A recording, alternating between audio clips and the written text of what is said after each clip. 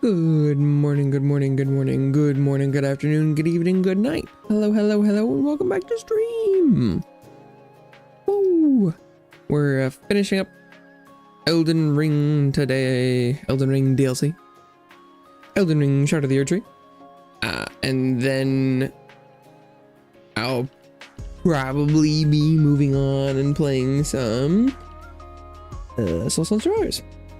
Something nice and chill afterwards. Just hang out, play some game, and chat is the plan. DLC shouldn't take too much longer.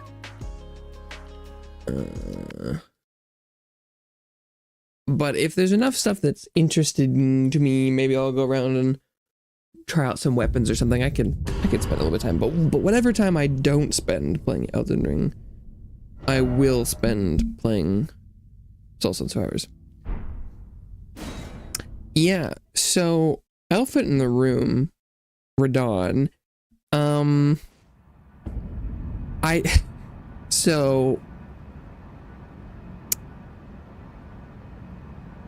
In hindsight, I may have had a lapse in judgment, and I decided, I was like, well, I'm gonna try Mimic Tier. And oh my god, whatever the revered spirit ash did some work. So unfortunately, I accidentally killed him. I was just trying to practice a little bit. I was getting slightly better. I was just doing some runs. And then I was like, what if Mimic Tier?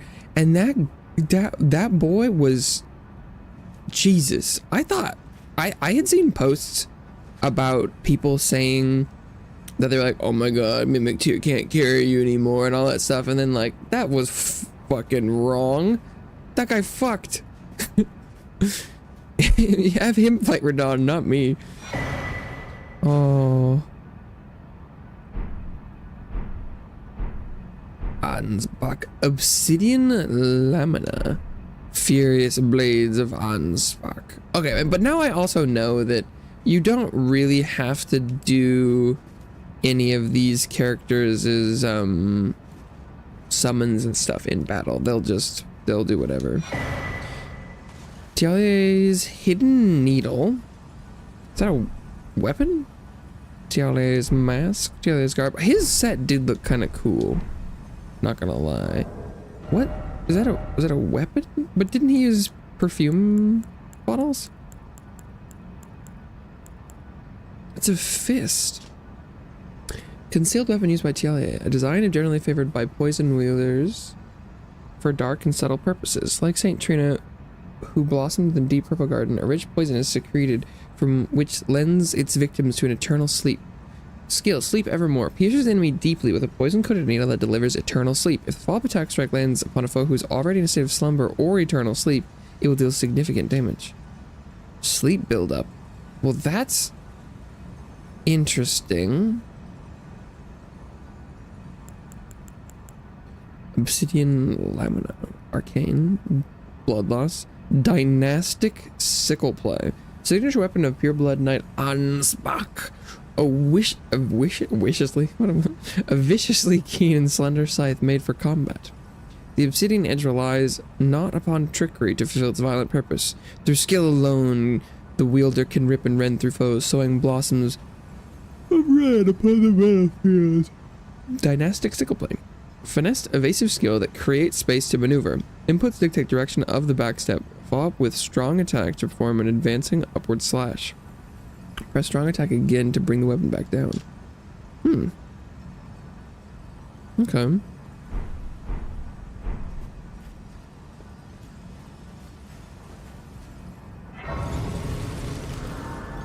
What is this grace called? Gate of Divinity. Oh, is that the Gate of Divinity? But luckily it didn't immediately transition into a cutscene, so I just quit as soon as if I had been faster, I could have tried to do it before he died, but it went really quickly.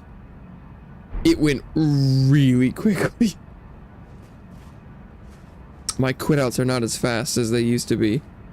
I mean, I guess we touch this?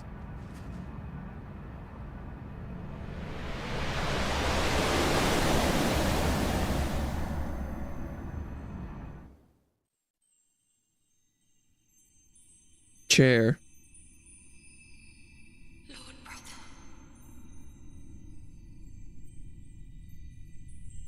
I'm going to be a god.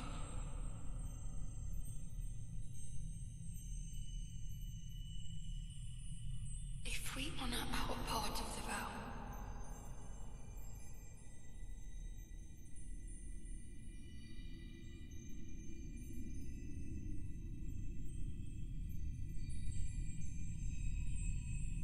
promise me you'll be my consort.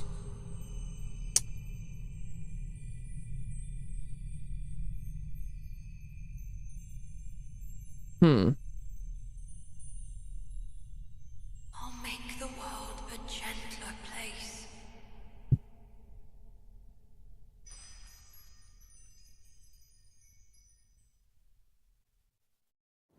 Okay. Circlet of light. What's that? The circlet of light which adorned Miquella's head as he returned in divine aspect. It has begun to fade into nothingness. Slightly boost intelligence, faith, and arcane, while also boosting the power of Miquella's light. The circle was to be the very foundation upon which Miquella's age of compassion would be built. Should it have ever come to pass. Compassion. So, are we the bad guy for whatever we did here? I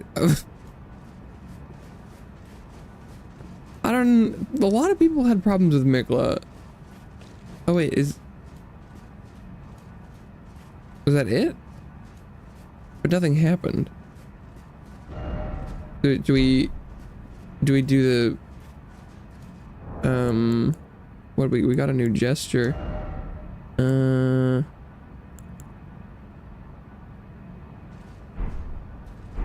But I feel like this is gonna like...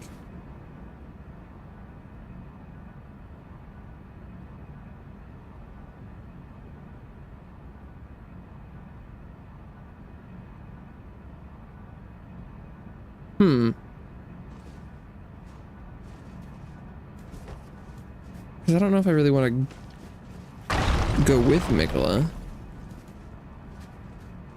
Did we do it? Maybe was that it? Maybe that's it.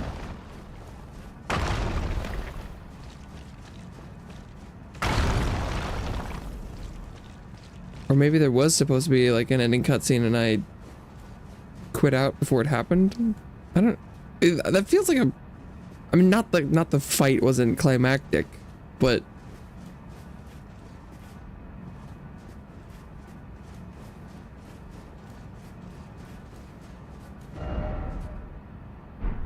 We could try Miquella's ring.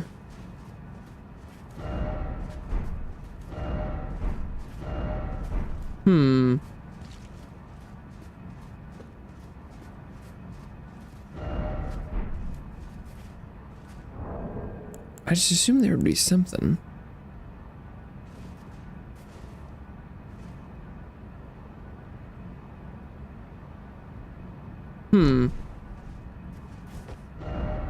I don't know, maybe that's it. Whoops. Oh, where am I going?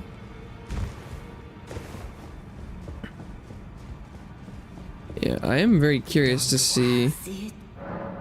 We get Radon set Mark II. Oh, we can. A young lion. It weighs slightly less.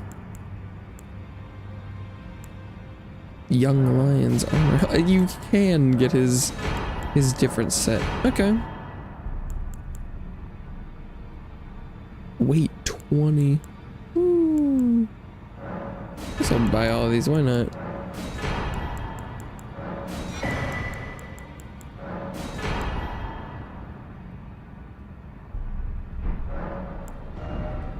Okay. Oh. The great swords are different? Because what is his pair, right? Star Scourge Greatsword. And this is different?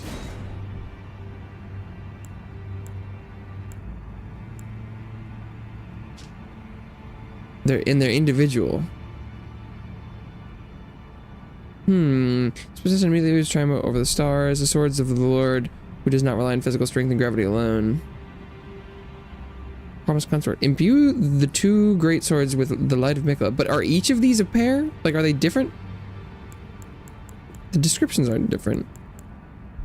But it says imbue the two great swords with the light of Mikla, then deliver a slashing attack accompanied by columns of light. Additional input allows for up to 2 follow-up attacks. The only difference is their Ash of War. Light speed slash. Assume a luminous form and leap forward, deliver a downward slash at the speed of light. This attack will be followed up by an additional light attack. Charge to increase power of the skill and number of follow-up attacks. Annihilate foes with a pillar of light. Faith required 72. The strength of Mikla upon his deific return, wielded as an incantation. Annihilate foes with a pillar of light. Mikla sought to accept all that was and would be, but found one that refused to be embraced. No wonder, as one god and one king consort is all the world needs. Huh. So...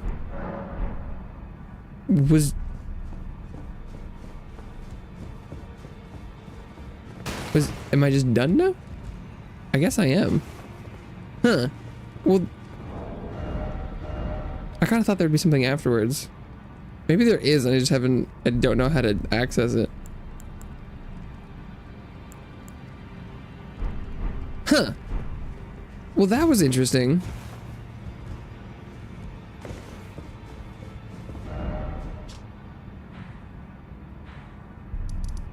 I could go try and talk to Saint Trini again.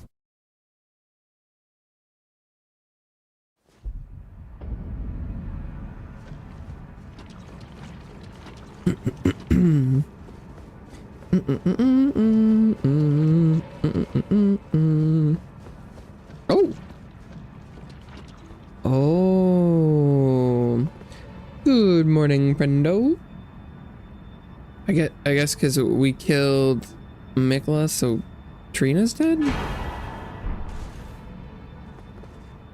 Well, that's sad. What kind of item was that? I think it says in the corner, and I think I haven't been looking at it. My stats. Yeah. Oh, because I already got this Trina one. I assumed it would have been a key item. Oh, maybe it's a seal? Nope. Oh god. Surely it's not a recipe, is it? Or like a... Oh, maybe it's a consumable? Wait, did I not check consumables first?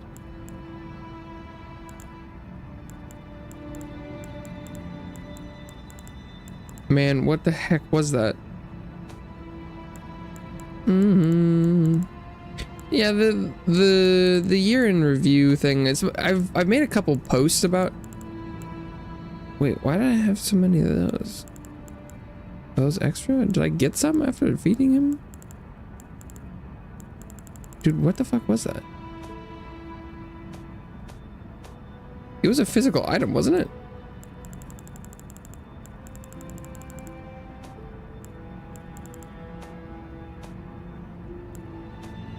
Oh, it's a hat? It's a hat? What? Sorry, I did not expect that. No wonder I didn't find it. St. Trina's life withered and fell away as fleeting as the seasons. At her last, she left a single water lily. Slightly boosts max FP. Despite the velvety purple hue of the flower is in no way poisonous. It merely blooms in quietude. It's a hat? Oh. It's tiny. It's just an ornament for the hair. Pink, you go. I mean, okay. Oh, yeah, look at that. I don't know if you can tell, but you can see that boost in FP. When it meant slight, it meant slight. Good lord. Huh. Well, how does the circlet look? That's not bad. Huh.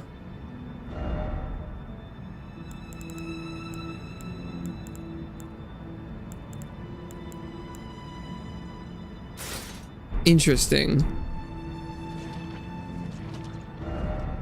I don't think there's really anything else to follow up.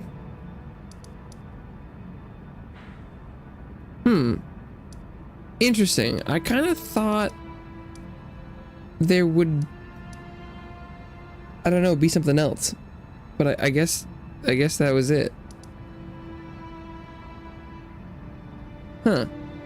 Okay. I see.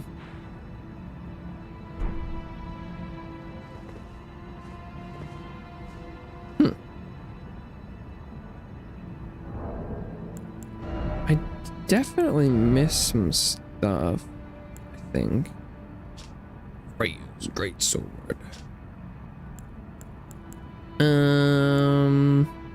Got the katanas. 3 seems about the right number.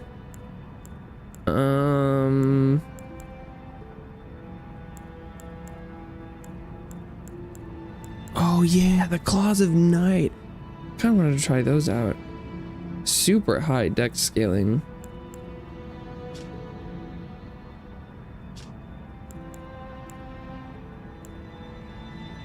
Perfume bottles. Frenzy Flame. Do I think it's just 5? Because there's fire, lightning, magic, another fire.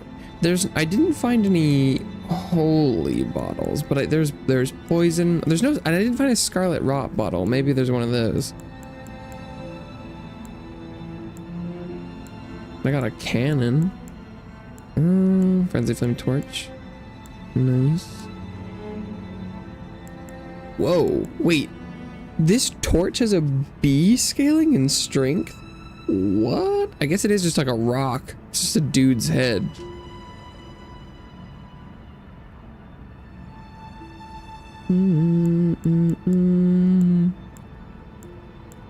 Got all the shields. Oh, the perfumes. I mean, for 5 perfumes does seem like quite a bit. But like, as a weapon, that's pretty good. Got some severed hands. And I'll have to go back and like, now that I've finished, I can look it up.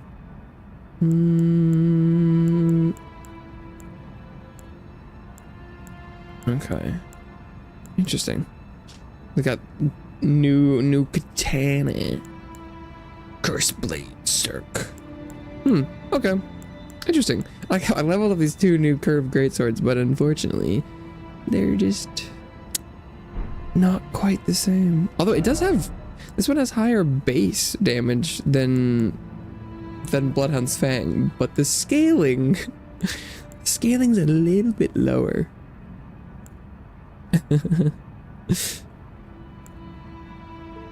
just by a little bit. Just like 200 less.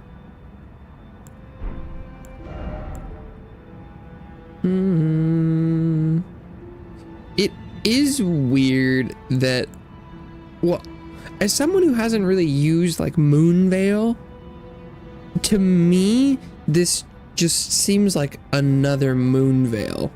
So I'm confused. I mean, like, I know that people really like Moonveil, but like, did you need to put another one in the game? Because like, it's cool. And like, it makes sense thematically that since it's star based, it's int, because that's, you know, like sorcery. But from like a gameplay perspective, it's like, did we need another one in the city? Like, I get it, it makes sense and all that, but like, why though?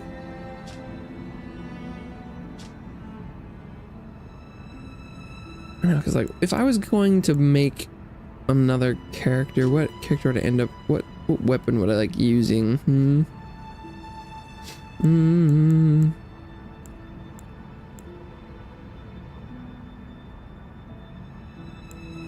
So good that makes the katanas less impressive. Is it, do you know if it's better than the new one? Or did they make one and it's just still not as good? Latest sword. Holy damage. Holy damage. Oh, it's a light greatsword. Oh, that's kind of interesting. Okay.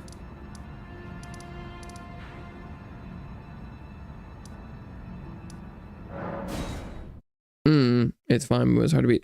I mean, it seemed like this one had, its Ash of War or whatever, had more attacks. So I didn't know if it was higher DPS or not.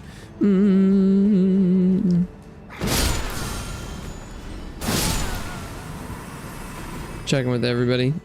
She seemed like she was at the end of her. Yeah, no, she's not doing. I don't think there's anything left. Anyone left alive, unfortunately. I could. This chalice never was anything for me. Well, feel pretty good about that.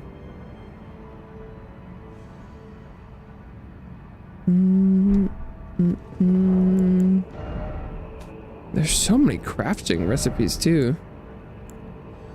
Probably could have used some of these a bit. Whoa, hefty magic pot, severe magic damage, int scaling S, an S scaling. Wow, on a pot. That's fancy. I love the implication of that though.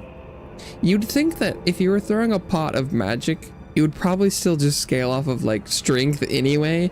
It's not like my intelligence would make this pot do more damage. You like one poke in at a time during your dawn fight. Alright, were you using the katana or were you just saying that whatever you were doing had one poke, so therefore other things would also have one poke? Yeah, this one's the rock. Searing cloud of heat. Volcano. Yeah, I bet the consumable builds probably be kind of. It seems like there's a lot of options. That's how the things were like, can you beat Elden Ring with only consumables? And they were like, let's make them have fun.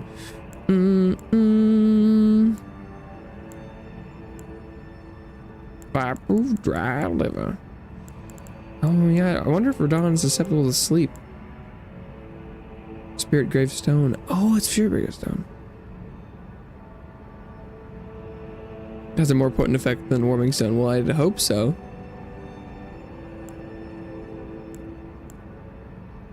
Could have greased them up.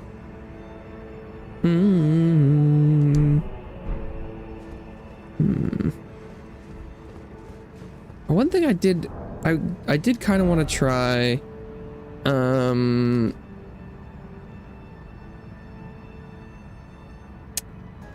Was I? Oh wait, hang on.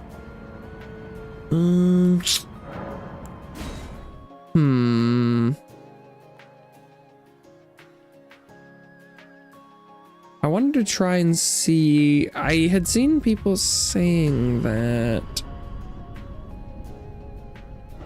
Let's see. Okay.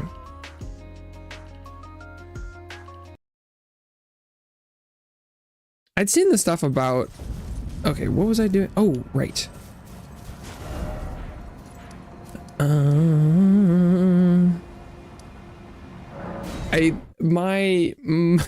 My base character that I played through all of the base game with for most of the time, was it like the beginning of a new game plus cycle? So okay.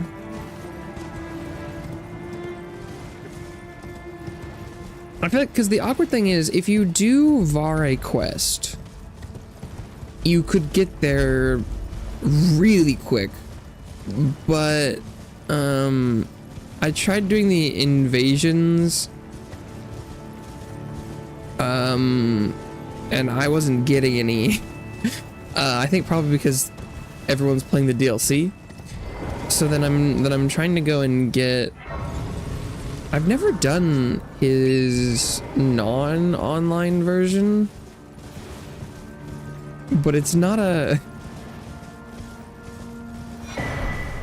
process I'm super familiar with. I think it's over that way. But it is a pretty awkward DLC to get to.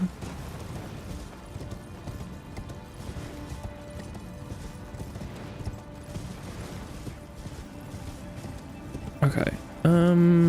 Yeah, I'll go around. Which is a little unfortunate. I know I'd probably to get a character there quickly. Although that's like the easy part. And I think you have to have killed Radon too, right?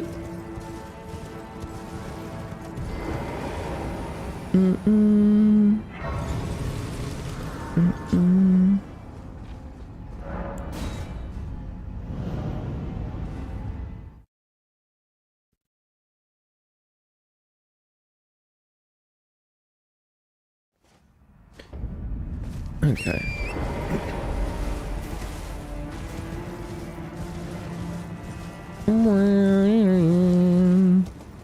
Been a bit since I've run around base game. Okay, let's see here.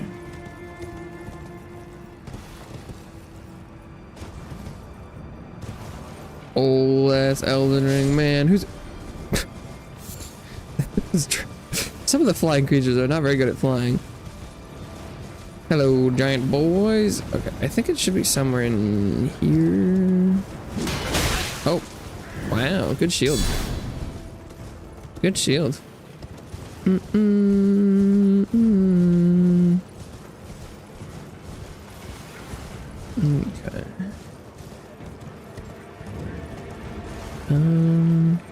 Oh, there it is. Yeah. Oh, nice. Status go burr. Bleed and poison. Was poison important?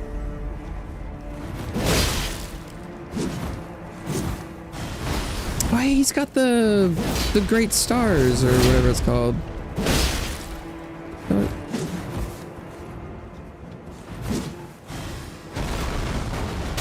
Oh. Just die, dude. Okay.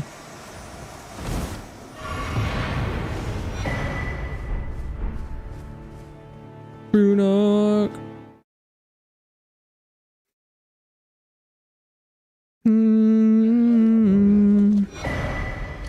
Okay.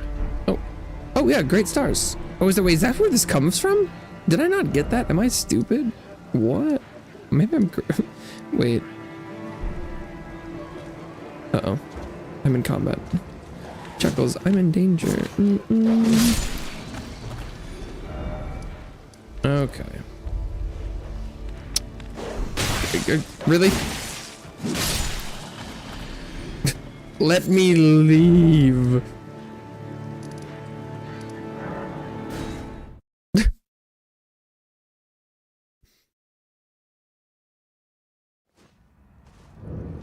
I guess my question really would be that I think it wouldn't.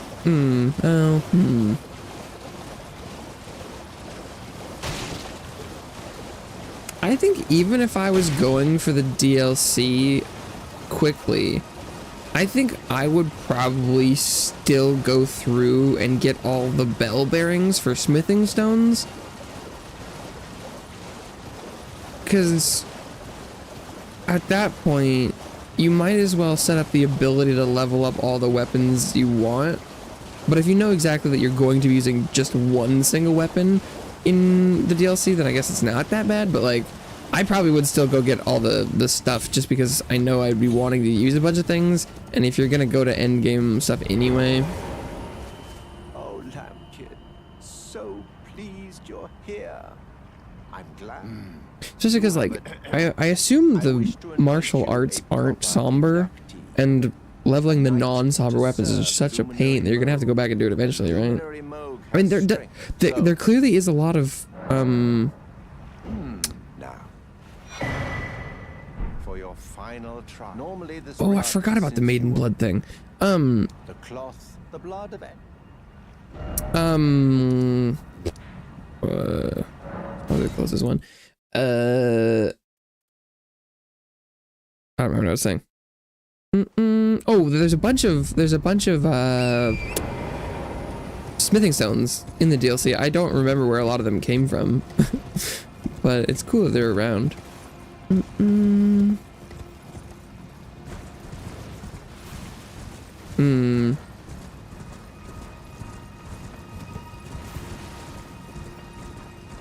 Okay. I mean, I think changing the base game would have been a nightmare, right? Because as soon as you start doing that, you're assuming that you're gonna be able to make differences based on who and who does not have, you know, has bought the DLC, right? So putting DLC things in the base game, I mean, it's like for free, maybe that's probably, you know, good just for everyone.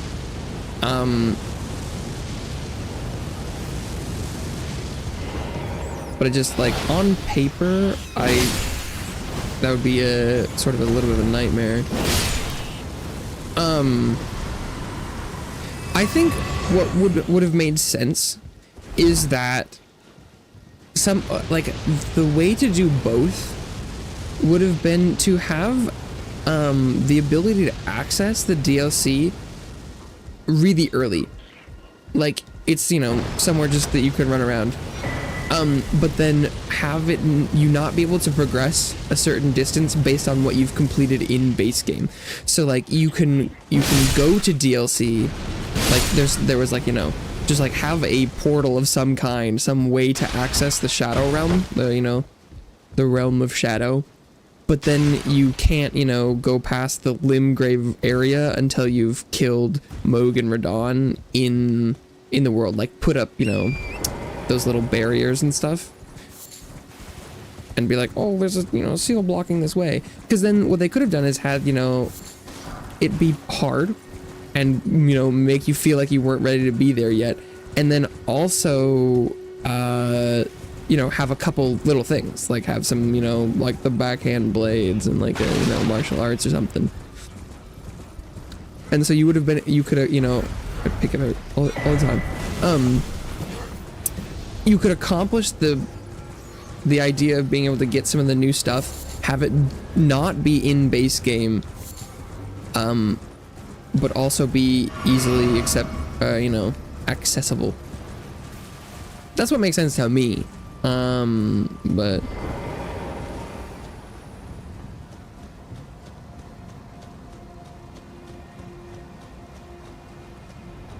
I guess it is interesting to think about that. Like, it's not like, oh yeah, I did it early.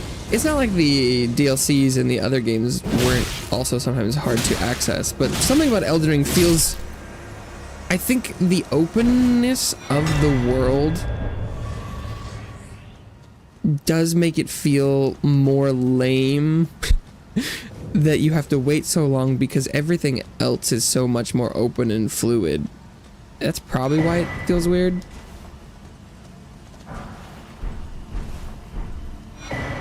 Okay. I think there are other maidens you could have gotten to do that, but I don't remember where they. I think you can do it from like the one at the beginning, but I'm nowhere near that.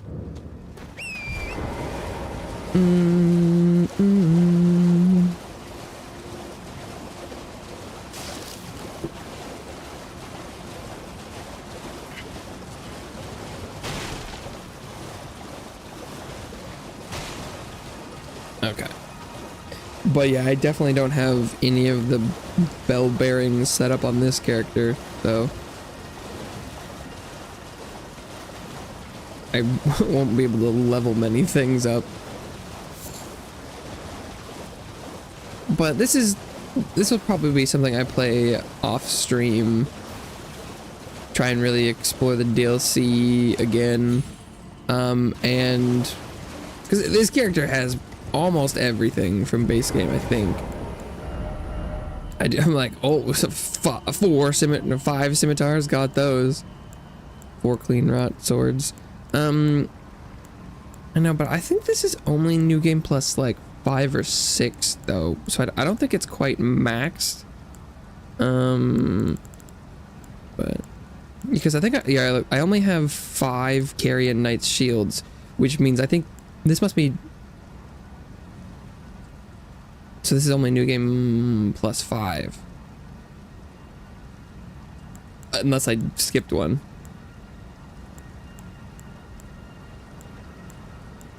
But yeah, no, I got. I should have. And then yeah, I only have 3 commander standards, but maybe I only did it a couple times. Yeah, but I have 6 golden halberds.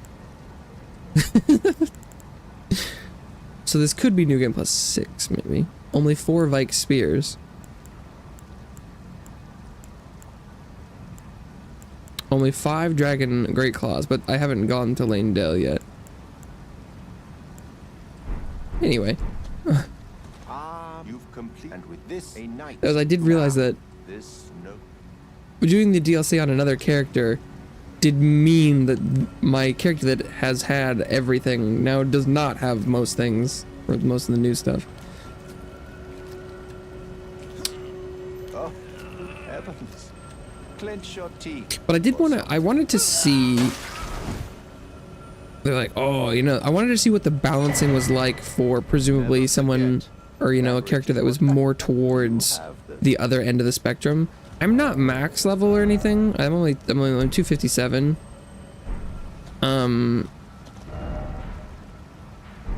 Wait. Oh, another. Yeah, can I have the thing? With the power I've got, but you mustn't. The meeting must luminary. We must. But I have like. I've got 70 strength, 70 or not dexterity, only 50 endurance. But like the damage is pretty damn high.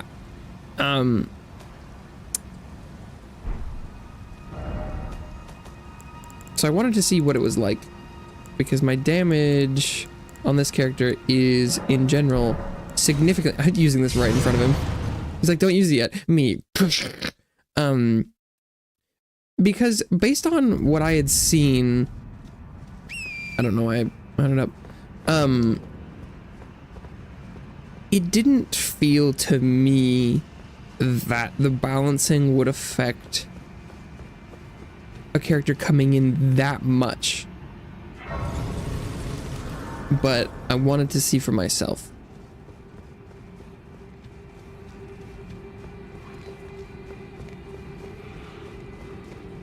I definitely can see how you would take a lot of damage, but I don't see how it really would have made the damage you deal that much lower, because the buffs that were conferred by the Shadow Blessing, like damage wise, weren't that crazy. IMO.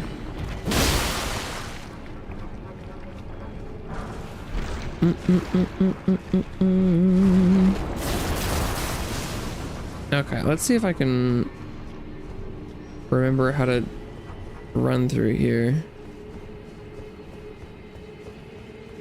It's been a while. Is it up on the right? No, it's to the left. No, this is the wrong way, isn't it? Nope. Okay, we're good. And then you go over here. Oh my god, looking over my OBS and it's just pitch black over there. I'm going the right way, right? There we go. But my second monitor is a little darker, so hopefully something can be seen.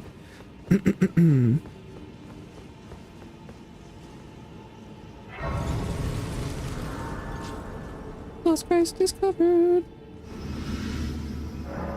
Yeah, what's my... Need 600,000 runes to level up. Sheesh.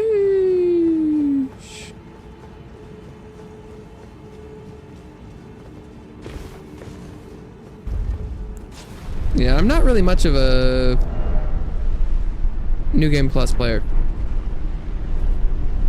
That's never really been my style.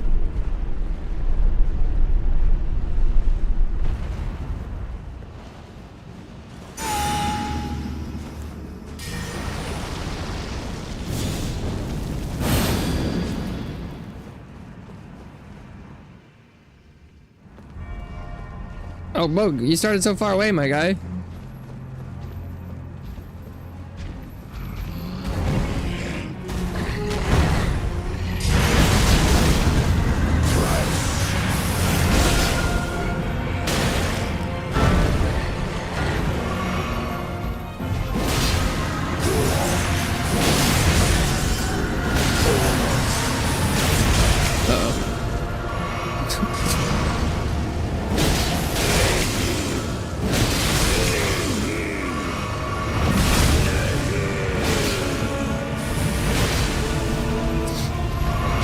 This isn't... I thought Mug would get a little bit more clap than this, but that's okay.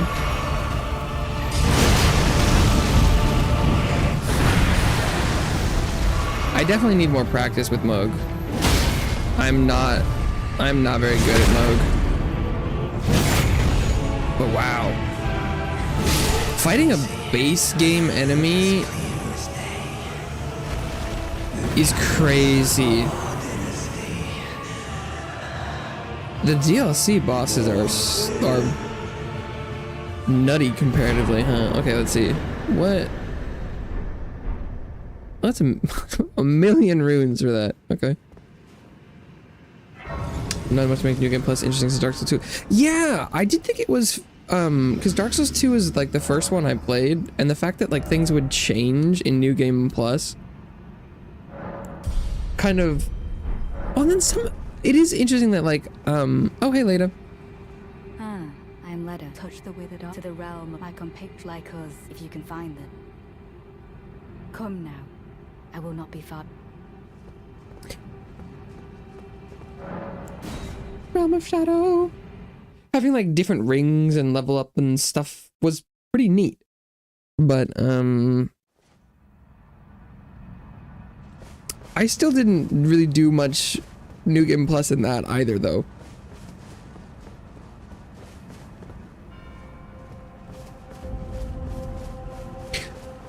The thing I really actually did like about Dark Souls 2 though was the bonfire aesthetic thing though.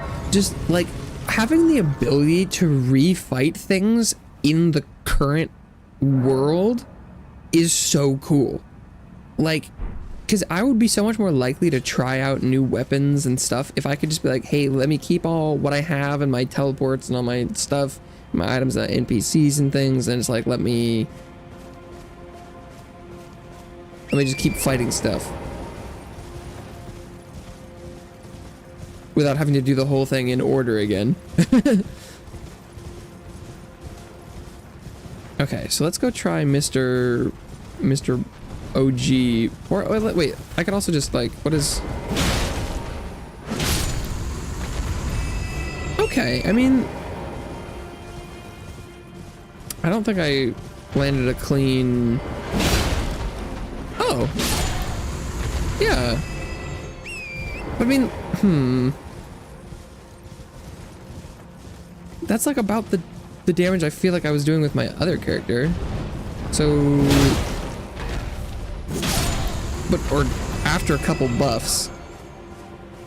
I don't feel weak, but let's see. Let's try it out. Mr. So-called can't be over-leveled, right?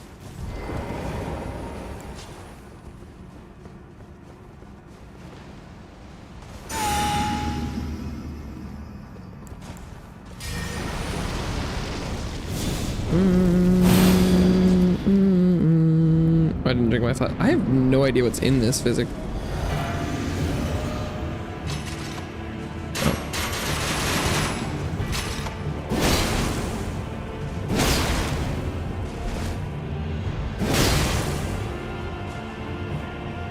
That was not it.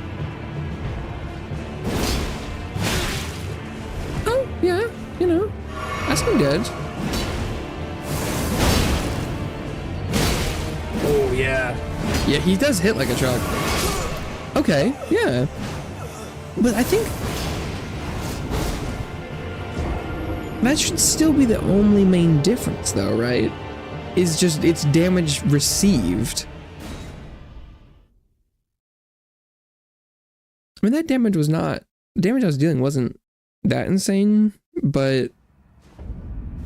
It's also been a while since I fought this guy. Wait, because what am I... What am I doing? It should be 800.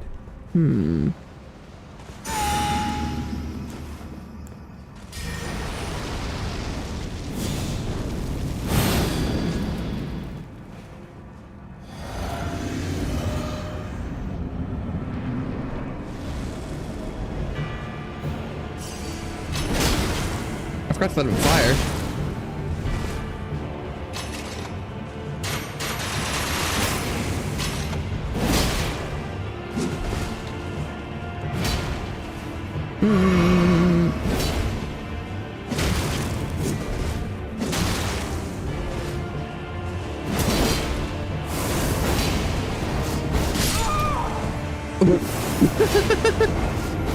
Okay.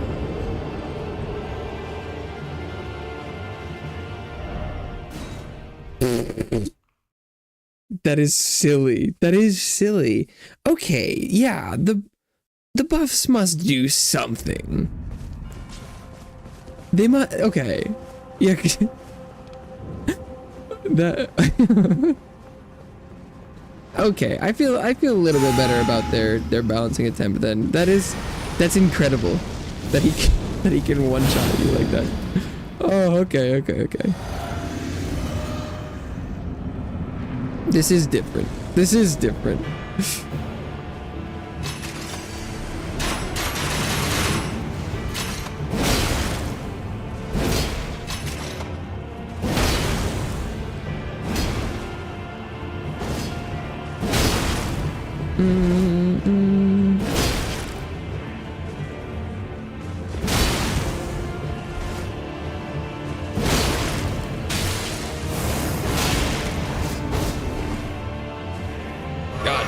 Yeah, that damage is crazy.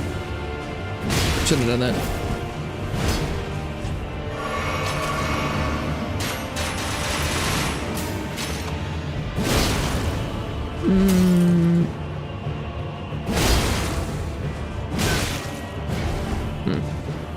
Uh-oh.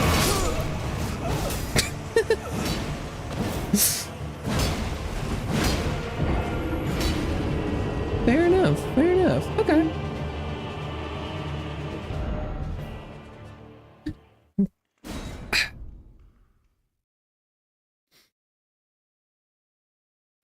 Interesting. I do definitely, I don't think that's what I'm planning on doing today. I do think I could use a little bit of a break from Elden Ring. But I do plan on playing through with this character at least off stream, so I can formulate a better opinion on how I think the balancing feels and works. Although so far, it does feel like I'm having a pretty similar experience, which does lend to the fact that it does seem to be working how they intended. That like,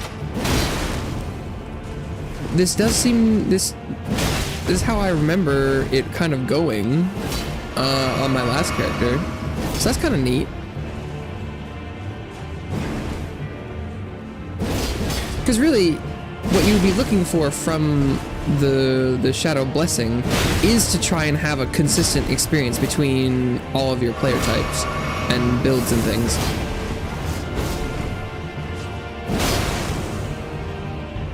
Which is what, you know, appears to be happening here. got stuck on that lamppost. Lamppost. It's a candle holder? Oh.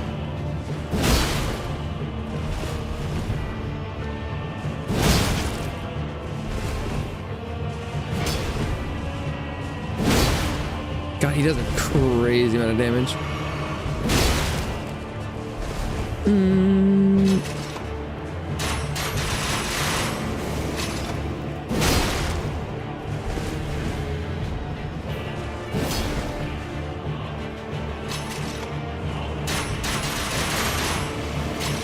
Although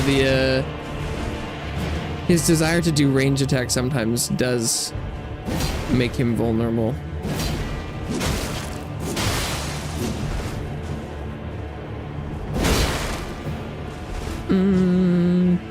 Play it slow, play it chill. I do want to do the DLC with another build at some point though, and like play through consistently with, you know, maybe something that has a slightly faster weapon. I feel like jump attacks do a lot of damage, and they oh come on. But the DLC is, I feel like, maybe on the whole a little bit more fast-paced than what jump attacks normally would like. But that was fighting the Moog there was awesome to see the God, because even base game enemies feel positively lethargic comparatively. It's crazy. Base game is just slower. It's like playing Dark Souls 1 versus Dark Souls 3, where you're like, that game just faster. Which is funny that it's the same game. But oh, I accidentally scammed him out of his opening act.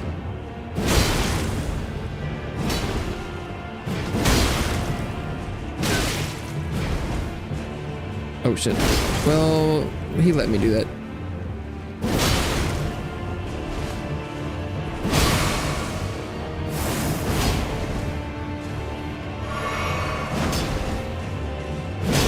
Fuck me.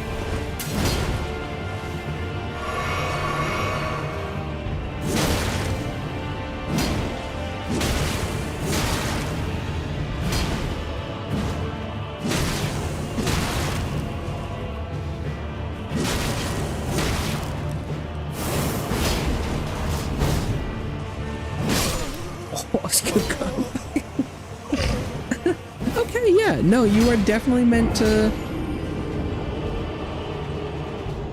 When I fought him last time, had I gone and gotten a level of Shadow Blessing? Because I definitely have more HP than my other character did. Is there other balancing going on as, oh, well, I guess this is, in theory, New Game Plus. So that's another layer of stats and stuff. I don't know how, I hadn't thought of that.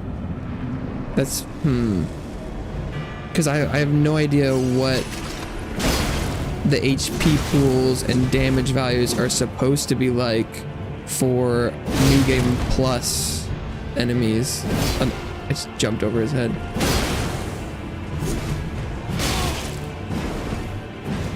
I hadn't considered that.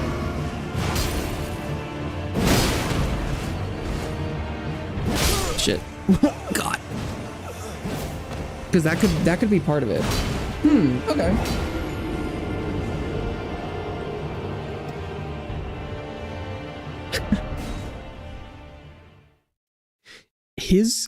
His one-shot ability is admirable. He really does do that, huh? I do think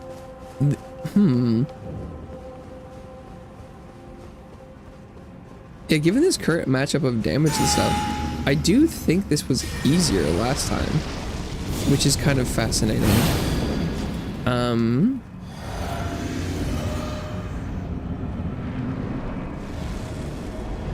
But I did forget that I was I was coming in here on a fresh character last time versus this being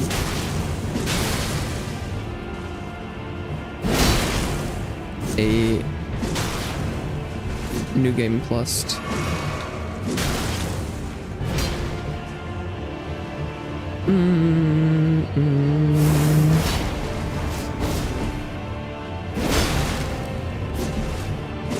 Oh, come on.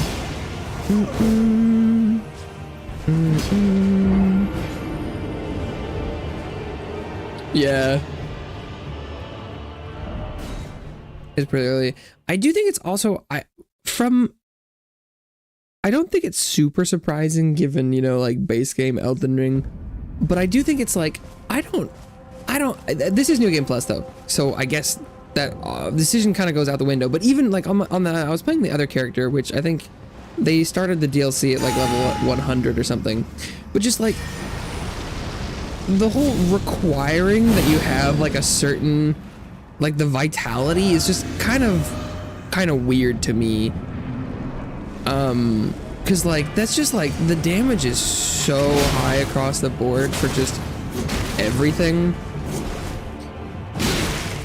Oh wow, that recovery animation was so long.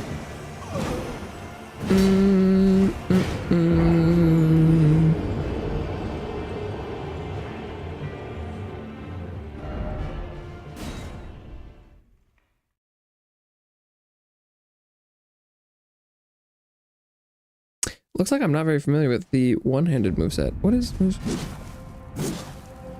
Oh. That first attack is... Wait, is it 3 hits? Oh. Weird.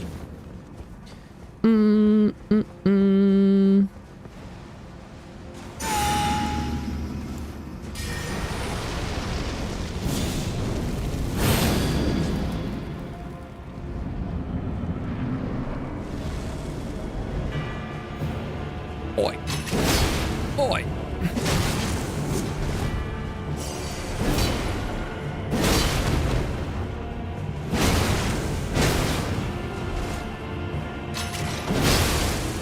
It's a bold move to go for the ranged attack there. We both heal. Nice. Round 2. Fucking hell. That's crazy.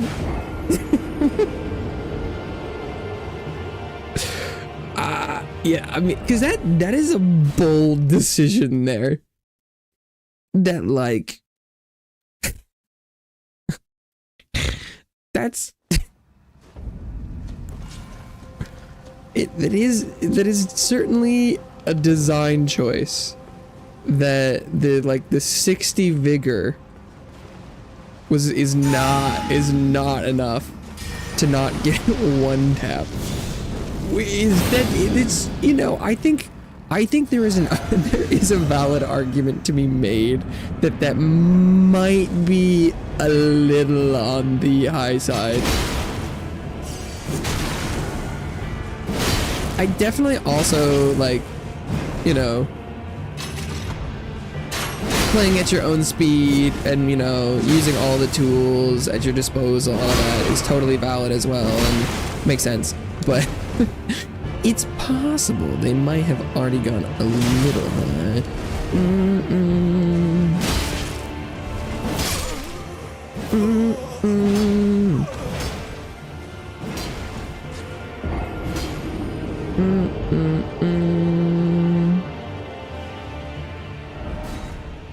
Yeah, I mean, I think like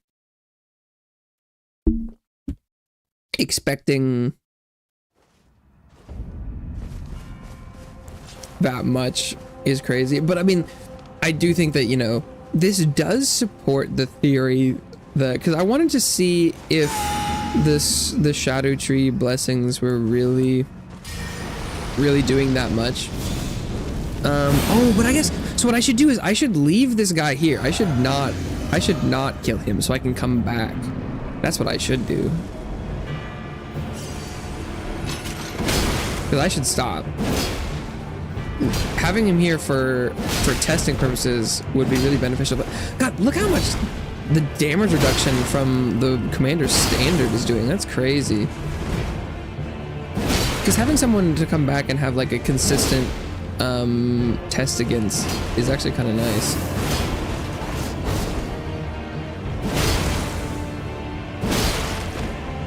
But if I kill him here, I kill him here, you know? God, why am I even healing? I'm not likely to get hit by an attack that I live. He heals here, right? Yeah.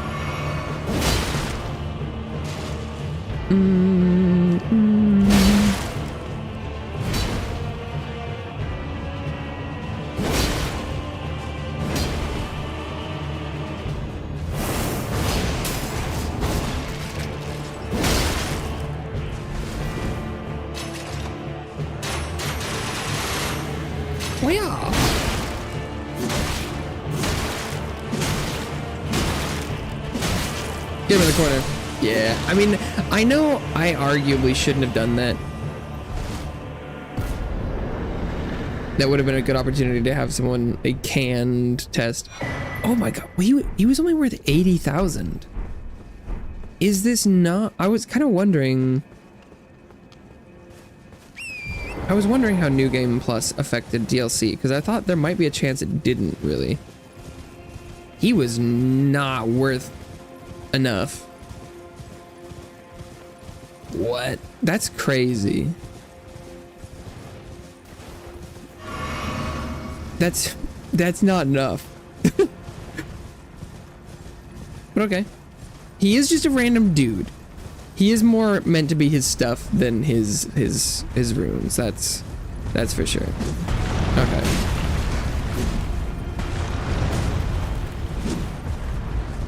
Oh, I don't recognize this attack. He's like sweeping the sides? I've never seen that before.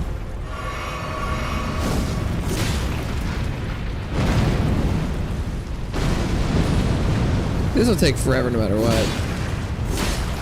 Although I do think this damage is lower than my other character was doing at the end. Although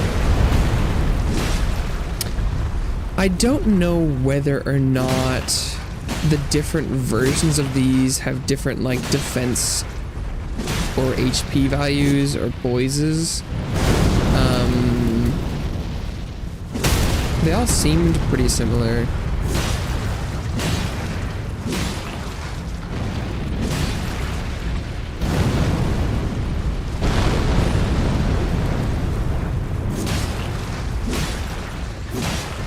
I probably should get hit to see how much damage it does, but I kind of would rather. Oh, that got lucky.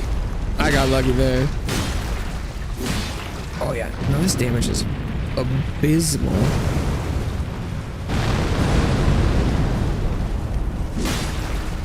I do, now that I've finished the DLC, at least most of it. Oh, I didn't even kill Torrent. Now I can go and like be on the internet again, which is nice. Because I'm sure people have already done stuff investigating how the Shadow Tree blessing actually works.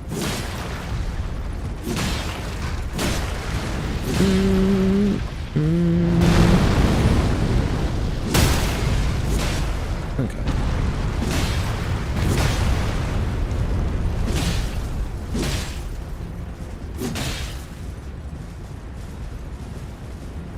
God damn.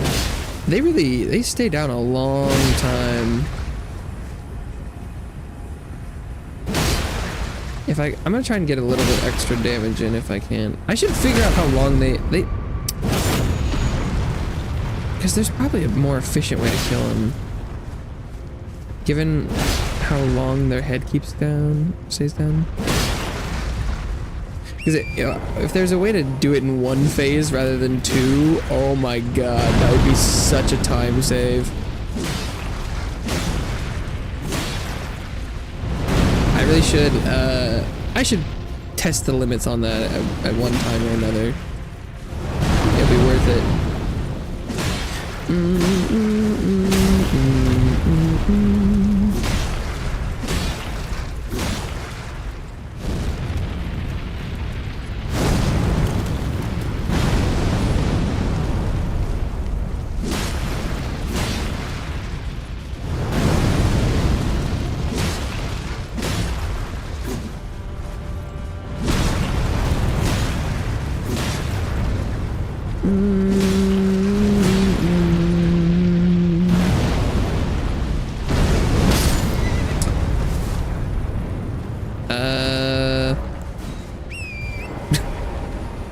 Sure.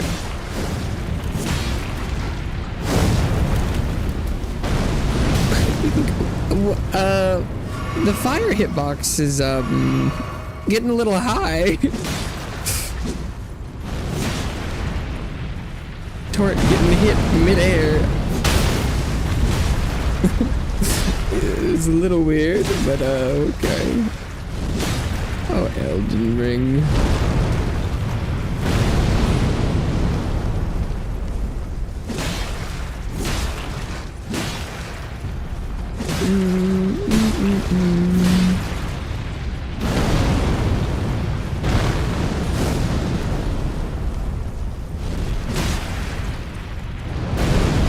Whoosh.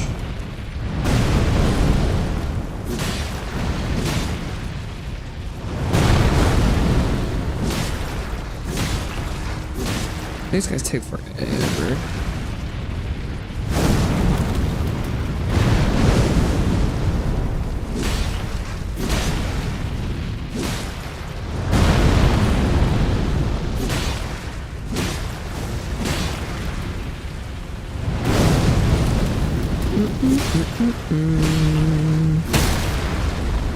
Hey, we got a second one. I can see how long this lasts, but at this point, he's gonna die before anything happens.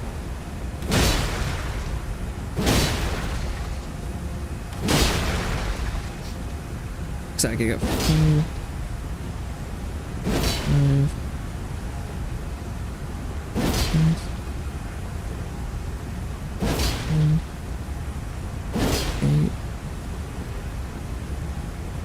9. Okay, so somewhere around like maybe like 9 jumping attacks, and then do the critical. That seems legit.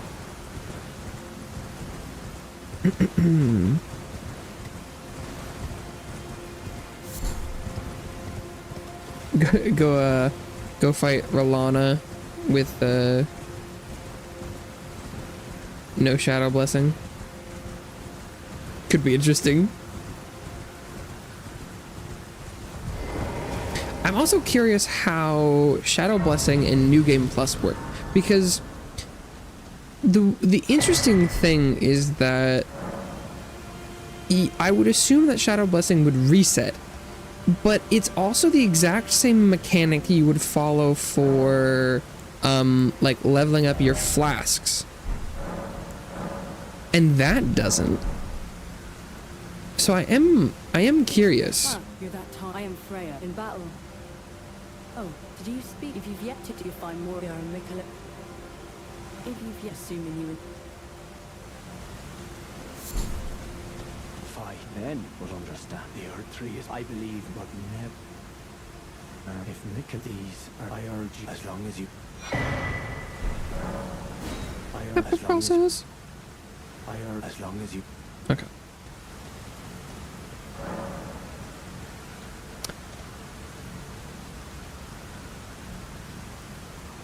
Interesting. Well, I guess I'll go find like a regular enemy and test a little bit, and then I'll probably move on from there for today. Oop. Interesting. I'm gonna go hit a dragon.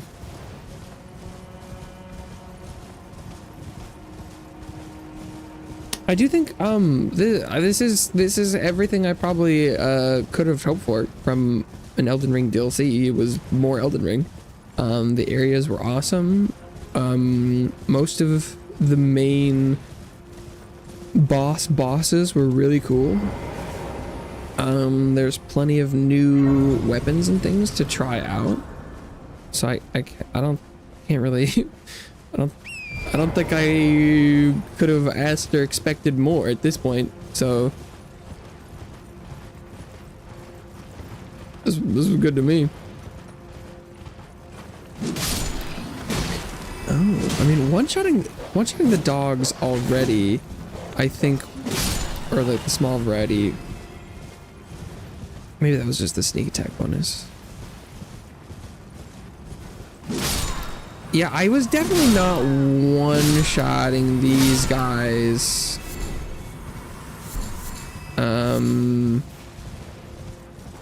On my other playthrough. I want to find one of the soldiers.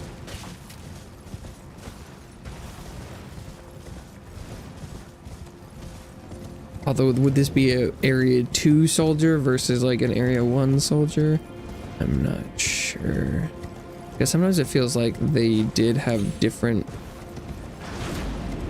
scaling.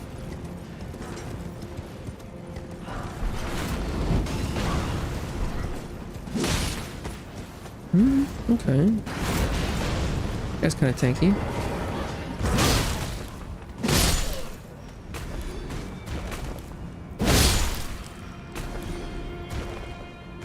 But if they die to a single jumping attack, that'd be very different than how it worked before. Oh? So hit me. Oh, yeah. No, that's still a lot. Okay. That tracks.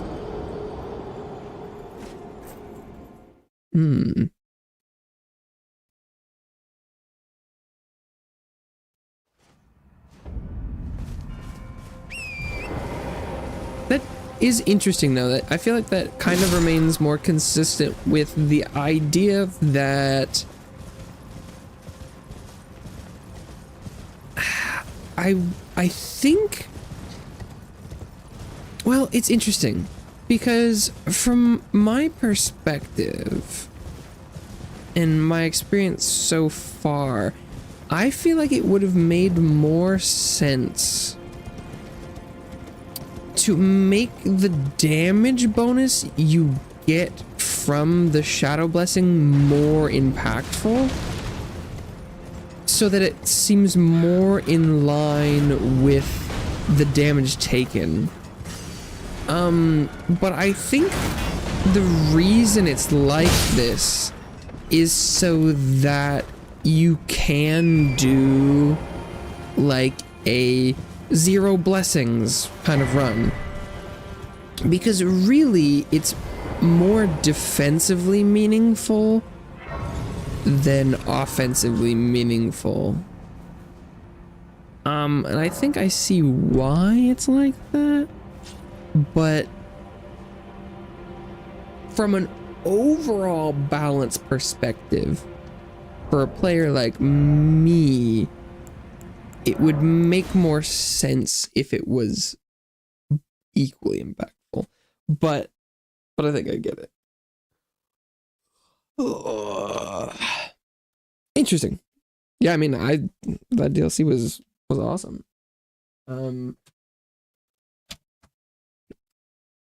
It's good stuff. Oh, switch over. I don't know. It's funny. There's been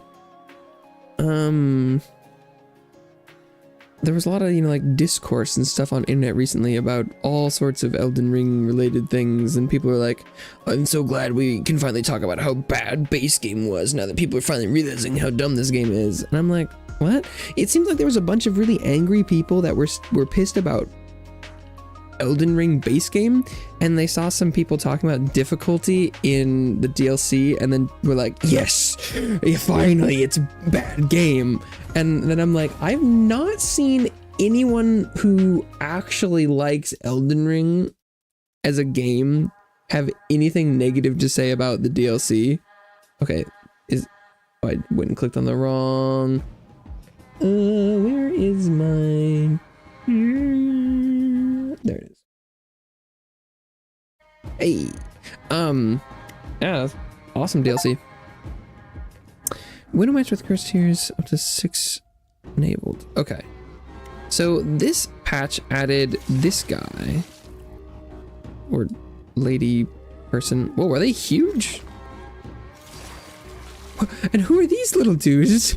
They've got like little guys. It's a little wizard, like Murloc. The Myrmidon, and they're like in water.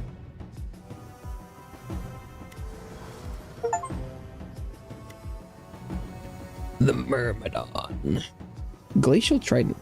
Strikes in the target direction, doing multiple icy chains, creating multiple icy chains that jump to nearby targets, causing damage and playing slow. That seems kind of busted. And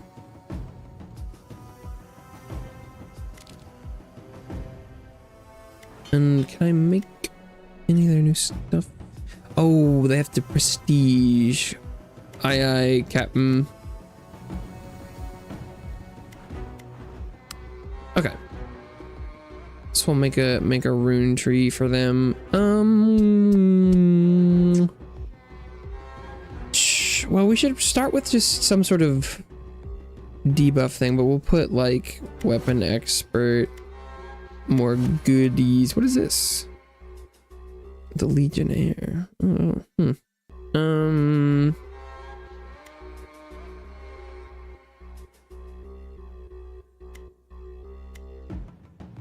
Okay. And then probably just like more debuff, more damage. More debuff all the time.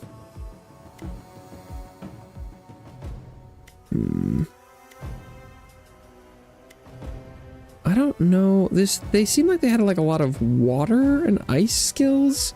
So I don't know if bleed. We could do synergy maybe.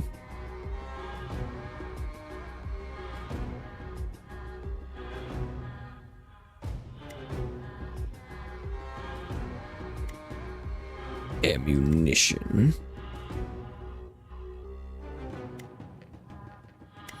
Okay, we'll go with that. I think the map select is different. Oh, there's a nice border. Map properties. Fighting Space of the Lord's Fields of Corruption is danger level 2. That's new. Danger level 4. Damage enemy attack speed, movement speed. Dungeon of Despair. Damn it. Danger level 14. And have I not?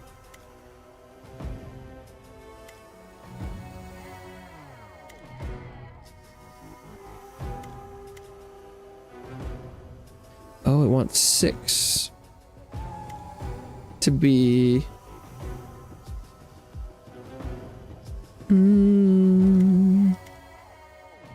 active. What is this? Okay. Well, we could try the most. Did this actually change the difficulty of it, or was it already like? Whoa! They're like little helper dudes. One of them is like casting healing magic, and one of them. Yo, you just start off with little dudes. That's awesome. Okay, what did I acquire? Frozen Shard throws a trident in an area in front of you, causing damage based on the number of stacks of icy veins on you and leaving freezing area on the ground that applies slow. Gain icy veins. What does icy veins do?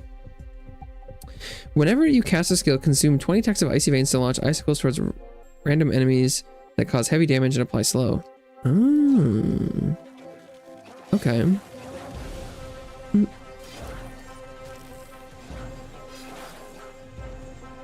Icy veins. Bum, ba-da-dum, bum, bum, ba-da-dum. Doom. Out of the sewers comes Doom. Oh, those rats are new.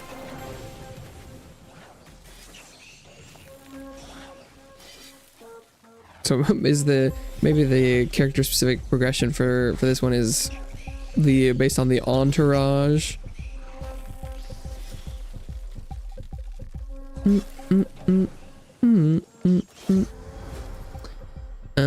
Oh, Frostbolt, Icy Veins. Is Icy Veins new, or did I just not realize that was part of the thing, part of the game? I don't know. Cause I feel like that Frostbolt shouldn't be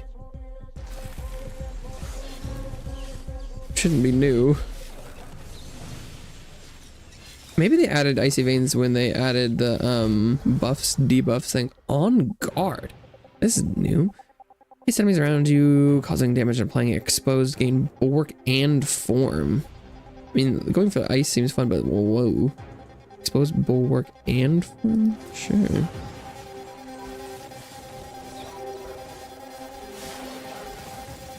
We love buffs.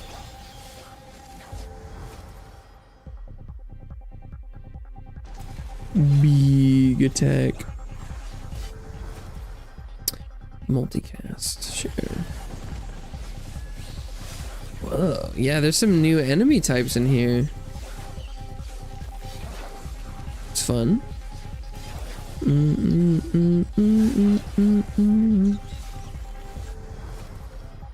Earthquake. Sure, why not? What else am I doing?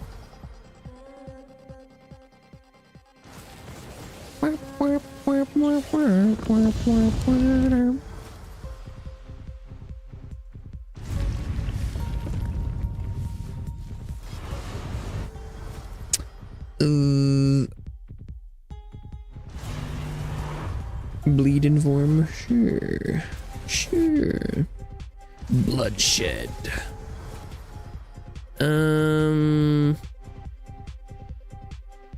Purity and prowess. Okay, I'm not doing that for now.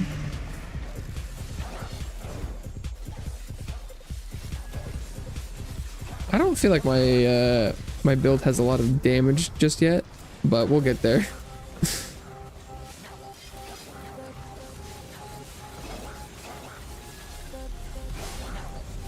I am starting to apply a decent number of debuffs, so that's good. And this character is unupgraded in so many ways, so I shouldn't expect them to perform as well as someone with like all their abilities. Form and haste, movement speed. That's kind of fun.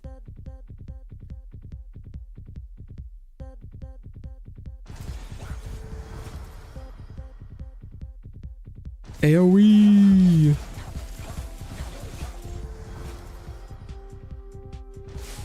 Yeah, this damage isn't too bad.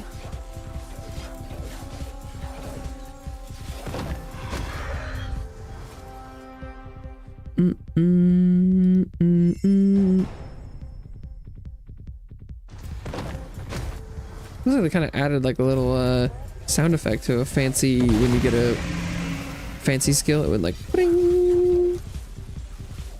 You able to see it?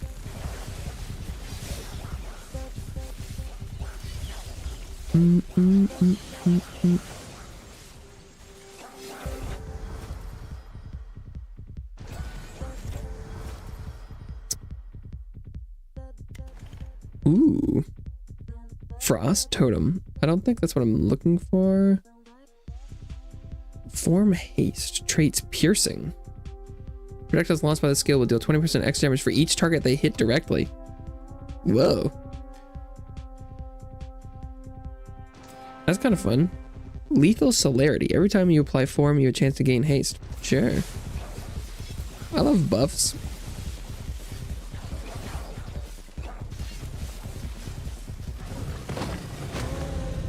Okay. Burn, burn, baby, burn.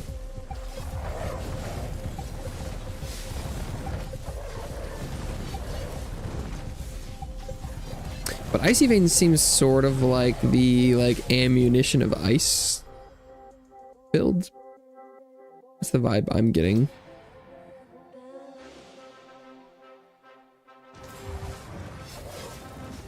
Bum ba da da dum bum.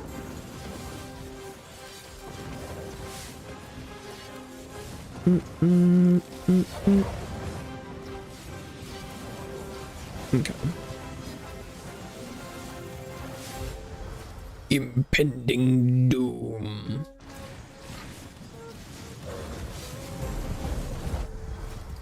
Smite. Purity. Nah. Multicast. Nah. More bleed.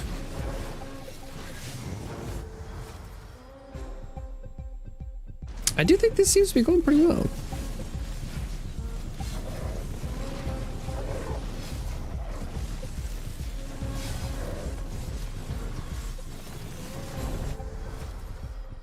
But that is just how damage over time builds go. They go burr. Because it's cold, they literally are.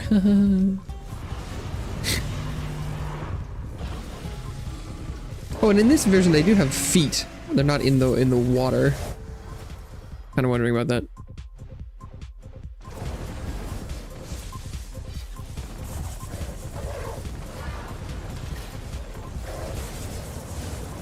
Okay. Each skill you have type thrust, improve the skills without the thrust type.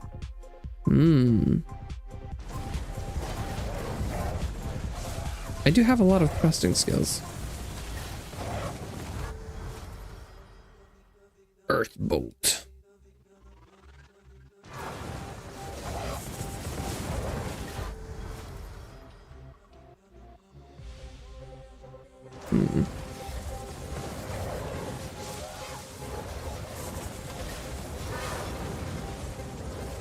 Take them down. The bosses aren't going as fast as maybe I would love, but it's okay. It's okay.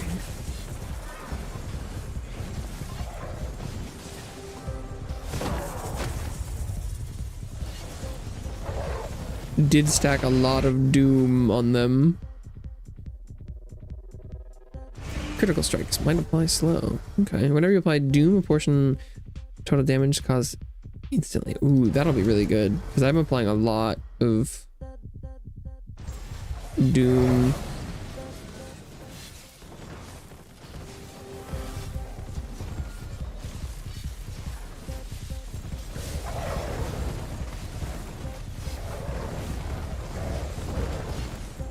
I do love they keep adding things to the damage over time builds. Make them better and better all the time. Apply haste, your chance to gain finesse. Well, I mean, if you want to give me a bunch of buffs too, I won't say no. Oh Lord, how do I say no to this? I don't say no to this.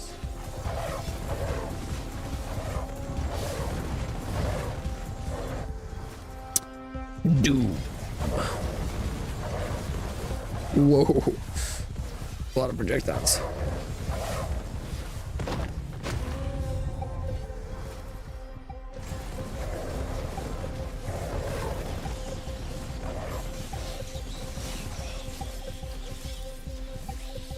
Is there like a pylon somewhere? Where are all these explosions coming from?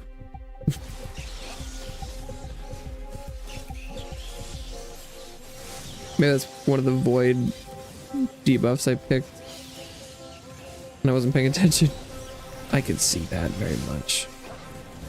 I've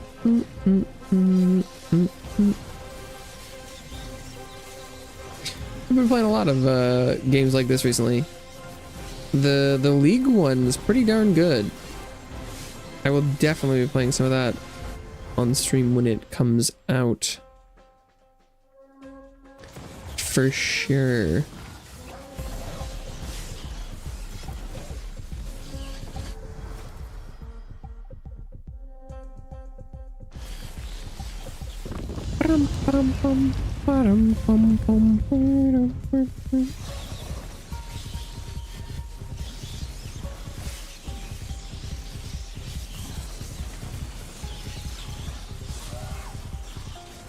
Riot does have a pretty good track record for adapting popular game styles.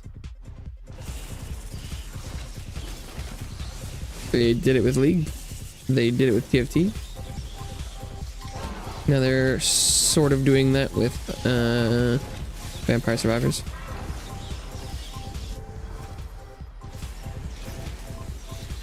That being said, there are a lot of really good resources, and there haven't been a lot of bad takes on Vampire Survivors. So it does seem like it's a pretty simple task to do. There are ones that are better than others, though. And so me wanting to play that is a good sign that they've done something right. Because there are some of these Vampire Survivor likes that I do stop playing and don't want to put more time into, so.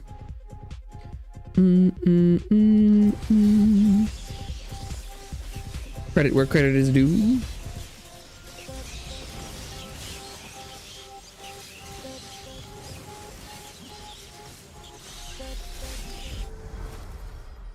Doom.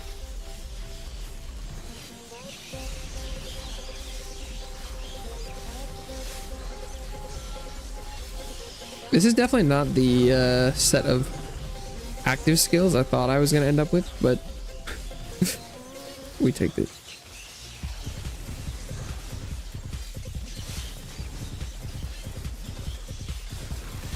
Ooh.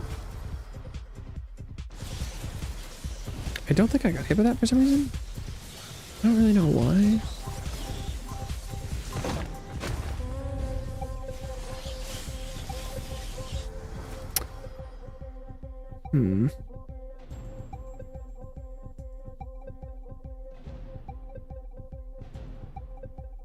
Gonna banish Leviathan. More bleed damage? Sure, why not?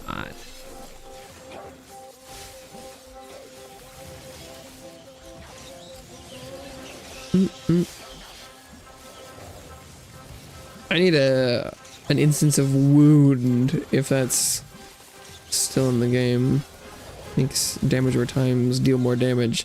That would be really nice. I don't know if I've seen that in a while though. So it might not really be a thing anymore. I'm not entirely sure.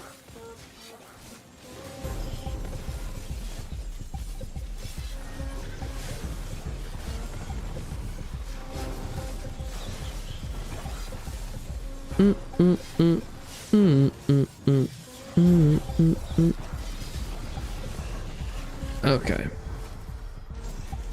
Multicast on the trident. Yeah. I don't even know which skill that is. Is it this blue one? Like this is the cone? I know it's the blue one,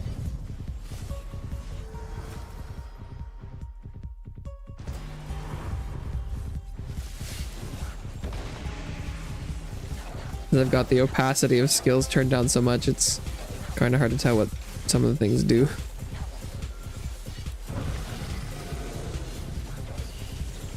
I definitely like the starting one that chains. That one's pretty sick.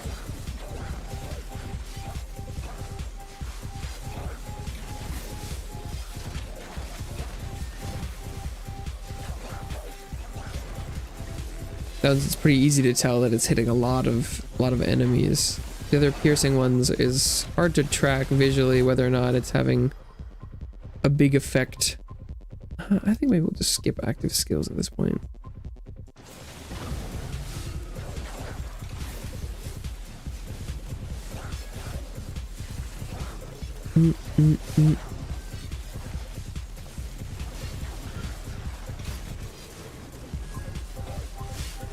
Ooh.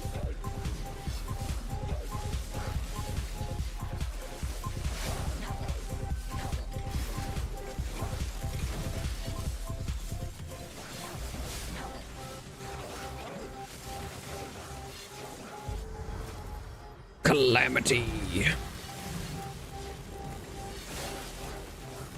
More doom damage.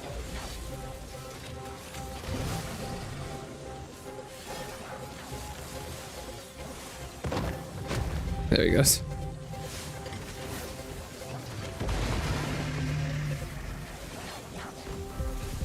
Yeah, my lord damage is continuing to be low. Low and slow. But like not in a good way.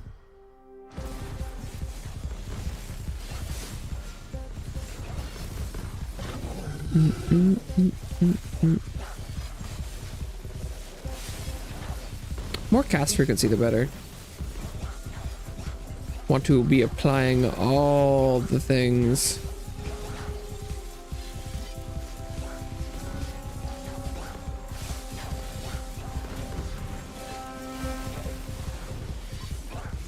Should pop pretty soon, right? Just based on Doom alone. Yeah, there he goes.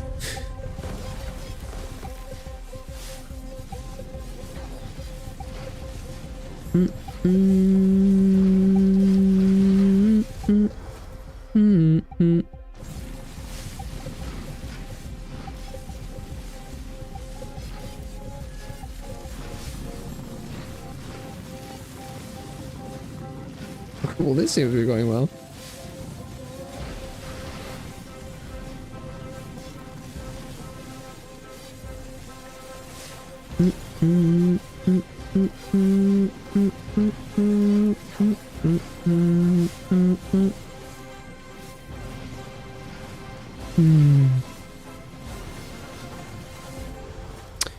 Adrenaline. So this would just increase the benefit of finesse. I think because I already have this. I probably should have taken that one. But I think the biggest benefit is just having it in the first place.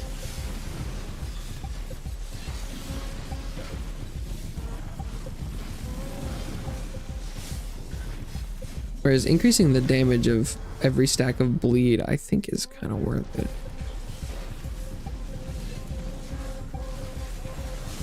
It's a pretty big upgrade and it's per stack. And I'm applying a lot of stacks, so that adds up pretty quick. Whoa. It's like Demon Reaper enemies. These are kind of cool. Winged scythe creatures. I can't really tell what like their body looks like, so I can't tell if they're like skeletons or executioners or demons or what. Or like golems, gargoyles is what I meant. I'm not sure.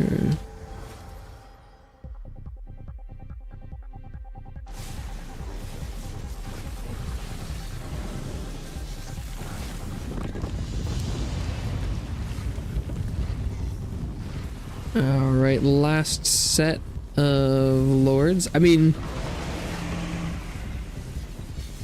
the fact that they'll probably get a win on their first run is good, impressive. And they don't even have any of their special buffs or anything. I don't think I'm gonna continue looping on this run, even though I'm momentum boost. I'm very happy with the stuff I've gotten. This has turned out very well.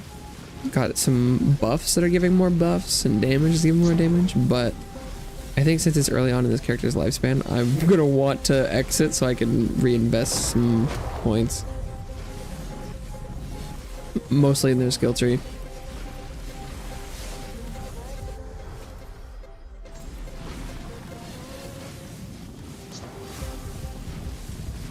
But didn't even die. It's pretty legit.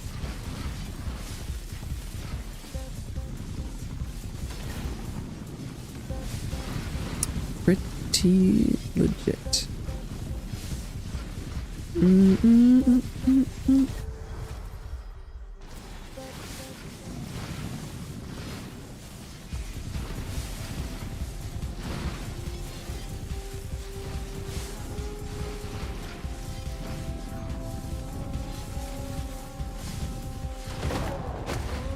Boosh. Nice. Oh, it wasn't fast enough to loop anyway. Fair enough. Yeah, Glacial Trident. Is that this one? Yeah, that one was really good. The Frozen Icicle is not bad. Okay. Frozen Shard. Okay. Gilkin here. Gilkin Inspiration. Don't know what that's about.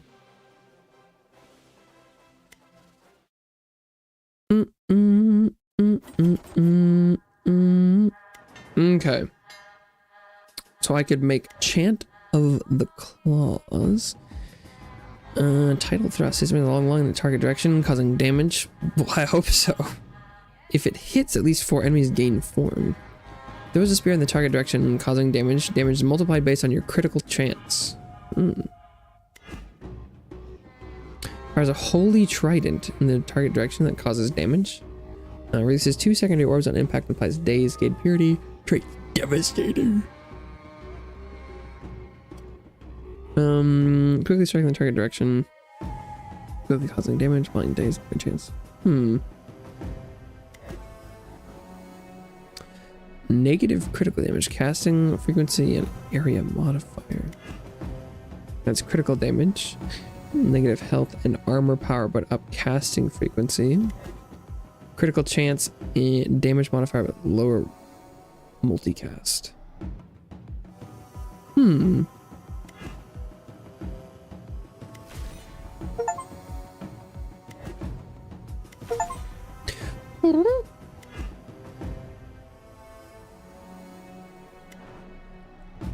Oh, can I not? Because when I go to other characters, can I level up their weapons? Did I need to unlock the ability for that? Maybe it's after you've crafted all the weapons, then you can start upgrading. Maybe that's how that works. Okay, let's go to skill tree. Myrmidon's over here. So what's their thing? The Myrmidon now earns favor for each enemy slain and is rewarded for her loyalty. Okay. Her loyalty by getting access. A legendary weapon, Fury of the Seas. Casting Oceanic Strike frequently and receiving major improvements while her fervor lasts. Oceanic Strike. All skills have a 2% chance to apply slow. Armor bonus while blessed. Fervor gain per kill by 1%. Good chance. We'll go with that.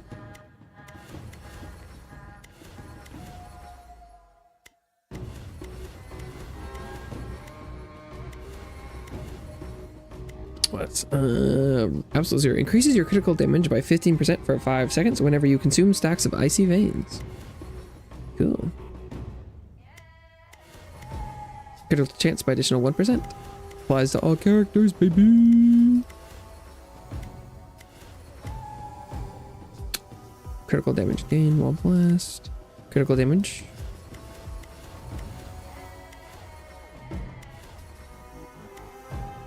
Whenever you cast any skill, you have 1% chance to gain icy veins. Okay. Okay. What was this one? Oh, icy veins.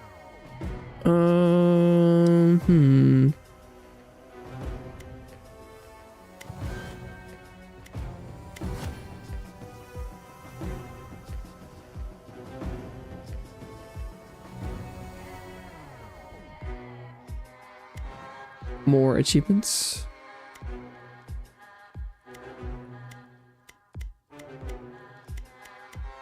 Okay. But should I try a different weapon?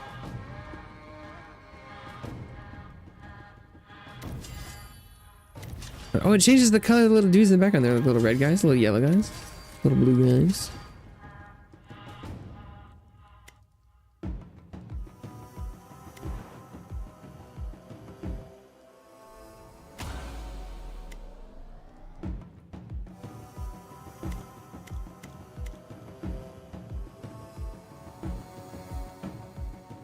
Defeated lords of the void will now be reborn in ethereal, invulnerable form and continue assisting the other lords until the whole group is eliminated. Oh god, that sounds awful.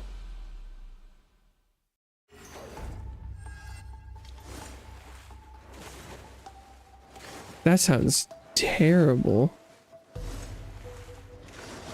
Like, it sounds like it would be really hard to get, like, rid of anyone.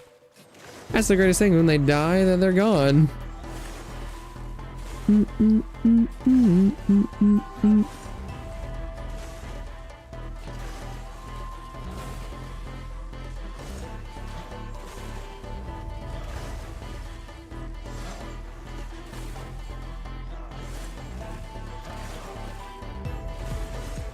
It's funny, a favor didn't seem like it was going up that much, but... Oh, thank you.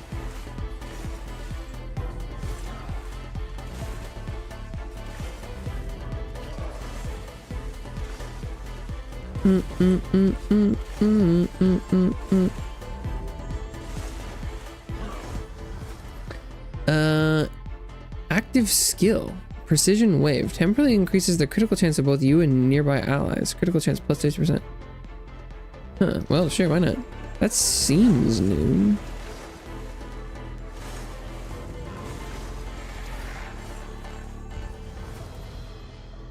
Oh, oops. Didn't mean to do that. Pressed the wrong button. I wanted to banish Leviathan, but I accidentally re-rolled.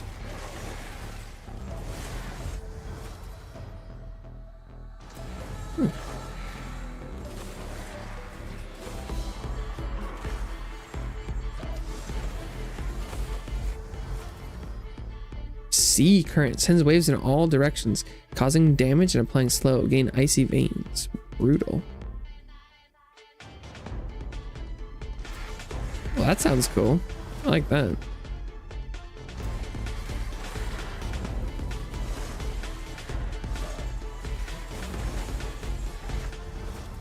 Oh, it's just kind of like a text. No, apply disarray. Hmm.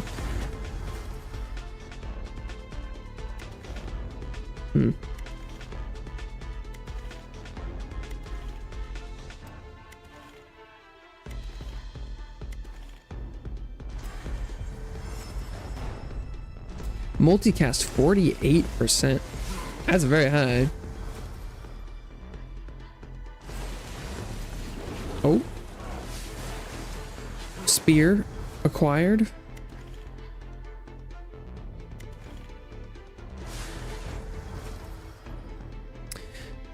Increase the amount of fervor you gain. Sure.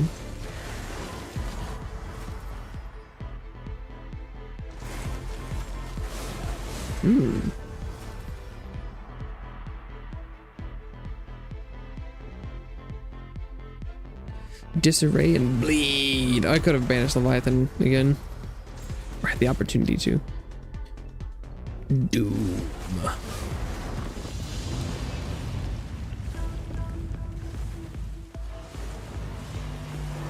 Oh, if kills grant fervor, does it continue to, like, could we stay in this form for longer? It seems like it's draining pretty fast right now.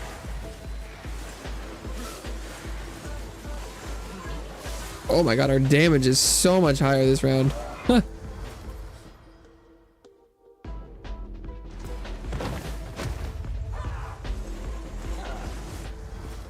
Oh, that might have just been the special mode. Because it suddenly has fallen off a great deal.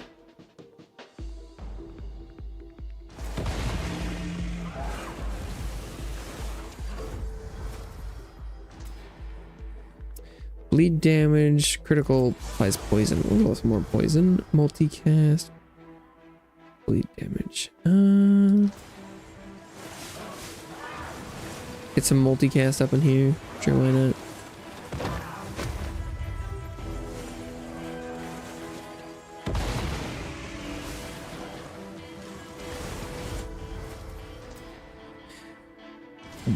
Bleed and doom. Hell yeah. I'm very slow.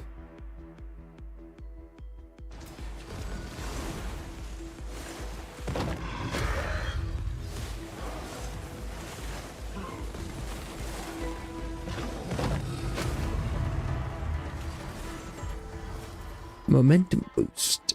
Each cliff have thrust and push skills without the type thrust. Sure.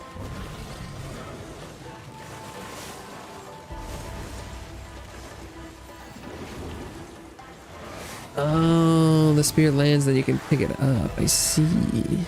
Okay.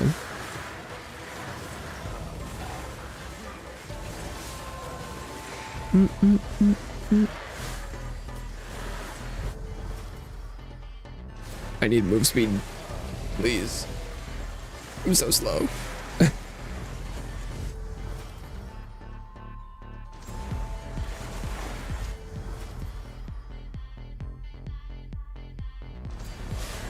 Oh my, the synergies are everywhere this round. I've got a ton of them.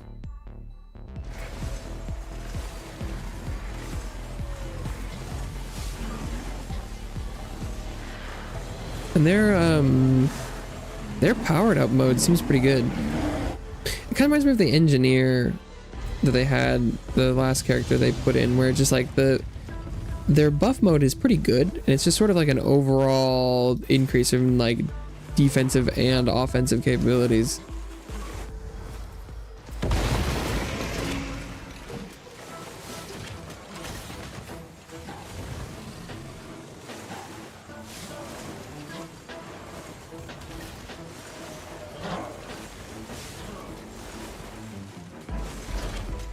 Ooh.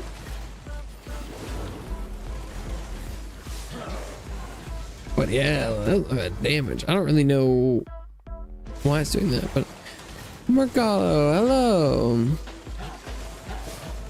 Merkel 0.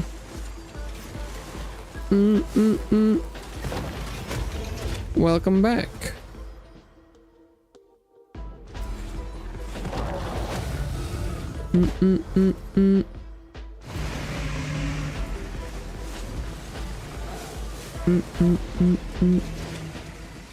Okay.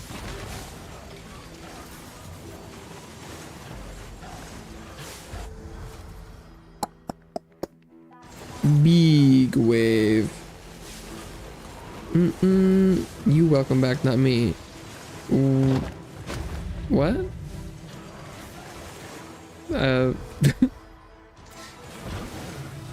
It's nice to hear your voice. That's good to hear. Okay.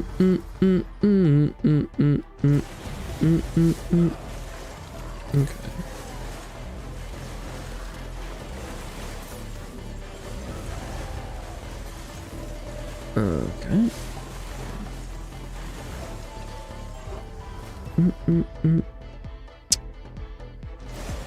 I think I already have a slow percent passively, but I didn't realize I didn't have that already. This was damage of waves. That's good. Oh, a trident. Don't mind if I do.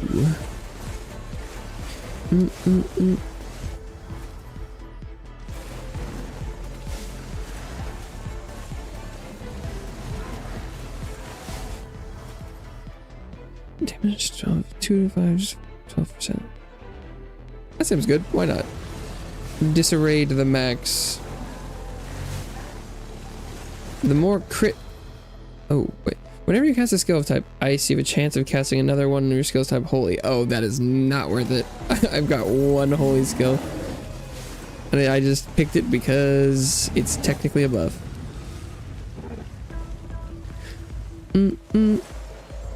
Okay.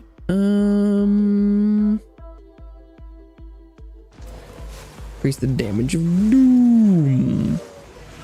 Doom on you.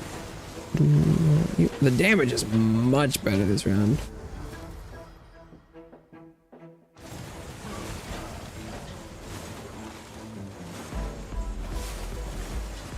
Doing like twice the DPS is what it feels like, at least. I don't think I can say definitively if that's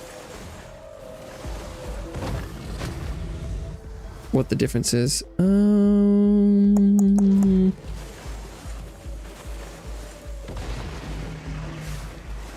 I am considerably slower, which is less safe. That is something, I suppose. Sub-Zero.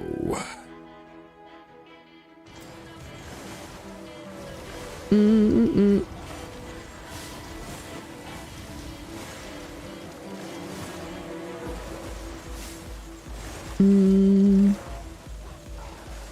Brum, brum, bum, bum, bum, bum. Buff potency. I think that one was that the crit rate one? I don't remember which buff that was. Critical chance. 85%.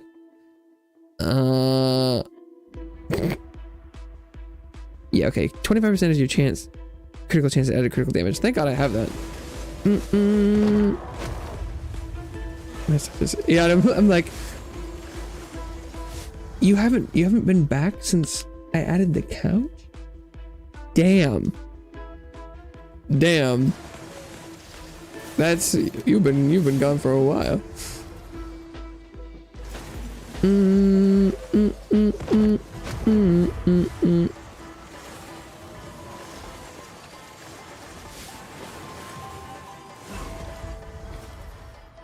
Damn. But yeah, no, that's.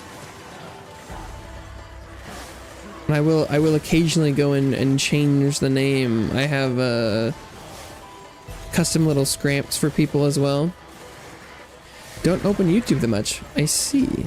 The reason I comment is I feel like you've been like, you're like, oh my God, I haven't seen you in so long, and you're like, welcome back to you, and I'm like, I've been here. I've been here.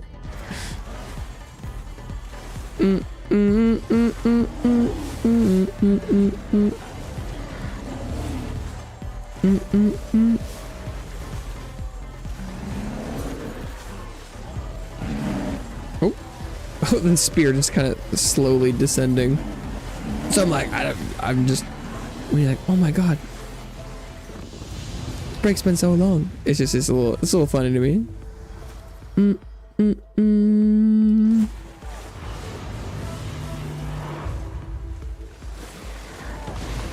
Okay.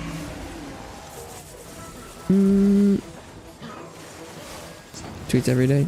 I do a tweet every once in a while. I tweet on occasion.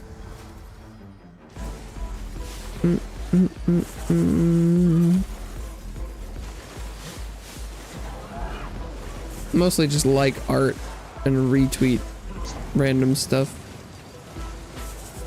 Twitter is a weird place.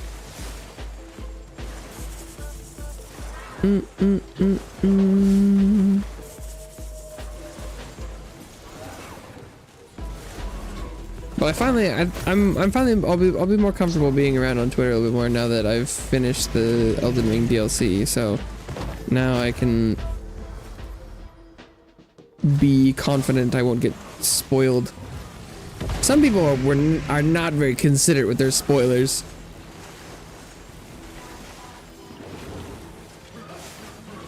It's very annoying.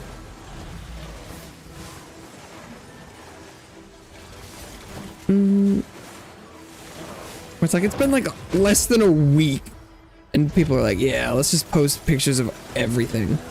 Come on, you could put the little spoiler warning on there. It's not that big of a deal. Or I mean, it's not that hard. But I think a lot of people have very different viewpoints on what constitutes spoiling things. And they're like, well, I've already seen it. Not a lot of people see beyond themselves. Don't want to watch any Elden Ring content to not play the game yet. Hey, you haven't even played the base game? Damn. Well, I mean, honestly, at this point, that's probably a little bit on you. It's been years.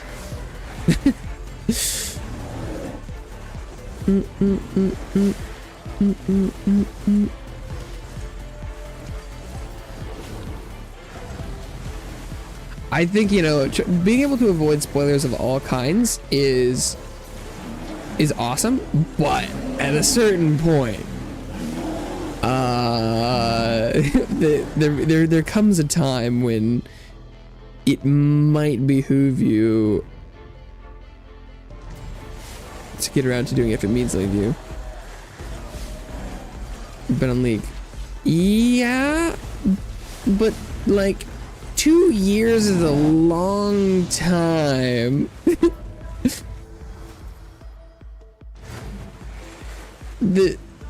If it was something that you wanted to do, I'm pretty sure you probably could have found the time for it.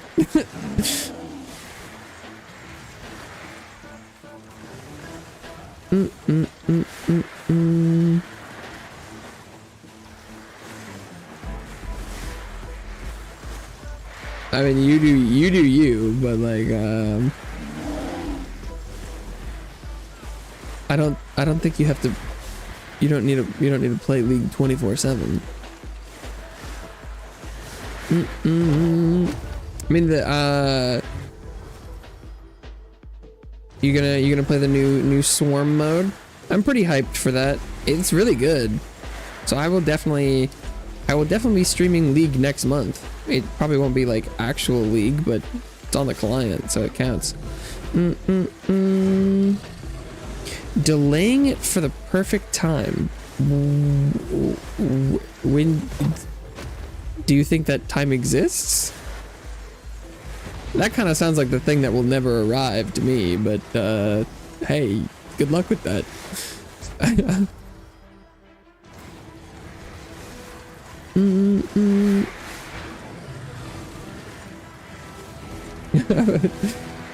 Is that like, because the perfect time is that when like League servers are down for a month or something? I don't know.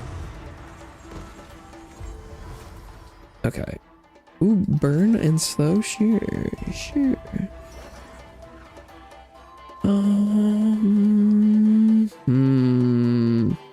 Loop it? No, it's increased difficulty. Proceed 70. Oh shit. Maybe I should have just exited. Oh. Waves are pretty large. Well, let's see how well this goes. This isn't really comparing so far to the Hunter. What is it called? Beastmaster or something? Is this a new mic? No. Nope.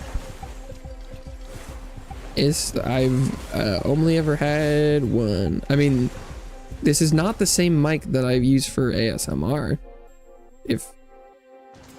But like, if you're comparing it to the Lies of P mic from like last year, it's the same one as that.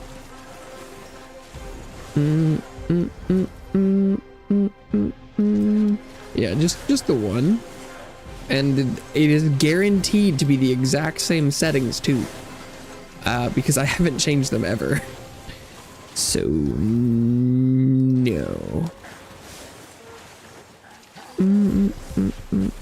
Okay.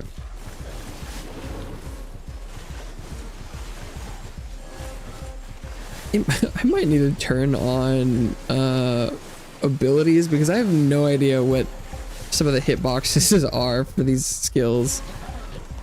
And like, is the rain dealing damage? I'm not exactly sure what this increased mode does, but it seems to be good. So, critical chance. I don't think I need that much more crit chance. I think I have. I think I'm always capped. Oh wait. Oh, it probably depends on whether or not I have uptime on the skill. Okay. But my crit chance is 90% until the skill activates, and then it's 175% crit chance. Wait, how's it mentioned now? Oh, it's fine. Lobao. I think that's enough crit. Probably. I do gain some of my crit chance as crit damage, so it's not wasted. But Probably not super necessary.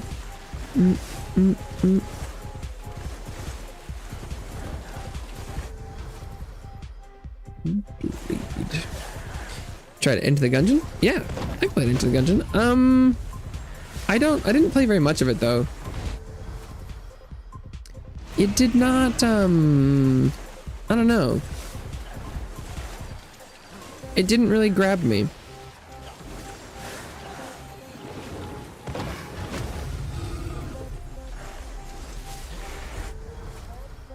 Did I finish or?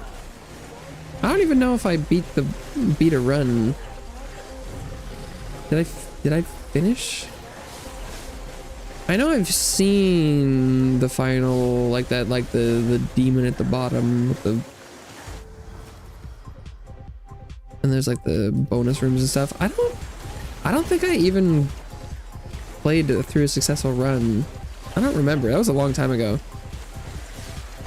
But I didn't play very much.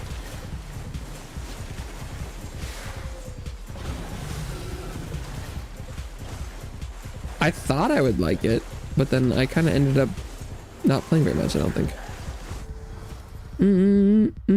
I think it was like I got it for free in the Epic Game Store when it was like a free week.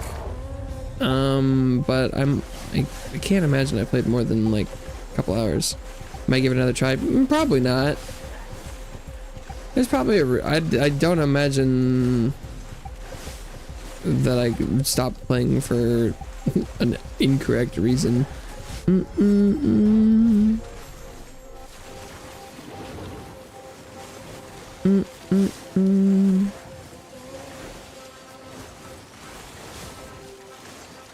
There's a lot of other things that I would probably rather be playing in the roguelike genre.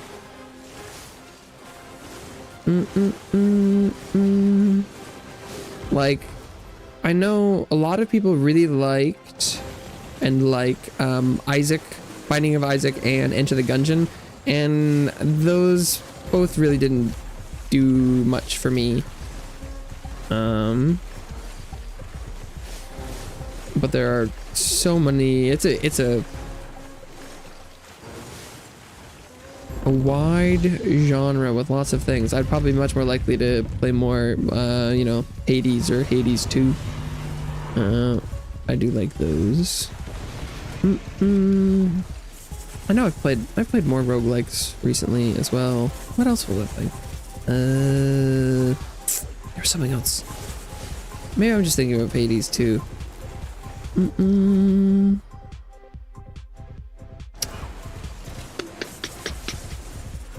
IZC. I have no idea what that stands for.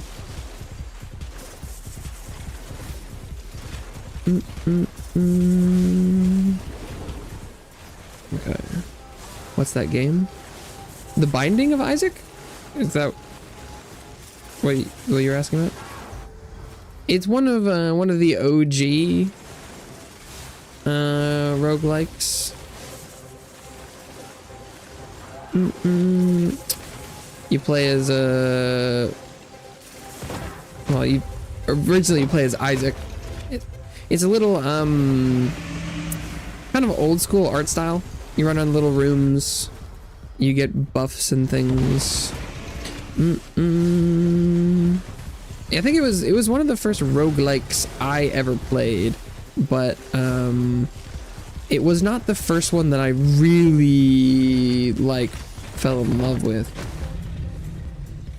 But it was like the first of the genre that I had gotten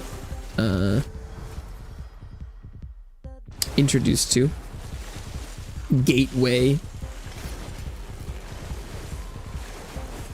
You know, lots of things to unlock, boss fights, rooms, secrets, items, interactions.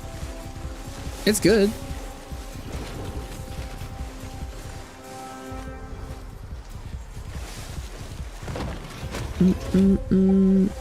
The Binding of Isaac Rebirth is the expansion. The base game is just The Binding of Isaac. First time hearing about it. Wow, that's impressive. Interesting. I assumed since you were talking about Enter the Gungeon that that was a genre that was important to you. Interesting.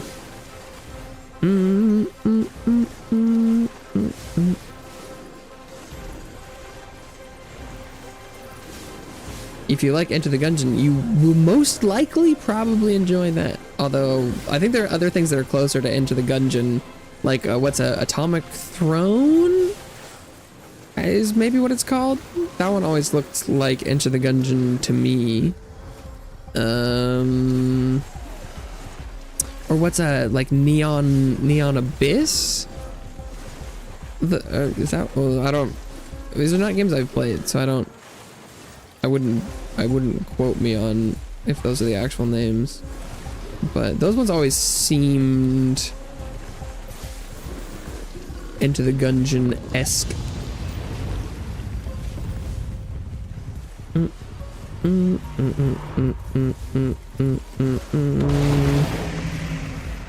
Okay. Multicast. More.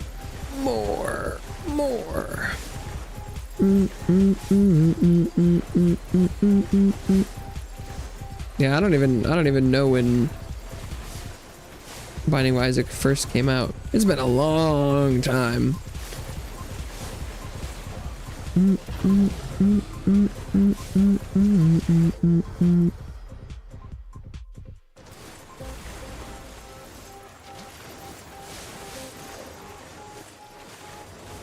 But I guess it probably depends on what part of that game you really enjoyed, but like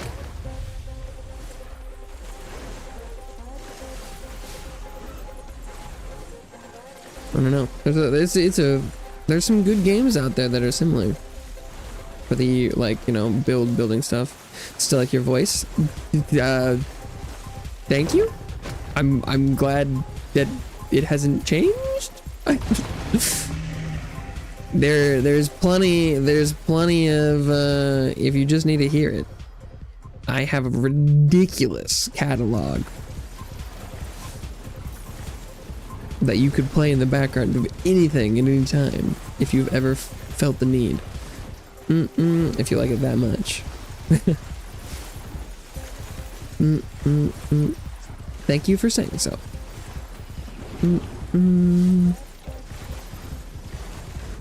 Okay. That is a hope for how much I talk. I would hope that some people would come by and have at least some sort of positive reaction to hearing my voice. Whether or not it needs to be more like I think optimally it's like the voice for me isn't a negative impact. Oh, I died. I like it more live, to be honest. Well, that makes sense. It's much more of a conversation, but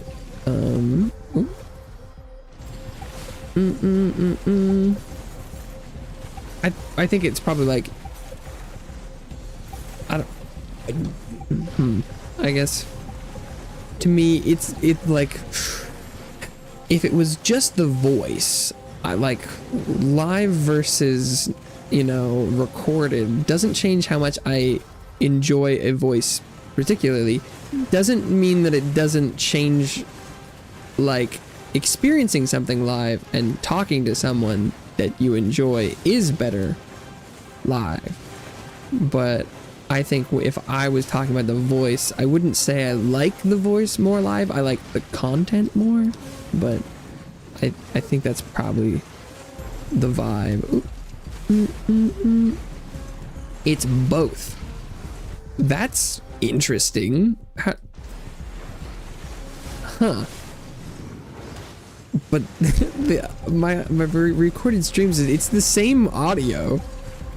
It's just the same version. It's not like it sounds different, right?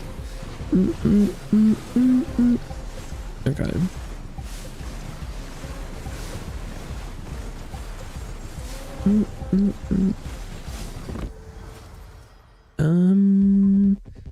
Agony versus bloodshed.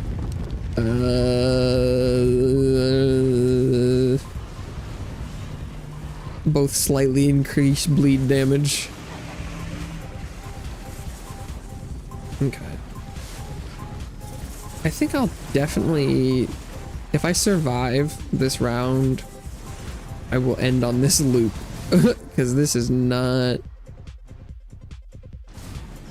going very quickly anymore. I wonder if it'll cut me off because it's taking so long. It's cool to interact live. Yeah, that's what I'm saying. Like, right, I think, you know, right, live interaction is cool, but I feel like you're saying that you're like, I literally enjoy the sound of your voice more when it's live, which to me is like, but it's the same. I totally understand enjoying the experience more, but I'm just being facetious about the terminology.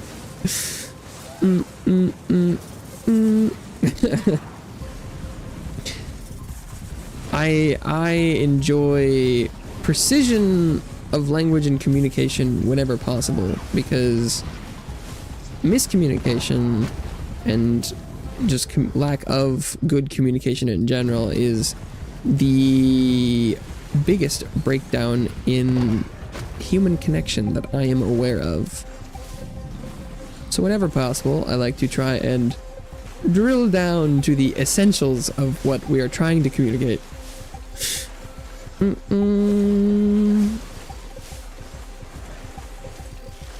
Okay. Especially online, there is so much to do with human communication that is not based on just words, that when trying to communicate online, I think it's important to be as precise to the intention of what you're trying to say in, like, you know, because you just, it can be very hard to get vibes from text. Or just from words and voice. There's so much more to human communication that it can be really hard. Such a cute person. Me? Yeah, it's not generally an attribute that I am associated with.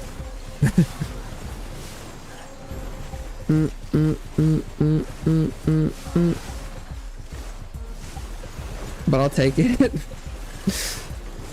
That's a W. Yes, you. Thank you.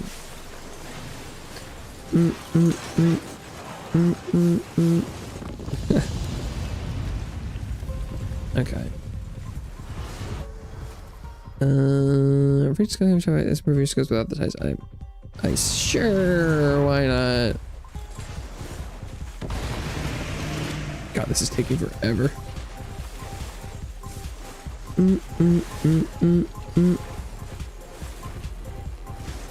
Okay. Yeah, this new character is cool. I haven't seen a lot to indicate that they're like particularly very good, but maybe I'm not playing them quite right.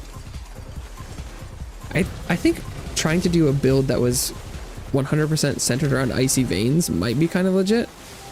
Maybe.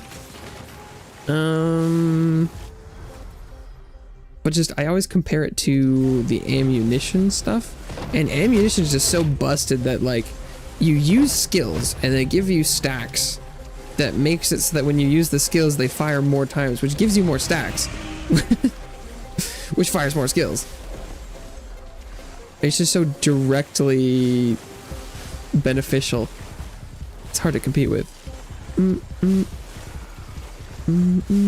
This character does have that. They added a they're adding like an artifact power system is what the patch said, and it's only available on this character, so I'd like to try and figure out what that means if possible.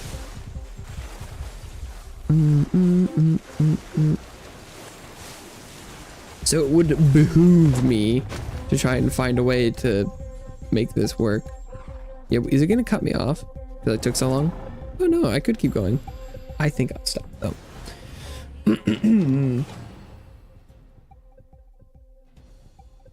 Sea current, 800 million. Oh, is that this one? Oh wow. Okay, so sea current was good. Indecisive strike. No, incisive. The opposite. So tidal thrust did not do that much. An oceanic strike. Which one's? Oh, is that from? Is oceanic strike the buff mode? Interesting. Okay. Very interesting. Whale of the Reef. Damage modifier up, movement speed down, area modifier up. Hits enemies in a long line in the target direction, causing damage. Well, I hope so. Gain colossal end form, Fury of the Depths. Conjures corals all around you, causing damage based on the number of enemies hit. Gain resilience.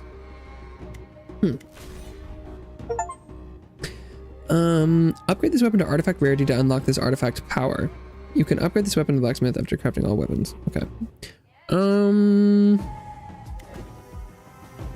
I kind of think I'll go with the Song of the Sirens one first. Win is artifact rarity. Oh, there we go. Gilkin Servants. Summon servants that cause damage and apply slow.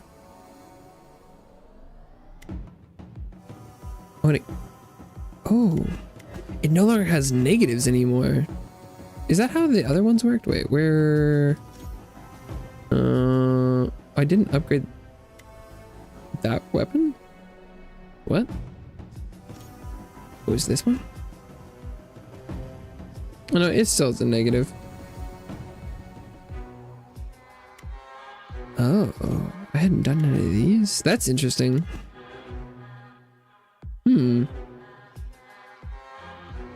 Let's see. Are they all the same artifact power? I need iron for that one. Oh, silver for this one. And silver for that one. Okay. So let's go get iron, maybe? Where does iron come from? The caves of Dalzog. Yeah. Don't I already have a little dude? Oh, I didn't change weapons. That'll do it. That'll do it. I was like, this is the same. Well, maybe it's because you didn't change which weapon was equipped. Duh. Okay, let's try that again. It's fine talking, you gotta go. Take care. See you later. See you around.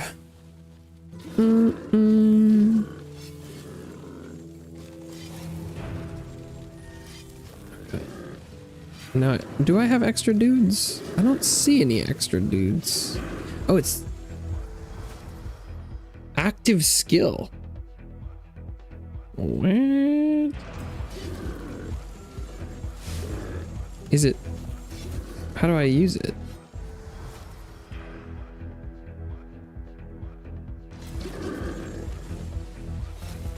Or it's counting up? I don't know. I don't know what's going on with that skill.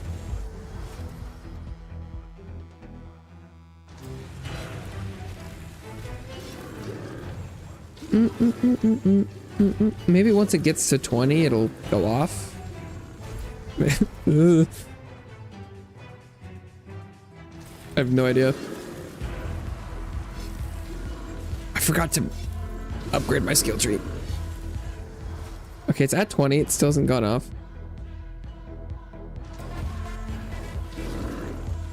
Oh, these are all active skills too. So it must just do something eventually.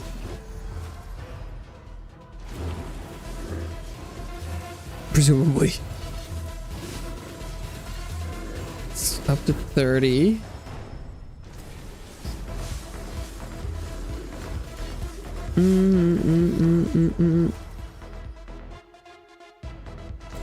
Yeah, sea current, baby.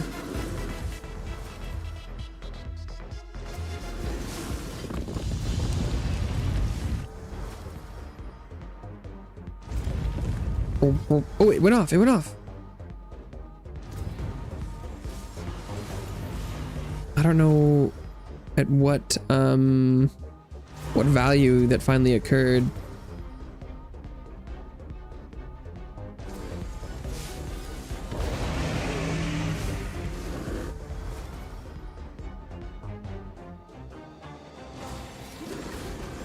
Ow. What are they, those little dudes with sword and shield? They're just going in. Oh, 40? It's definitely not 40. Maybe it's 50. Let's banish Leviathan. Is it 50? It's 50. Okay. And it didn't get rid of my previous dudes, so I might be able to summon more and more and more of them. It's kind of interesting.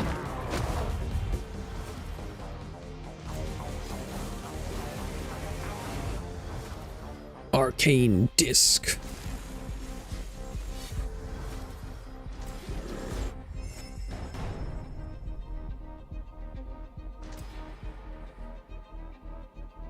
Oh,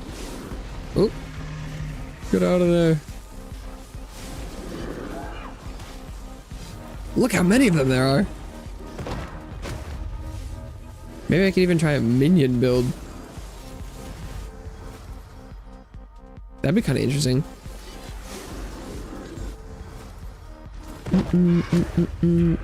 Oh, they're all gonna die. Yeah, that's awkward. Oh, those poor guys. Accidentally triggered the Reaper right on top of them. Oops. My bad, boys. Oh, there's the one remains. I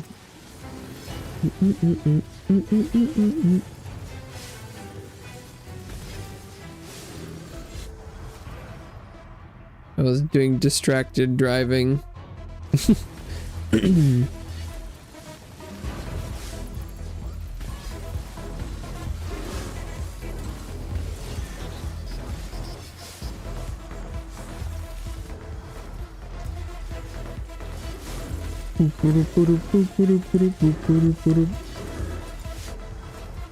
Debilitating plague. Oh, do I go for doom? Apply doom, now apply burn, or poison apply doom. We'll do poison doom.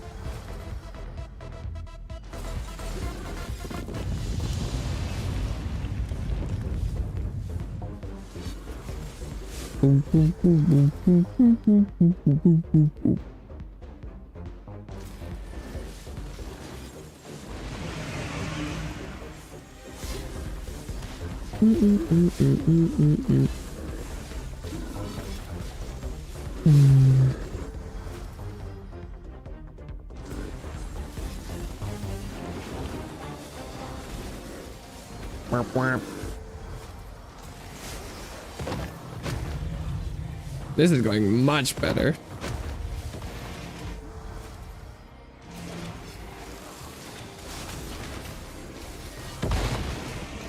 Diagro, the Eternal Guardian. The hard thing, I like the idea that they're adding this, you know, artifact power. I'm worried that that'll mean they have to do a lot of work adding artifact powers to all of the previous weapons. That seems like a lot of work. I don't know if it's if it's like one artifact power per character for all the weapons. That would be much more manageable. But it would make less sense, but I'll have to test that out and see if it's how that works.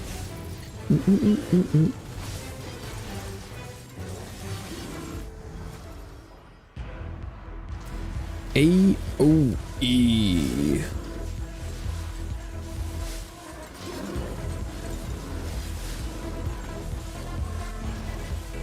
This one also slow? It does. Nice.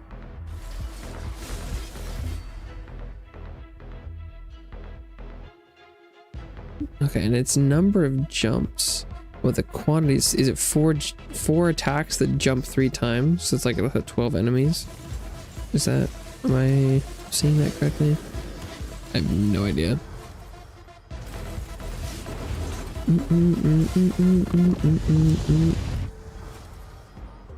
Poisonous blood.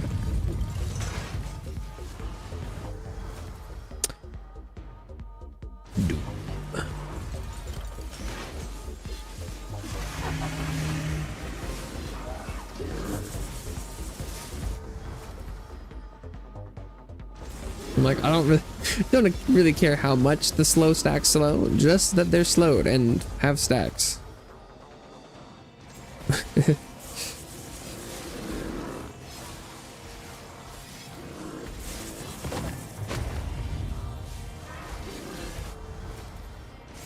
Horrific presence. Damn. That's how they talk about me at parties. Ayo.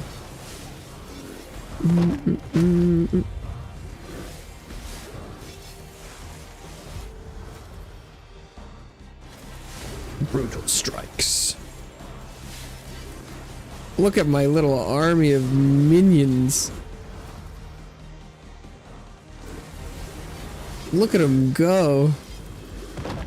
Dang, you could definitely do a minion build with this artifact power. Because I'm assuming they would count towards that. Look at them go. There's so many of them.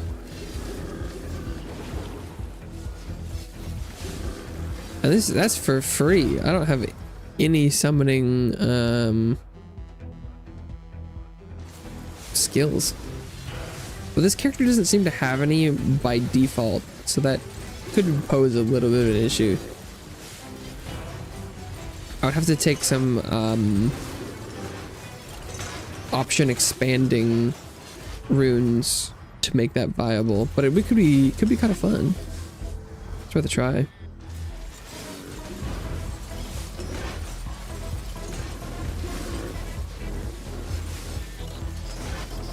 Bum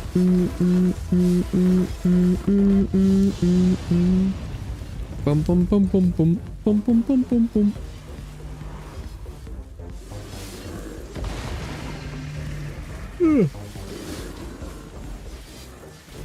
Big tired.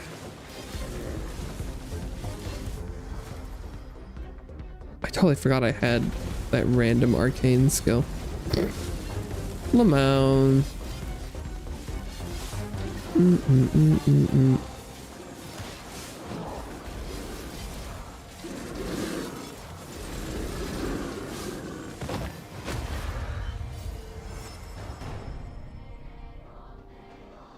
Multicast.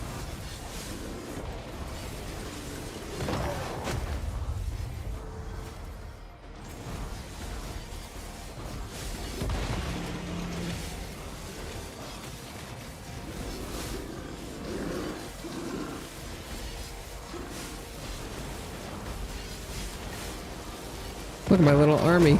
So proud of them. Little dudes. Little dudes. Sometimes they do go and slap the unkillable creature. It's a little awkward.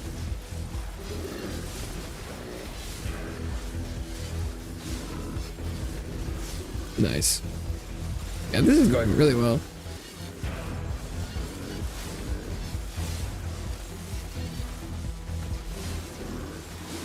I will be very curious to see if it, I'm assuming it will give them a damage number, because it does seem to have a pretty good breakdown for all the damage sources.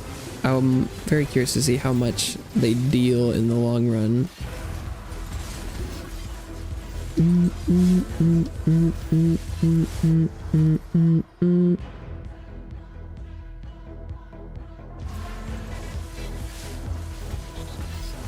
It feels like they're doing a lot.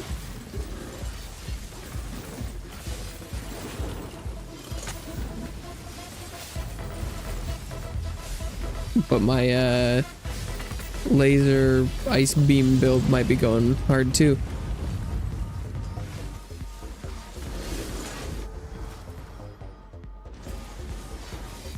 Uh-oh.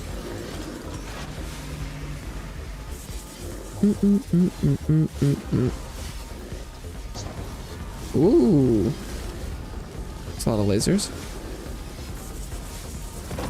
Oh, yeah, no, they must be doing a decent amount, or at least they apply debuffs for sure. Because the one that they were all centered around died much faster than the one that I was standing near.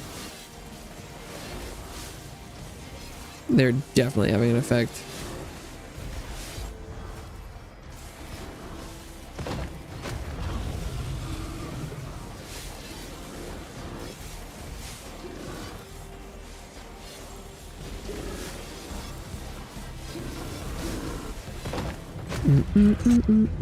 But yeah, that was much quicker.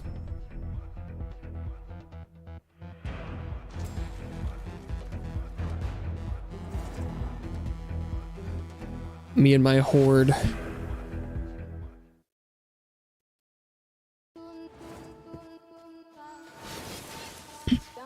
Me and the boys.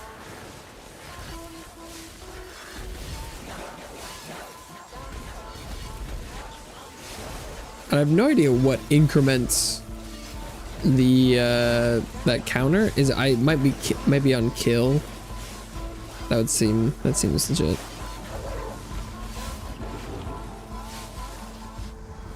I think the most important thing I can do is just try and not trigger the Grim Reaper creature dude. He can definitely remove a lot of my dudes from the screen at once.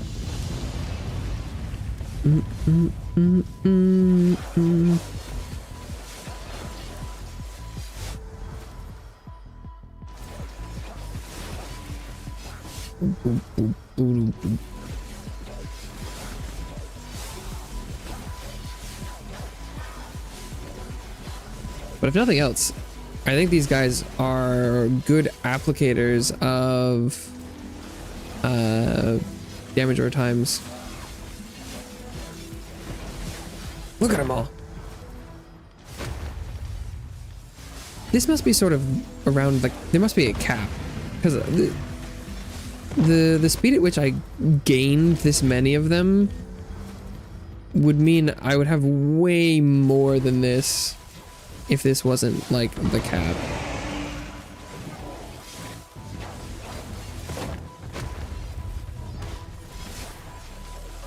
Looks like I can spot them pretty darn fast.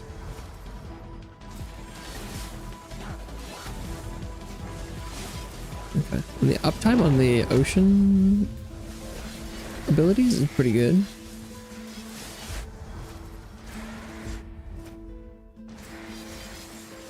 Okay.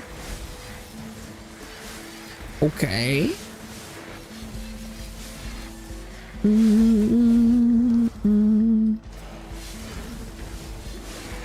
Does area effect really change this one?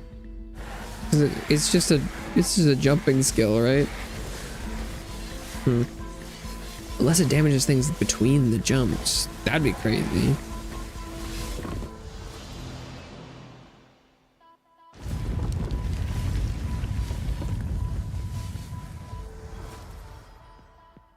Ruin. Whenever you play Doom, a portion of the damage is caused instantly. Oh, yeah. That's a good one. We take those.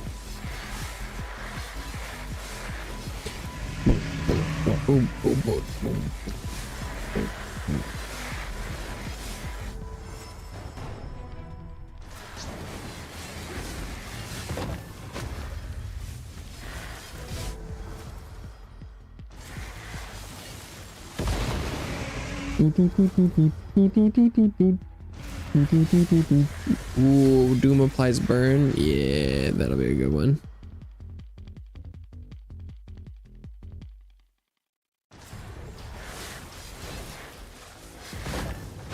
Debuffs out the wazoo.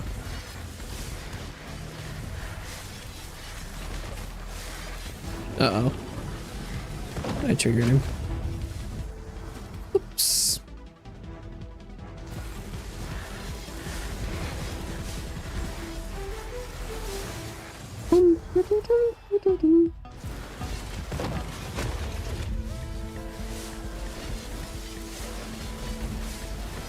An enemy has been slain.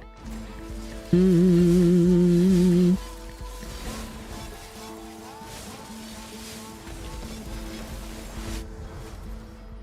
Mm, mm, mm, mm, mm, mm, mm.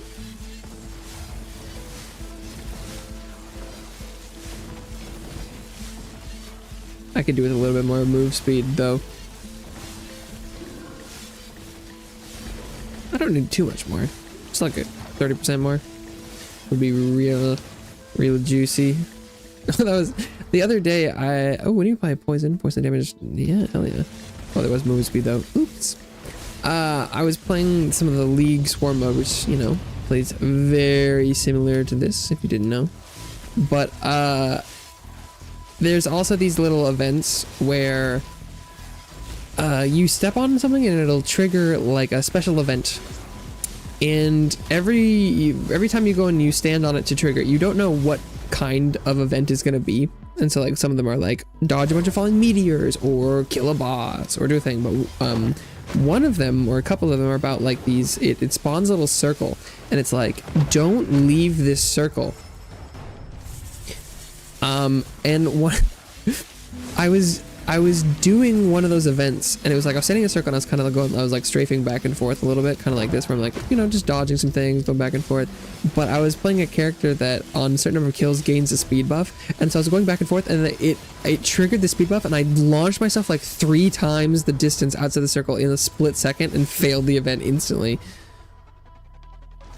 And I was like, well, damn, I was just moving too fast. Because sometimes in games like these, like, you know, like Risk of Rain, etc., Soulstone Survivors, things where you can kind of stack a number of things. Movie speed, normally you're like, more is better. There is a point where you could be suffering from success. Too much move speed is possible. Especially, Risk of Rain is hilarious. If you go too fast, you like, since that game has kind of this kind of like funny wonky physics engine in it, like if you go too fast and you hit like a ramp, you'll like launch yourself into the stratosphere. It's hilarious.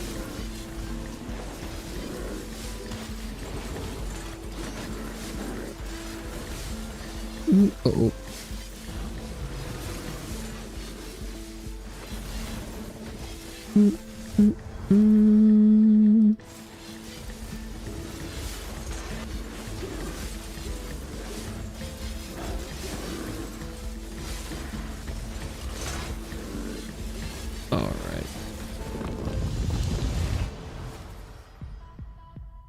Yeah, I'd say this is going very well.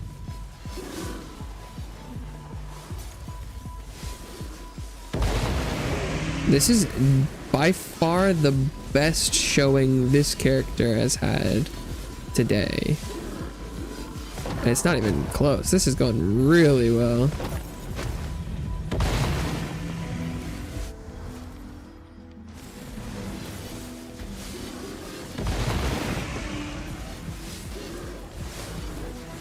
Because even the previous run, it was about, we're like 10 minutes ahead of schedule compared to last iteration.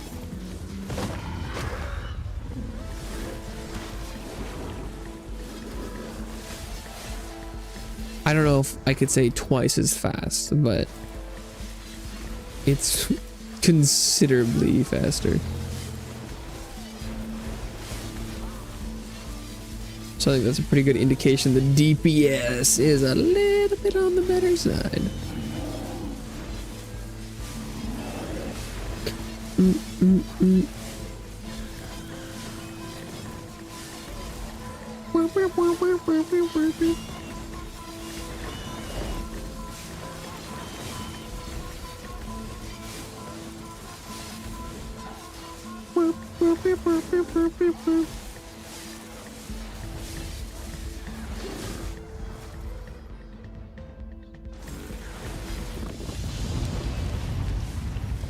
Okay. I think by the time I kill these guys, it'll end up being a little bit less than a 10-minute increase, because I think it was like 25 minutes instead of like 26, 27. But whoa, that was, oh boy. That is pretty close. Yikes. That was not my best moment. Oh my god, that went really fast.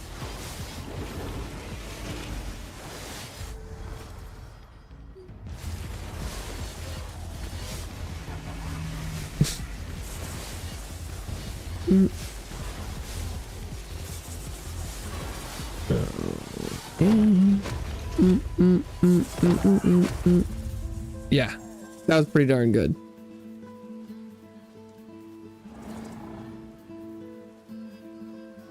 Again.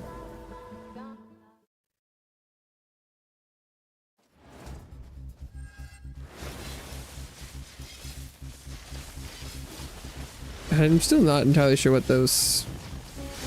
The circle must be that second skill. Yeah. Yeah, this one. Okay.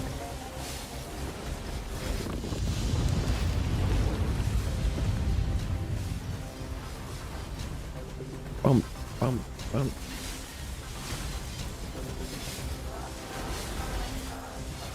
was a fast spawn on the Lords.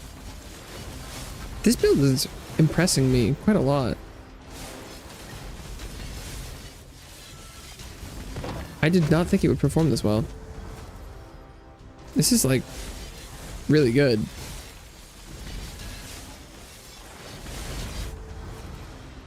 I do think I could use some more defensive stats at this point, actually.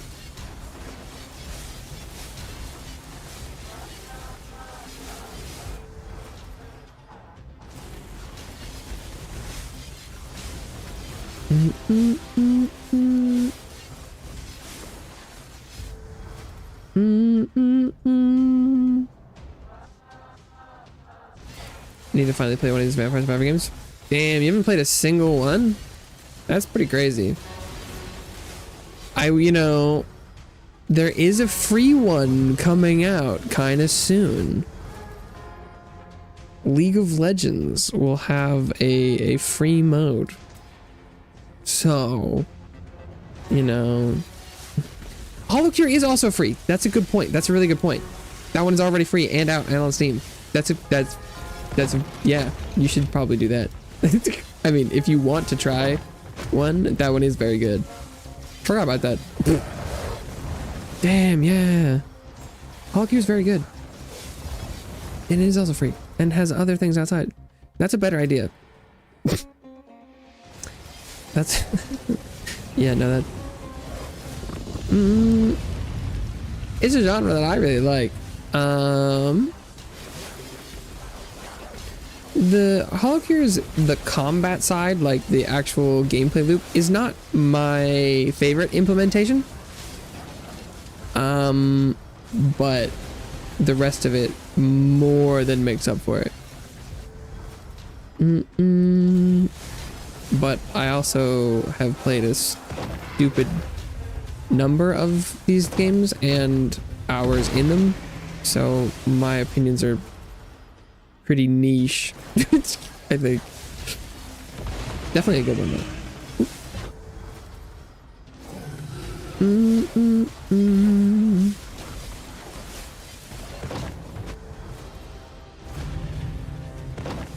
Nice.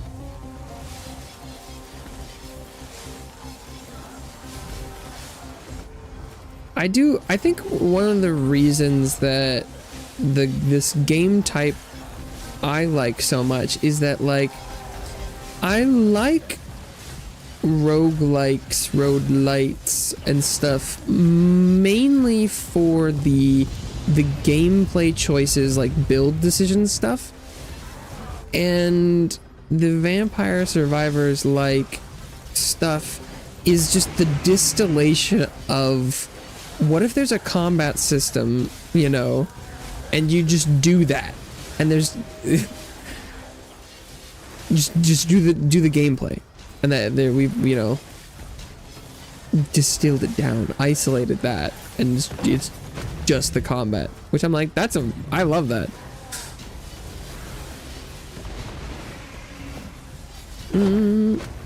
Yeah, which is like, I mean, playing something like Hades 2 that has like characters and story and exploration mechanics and stuff and like traversal and things, I love that too. But sometimes if you want to use slightly less brain power or just a different portion of your brain,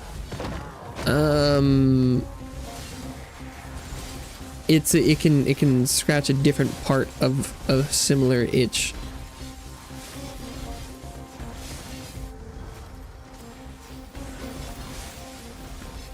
That's pretty neat. That's pretty neat. Sometimes it's really nice to talk to people who know nothing about video games, to really go, oh shit, I'm a freak. Which is great, because normally I spend a lot of time, you know, like talking to my family and stuff, and they know less about video games than I do, but like compared to your average church mom, they know considerably more. It's funny, and people are like, oh, I need to completely reframe my, you know, perspective here to have a even somewhat cohesive conversation with you. It's and especially, you know, spending time on the internet, your average YouTube user and stuff. I mean, if you're someone who's willing to click on a video of me playing a video game, the ability to know about video games is going to be on a different level than that.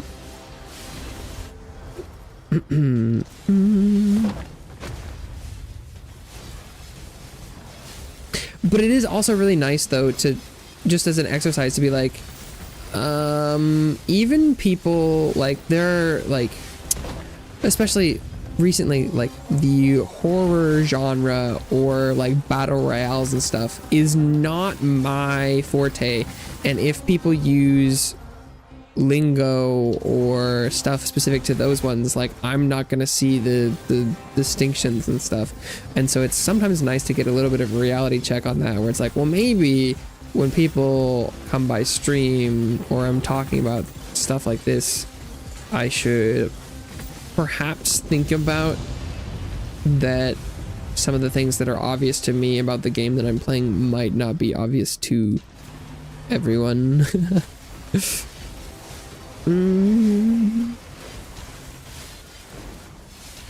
Even just earlier, you know, someone talking about, you know, like Enter the Gungeon. So, and then I just immediately assumed that since they were so into Enter the Gungeon, it meant they were really into similar roguelikes, and so I was talking about Binding of Isaac, and they're like, I've never heard of that before, and I was like, oh, sometimes people just will play a game and be like, whoa, this is so cool, and not know everything about all the other games in the genre, which is totally normal. But for me, I'm like, what do you mean? What? Huh? oh, you just like Enter the Gungeon? Okay. Oh, damn, sorry, I just kind of made a bunch of assumptions right there.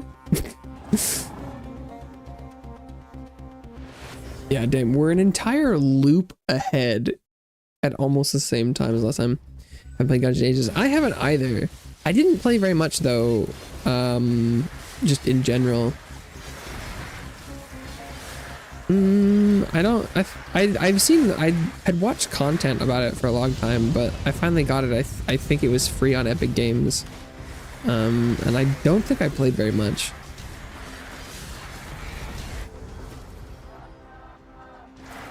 I can't exactly remember why I didn't play very much, but I probably had some thoughts and opinions on it at the time. Really bad. Oh. There was some interesting mechanics and stuff where it was like, you definitely, the dodge rolling and like going through stuff, and there was some very specific things. It must not have felt quite right. I don't know. But it's been so long, I do not remember why I didn't mesh with it.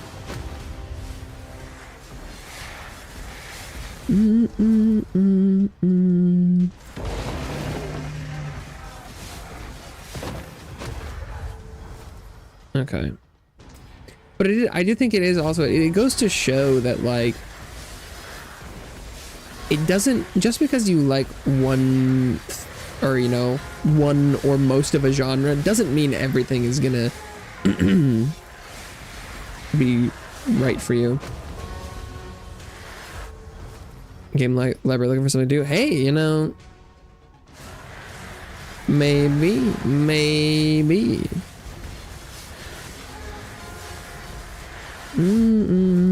could be a good opportunity indeed.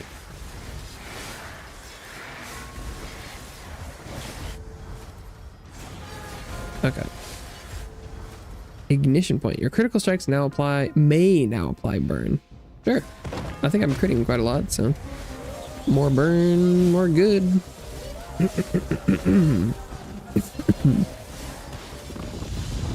Hitman. I've never played a Hitman.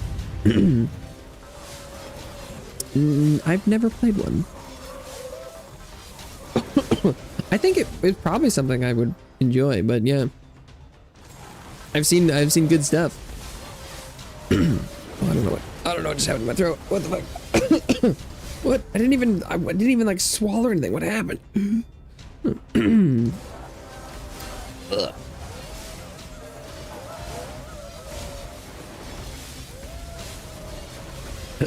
Damn, it is crazy how small of a break can change how my throat works. It's super weird. I'm like, I didn't stream for like 3 days and my throat's like, what do you mean you want to talk for 7 hours? Ugh. Like, come on, get used to it. You know, I think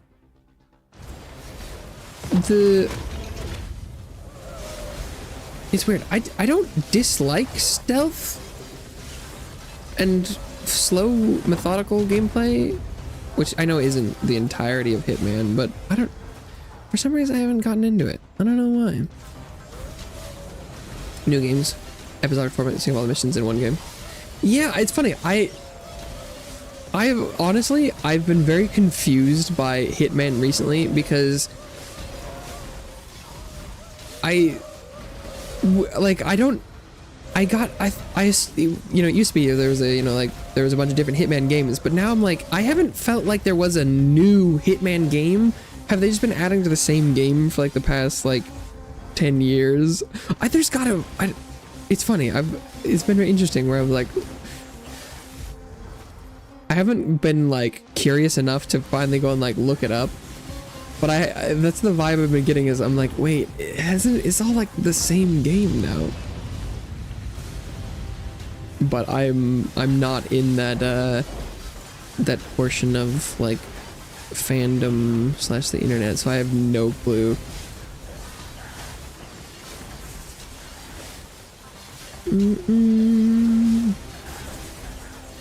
Because also, when you say the new games, I'm like, I don't know how many years or games that entails. Because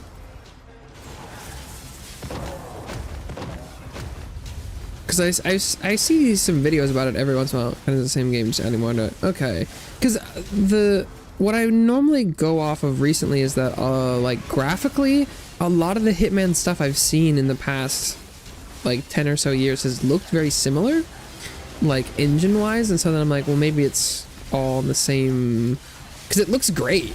Like the game that came out like quite a while ago had good realism, like graphic tech, wise, and so it's like there doesn't really seem to be a need to change the platform. Past 3 games. Oh, okay.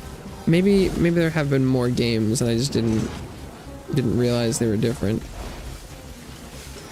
Okay. I mean, that seems totally normal. For me, when it's not a game franchise I play, I can have difficulties telling them apart when they're not just a completely different generation. It's like if you showed me like a bunch of different Madden games, I would not be able to differentiate them, or Call of Duties, for example. Because they're all gonna look identical to me.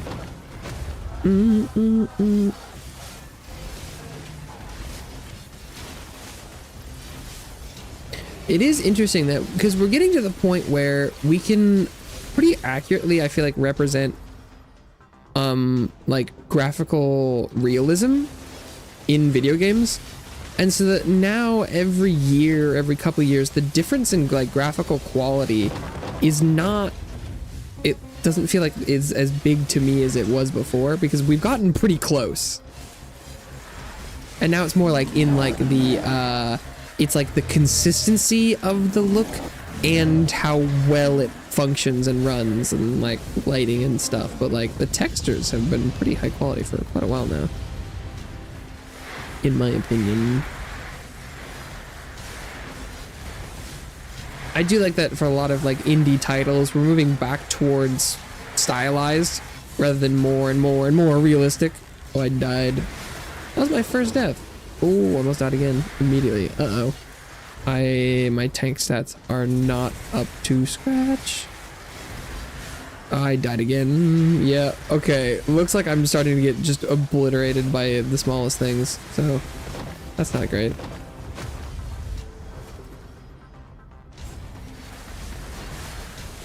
But I made it way further than I was expecting.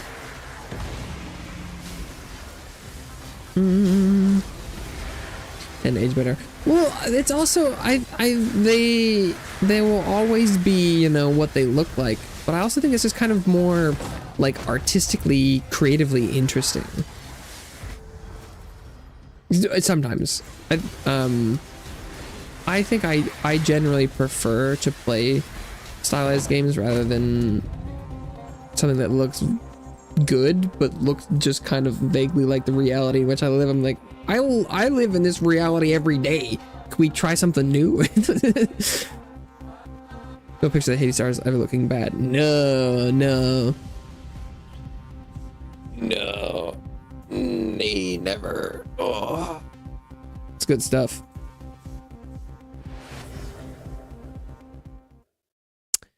Hades looks juicy. Yeah, because it's especially we've gotten to the point where we can, you know, really accurately and efficiently display textures and things, and so that's why it's like we've gotten to the point where you could do a stylized thing like Hades, and I think, you know, a stylized game of like Hades quality, like 10-20 years ago probably wouldn't have been able to hold up, you know. And maybe this is just, you know, my future blindness. I should have gone for armor or block power there. I'm stupid. That I'm, you know, just not being able to see. My foresight is probably that's probably the correct term. But like we've gotten to the point technologically where I think, you know, the fidelity at which we can render things is probably about as good as we're gonna get for like human perception. As far as like a 2D gaming, 2D, 3D, or just, you know, like on a monitor kind of thing, a monitor or TV. And so I do think that it probably will hold up for all time, because like, what are you gonna do? Make it look better? It already is really smooth and clean and has a style, if that makes sense. I don't know.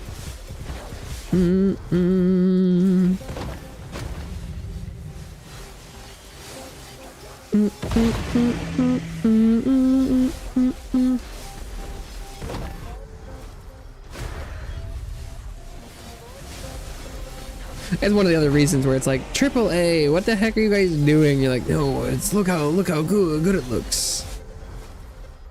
With the exception of like something like it's like Red Dead Redemption, was it 2? Where like then like got those snow textures and stuff. I'm like, damn, that's pretty cool.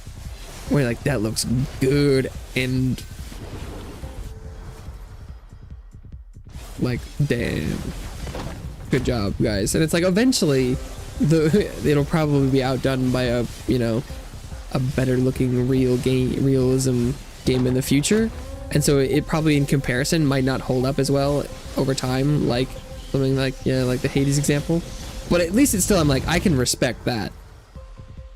Wind Waker. 2002. Yeah, that's pretty good.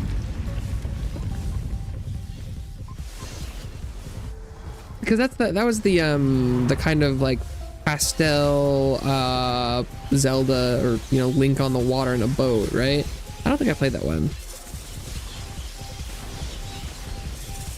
I do think it's like those, I feel like based on that example, it's like that's the kind of game you can look at and you're like, oh, this looks good, but you can look at it and you can see that you're like, wow, this texture is made up of like 2 pieces. And so you can be like, oh, you know, it shows its age in that regard. And so that's kind of why it's like my feeling is we're getting to the point where you can do the stylized stuff like that, but with enough, you know, pixels, voxels, vertices, lines, triangles, that you'll never be able to like make it look better. But like that's probably one of the only downsides, is just that like Link's face has like 4 edges. At least the performance is probably good. That you know, you would hope so, right? But unfortunately, just due to how sometimes we work with hardware, that's not always the case, right? We're like, if you're playing, well, maybe that's the, you know, maybe in theory, you'd like to think so. I report. Yeah. But that's like, oh, Dedge.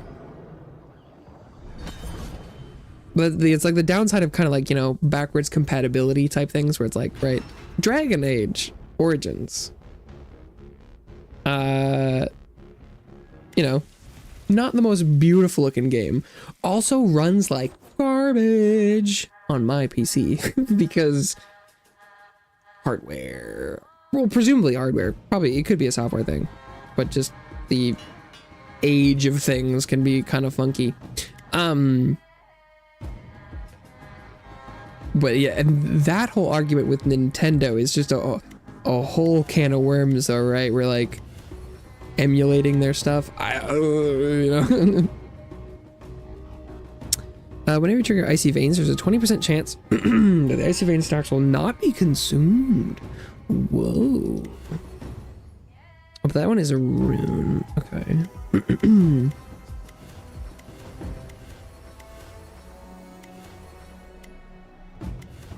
Although interestingly, I haven't heard a lot of stuff about the performance of the, you know, Nintendo emulation stuff. I feel like I haven't heard anything bad, which means it probably must work pretty well, which is interesting. So maybe the level of their design is just kind of a step above. Every time you receive form, you have 5% chance to also gain 1 stack of icy veins. Well, that one's okay, I guess.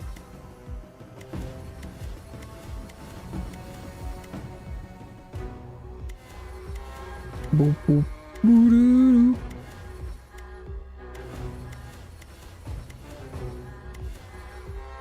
We got here area modifier. Okay, and then what's damage modifier of oceanic strike? Okay. Oh, pickup range.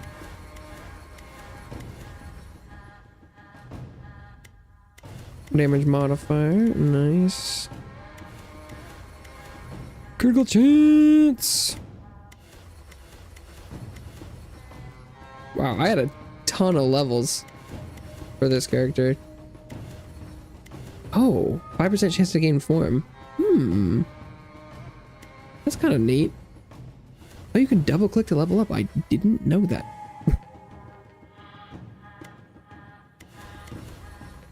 The more you know. Dang. I think we must have made a ton of XP from that run we just did.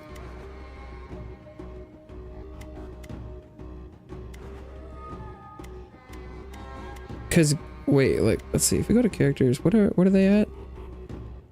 134. Oh my god, yeah, what the hell? Cause how much? That's 174.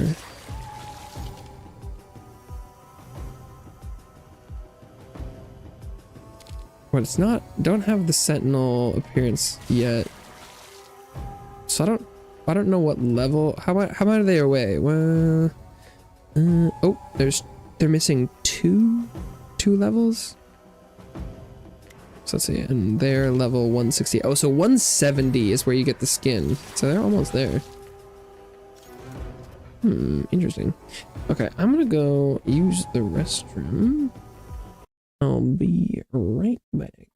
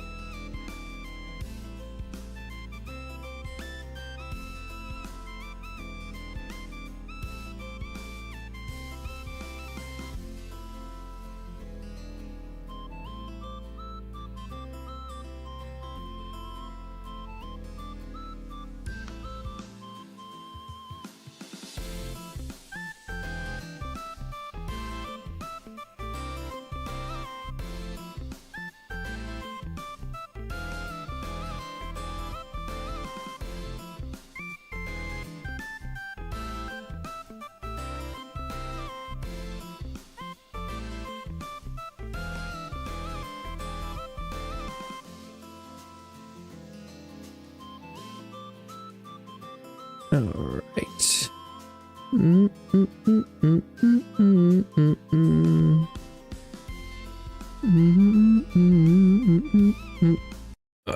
Okay.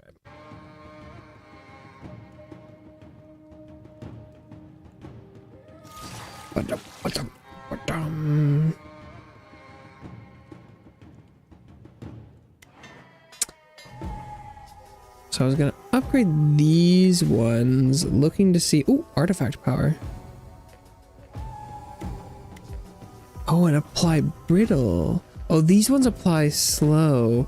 These guys apply brittle. Oh, but it took less levels to get that one to artifact level. Silver. Silver.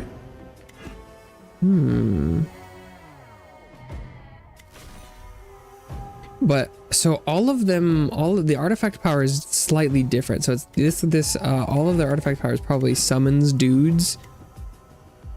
But this one, the difference is what the dudes do. Okay. So then let's go over here and let's do more units. Units deal more damage. More damage from units. And what's another 3? Critical chance 100% gives us 30% health.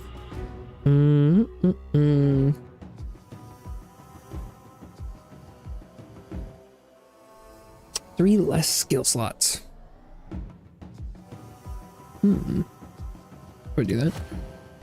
And then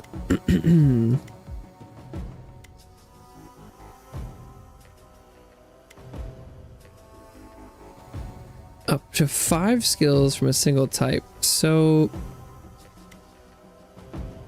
I could do nature and do like rat, dog, that kind of stuff. I could do the skeletons. Nature might be the way to go and do like moose, bear, rat, dog, boar.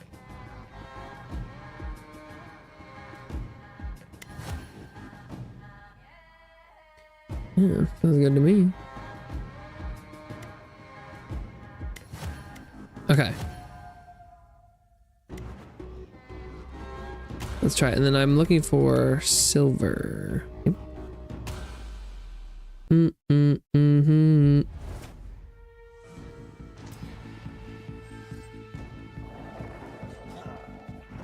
Summons go burn. Oh yeah, I've got 3 skills. Oh, I didn't even start with one.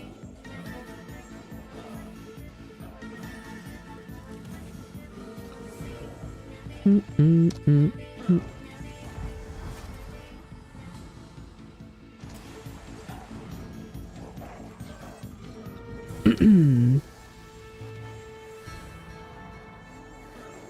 right.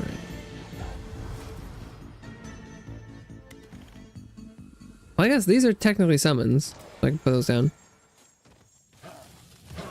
I don't appear to be gaining any stacks on summoning oh, well, there's one. What charges that? Oh, there's one.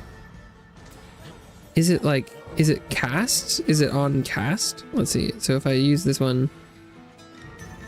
Oh. Well, that's odd. Oh, I didn't do it there.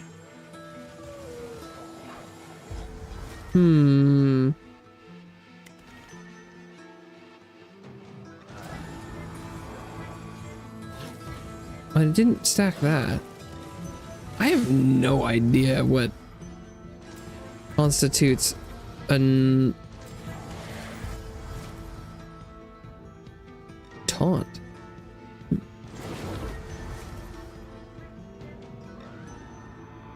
Banish Leviathan. Ooh, critical chance.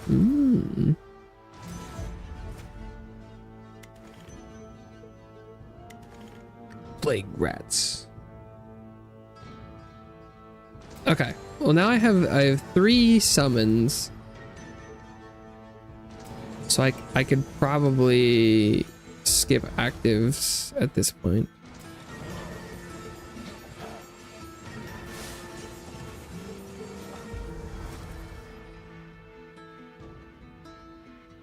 Why are things just dying? It's not like I have something that should deal damage, right? Oh, I have the ocean mode on. Oh, right. I forgot about that.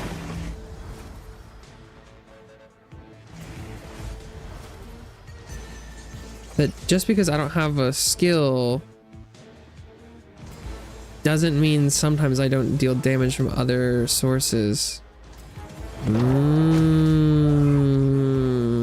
Loophole.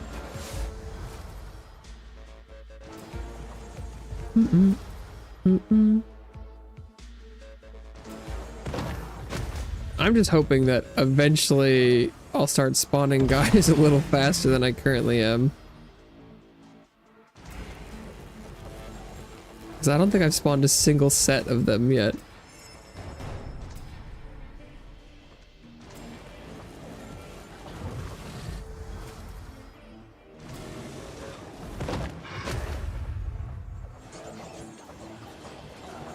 I thought it was based on kill, but that's clearly not how it works.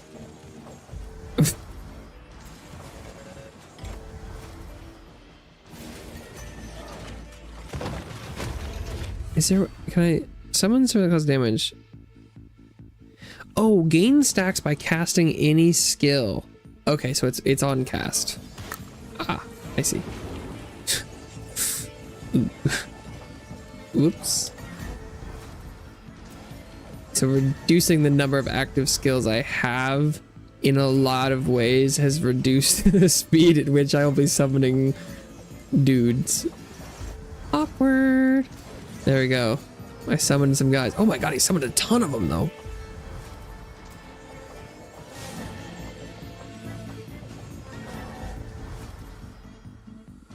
This should be okay, I think.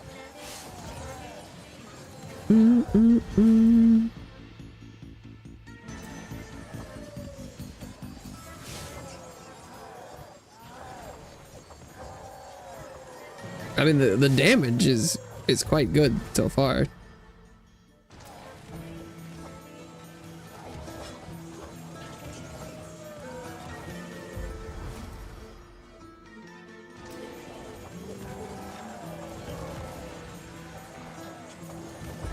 So I don't really have anything to complain about, I don't think.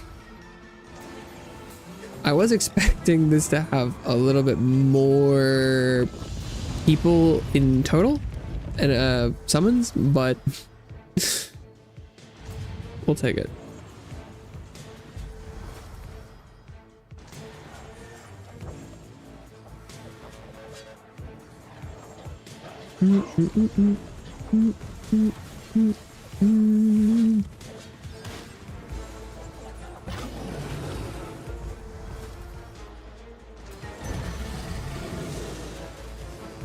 I mean, we're chunking.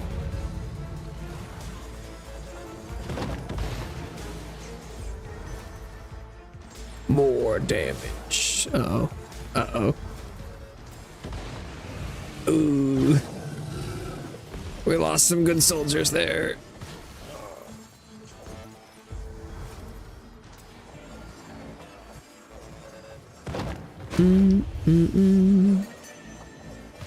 My AoE is not particularly good when I don't have the rain mode on, but maybe I can just get around that with sheer numbers.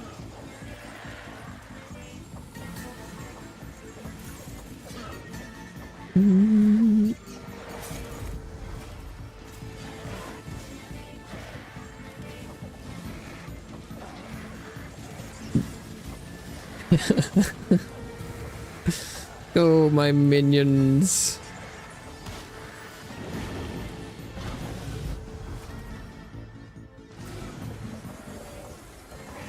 Yeah, this is not bad. It's not bad.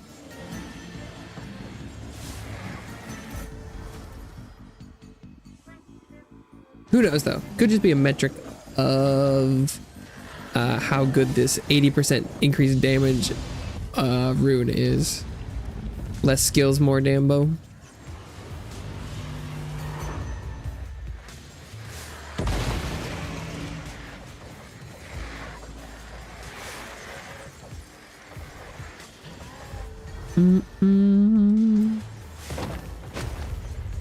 Should have gone for critical damage. So my critical chance is already pretty high.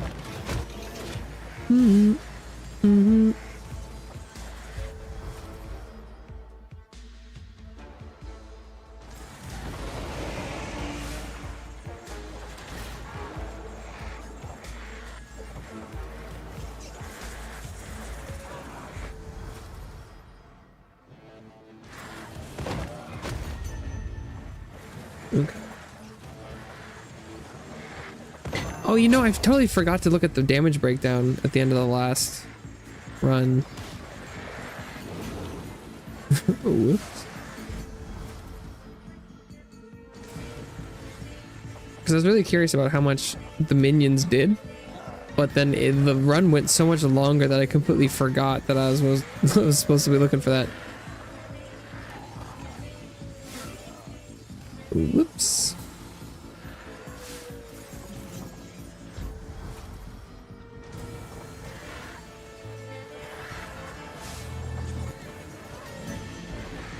Suffering from success. I just lived so long. I just forgot that, you know, there was something I was supposed to do when I was dead, because I just never die, you know?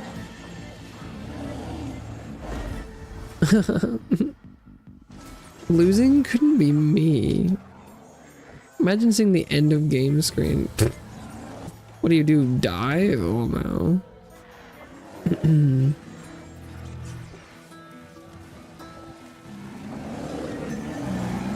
My ability to kill things that are standing near me when I'm not supremely wet and ocean powered up is very low.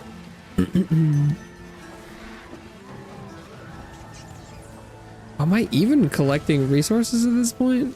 I don't break rocks around me very much.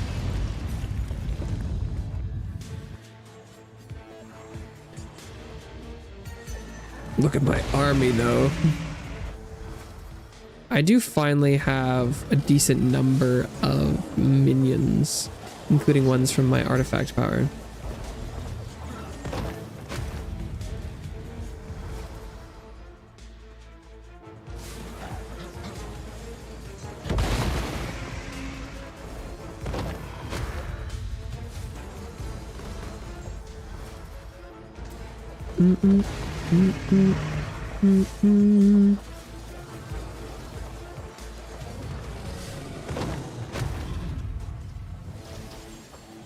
Blast him.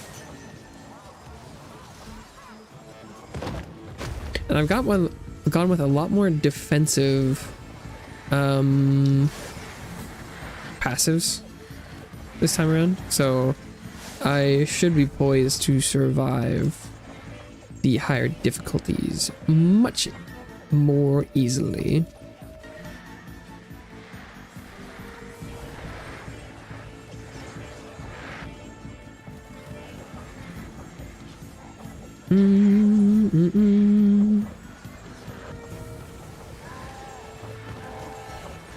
Just as long as I can keep my things alive by not triggering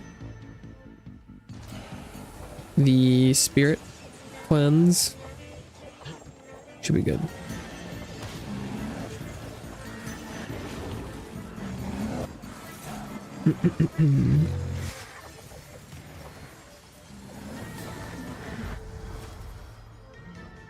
More crit damage. Poison.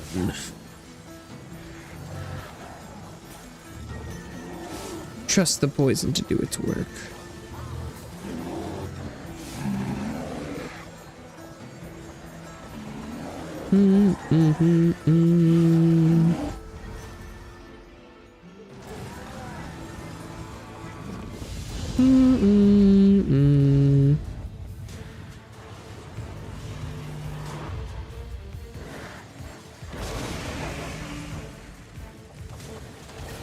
Oh my god. Alfred got annihilated. Let's go.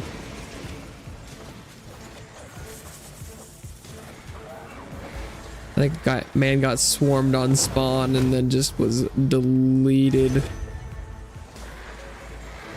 We love to see it. Not 100% certain the area modifier works with summons, but I'm gonna hope. Maybe it makes their attacks hit larger area. Not sure. Bear doing 200% increased damage. Jeez.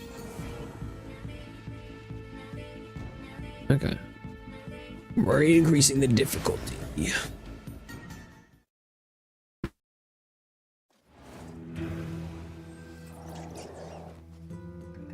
squad up.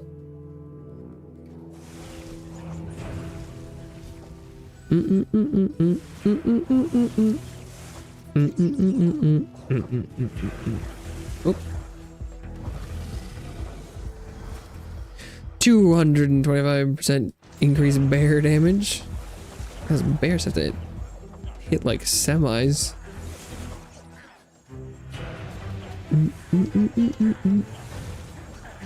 I see how much they're supposed to do. 1300? Is that before or after percentage increase? I have no idea. I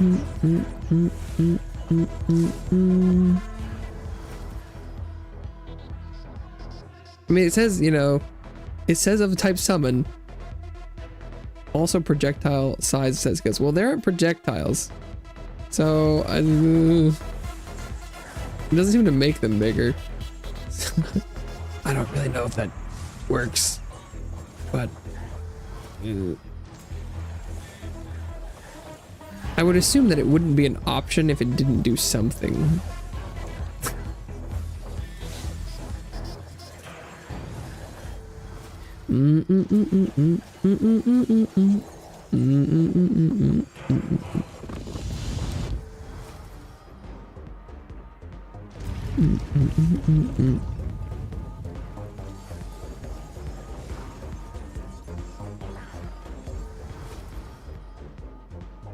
$270%. Let's see. So it's at 1361 and now it's at 1466. Okay, so that is part of the calculation.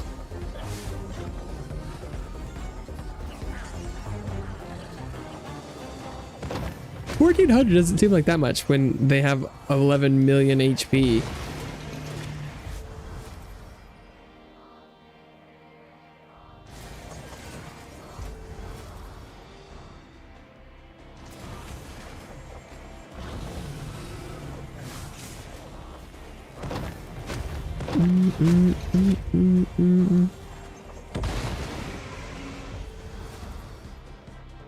But what do I know?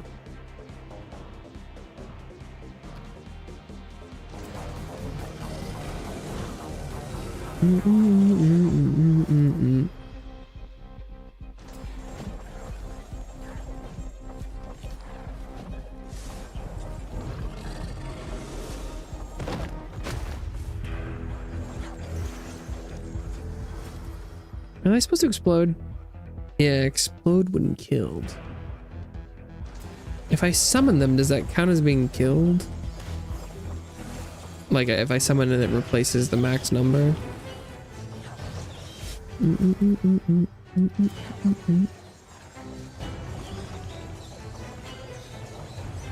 I have no idea. Oh, what? Damage modifier. Ooh. I do like that.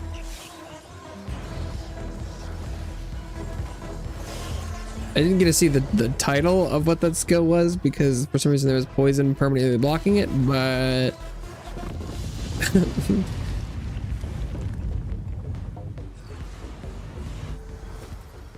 yeah, what? Why is it doing that?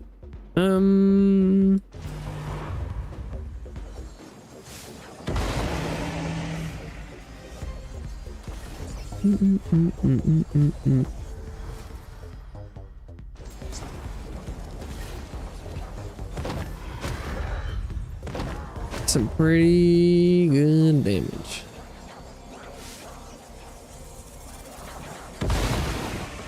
Skadoosh. Multicast. Sure.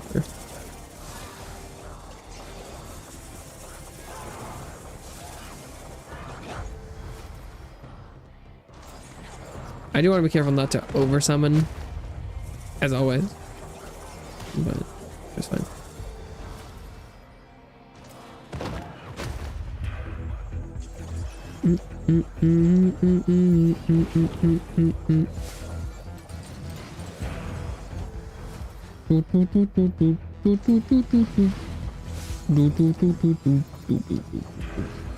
I don't see a lot of brittle stacks on enemies. So my little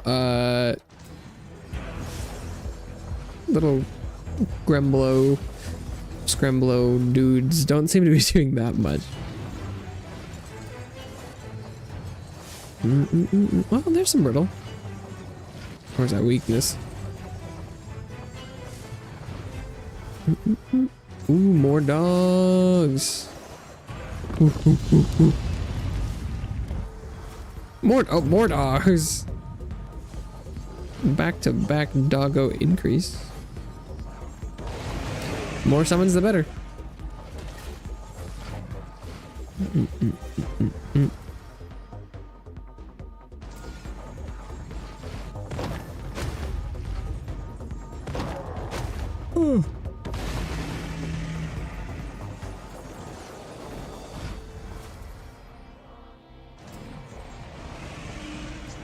Armor power. Do I even take damage? I do. Okay. Well, I tried. And now I know, and now I don't have to do that anymore. Ooh.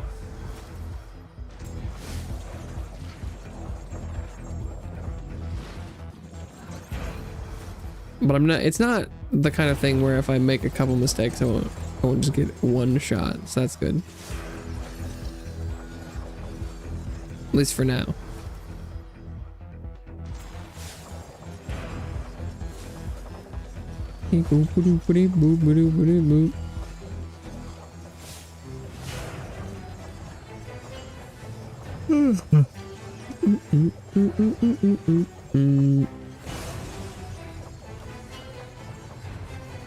Yeah, sometimes games of these types aren't always the most second to second riveting, action-packed, interesting things, but sometimes it's nice to have a little something chill to do.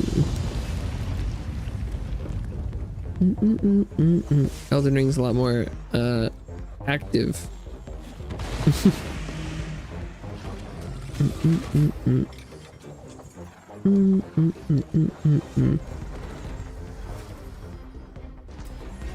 Just chilling. Sometimes that is we could use more just chilling as far as humanity goes, I think.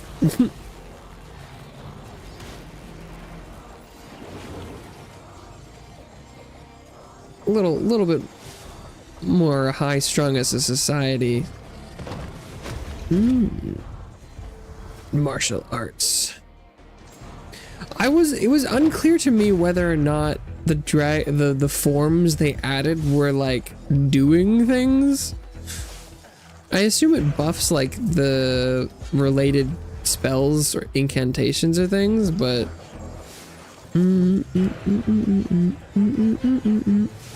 I also would hope that it gave like a little bit of resistances because you can only wear it while naked. But I never did much of that in the other Souls games, Soulsbornian things either, so I don't really know how it works.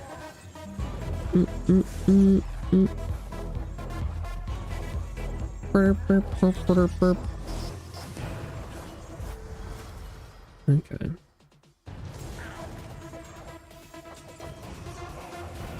10% absorption. Wait, let's ultra light roll.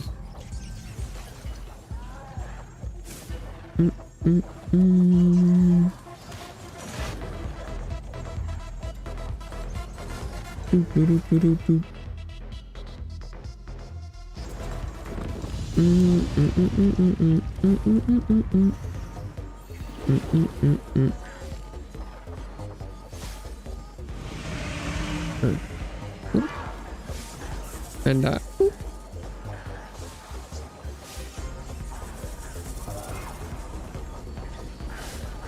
blast him.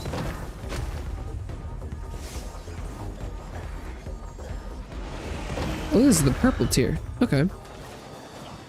Almost done with this loop.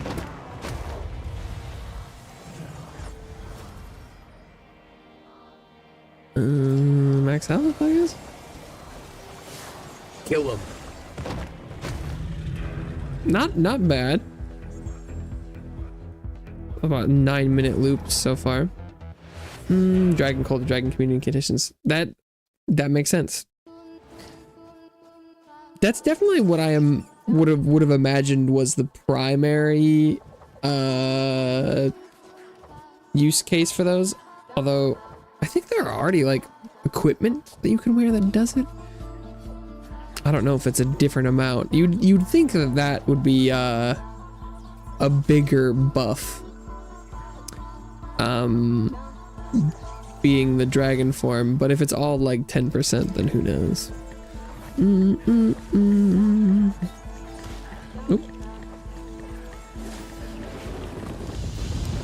Because I know that there's like I think the Death Knight set it buffed.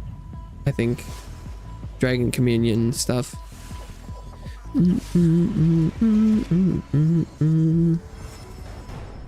Damage modifier. Hell yeah. What does it say they do now? 2,000? Okay.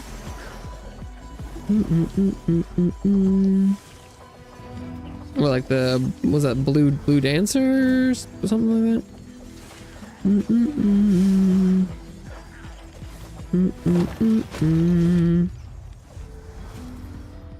Okay. Don't know how Dryleaf Dane would feel about that.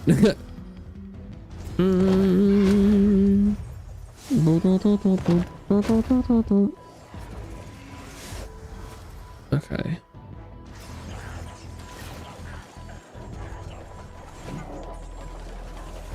I don't know the intricacies of the different faiths and stances on how they feel about each other.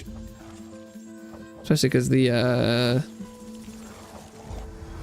Dryleaf stuff seems pretty new. Don't know how they fit in with the whole system of faith. Are they new, old, exiled, blasphemous? I don't know. Blue dancer, yeah. Yeah. Oh, I totally forgot about trying out the increases defense with weight one. I forgot.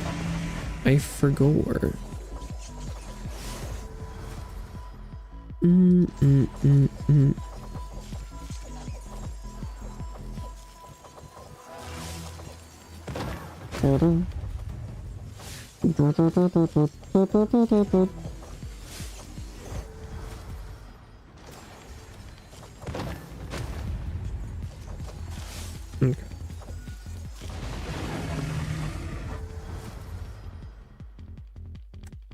I think just straight damage modifier is probably the way to go.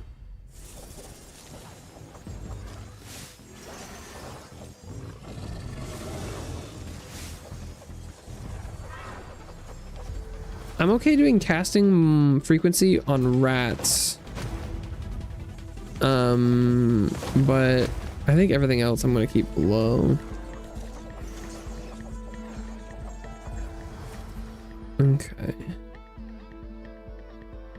Poison. Yeah, this is indeed Soulstone Survivors.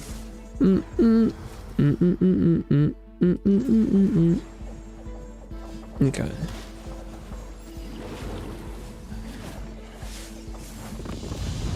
Okay. Don't give me bear cast frequency. The bears are the things I need to cast the least. Can I have bear quantity, perhaps?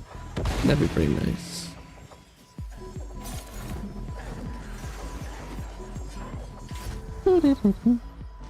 Yeah, rat frequency goes burr. Oh wait, I haven't even been hitting the cap of rats. I went up to like 16 there, or is 12 what it is? But it'll go briefly above. Is that how it looks? Oh, there's 14 holding, 16 holding.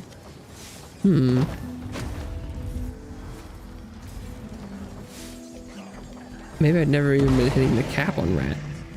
The rat cap.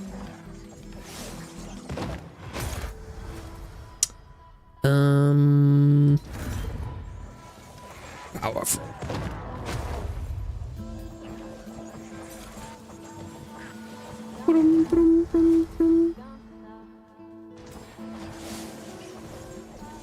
I wonder who will get the DPS crown at the end of this. Which animal will reign supreme? Dirty dogs, dirty rats, bears, or frogs? Murlocs. That's what they look like to me.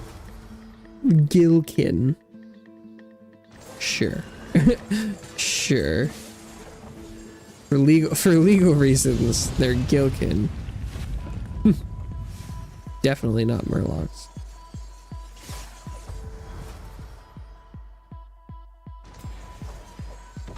Whip, whip, whip. Whip, whip, whip.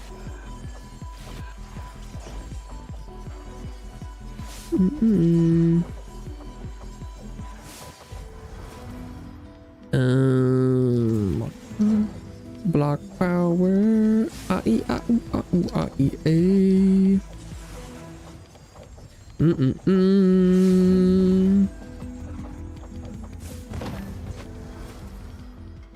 Death and decay. Death and taxes, baby.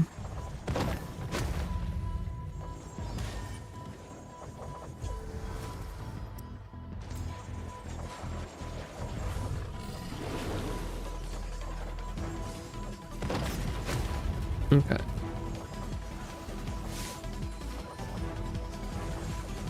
The minion build is pretty effective, but it's not particularly interesting to play.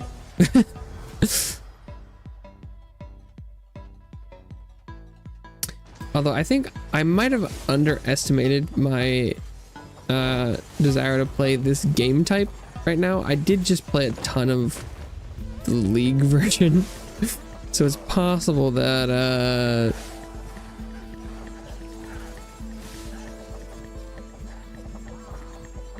that maybe the survivors type just isn't quite being as engaging for me as I was expecting.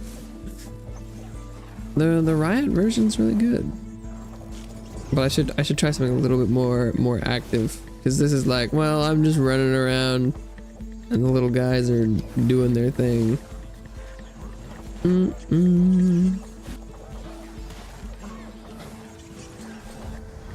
Okay.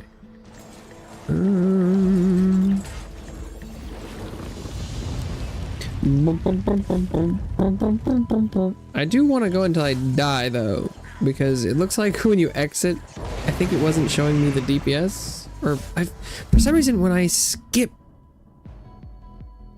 exit, I am much more likely to skip the end of run damage screen. I'm not sure. It's happened a couple times that I haven't looked at the damage numbers. That could just be a me problem.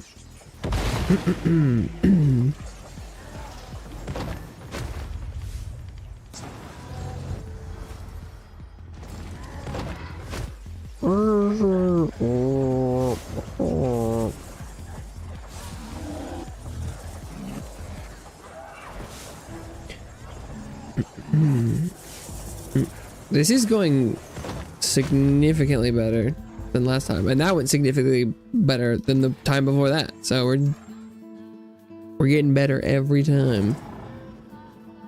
Upgrades, people, upgrades.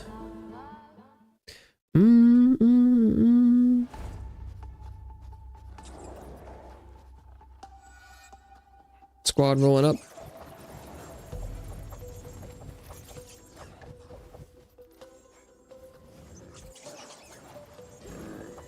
Okay. I mean, I could actually use a little bit more frequency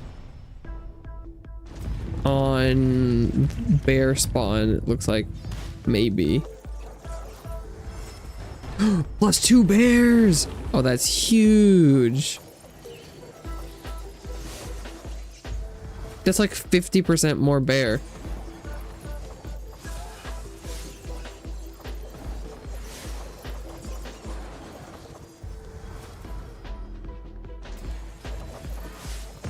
That's huge.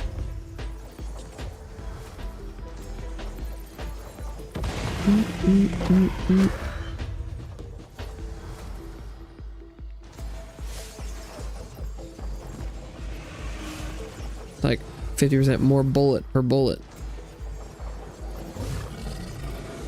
I don't remember what the actual percentage was. 20% more bullet per bullet? 10%? Fire the whole bullet.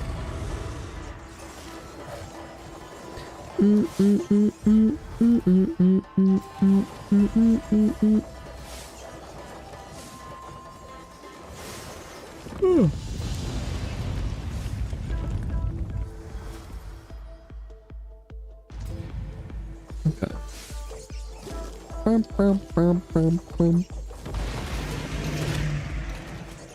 Diagro. The venom damage is displaying quite a high number. Is that real?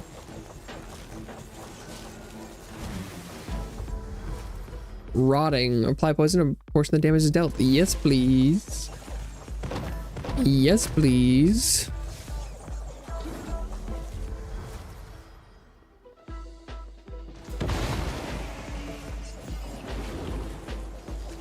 Elfrad, the fallen king. You're gonna fall again.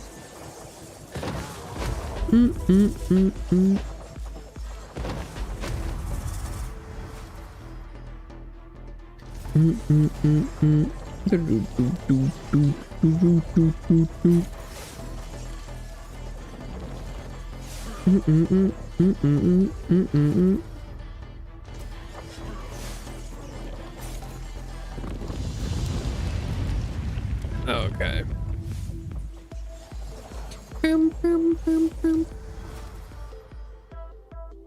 Oh, it's because my poison deals 400% increased damage. That would explain why the poison numbers are that high. My minions are really starting to take a beating in there. It's kind of hard to tell if those were who was tanking all that. Maybe it was my Gilkin. Because I shouldn't really have anything that buffs the Gilkin unless they scale off of my stats. Whereas, you know, like I'm able to get upgrades for my other skills.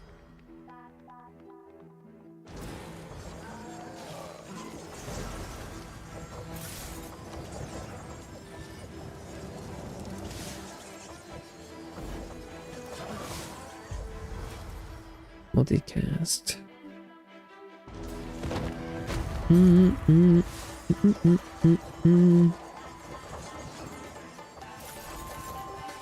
Bum bum bum bum.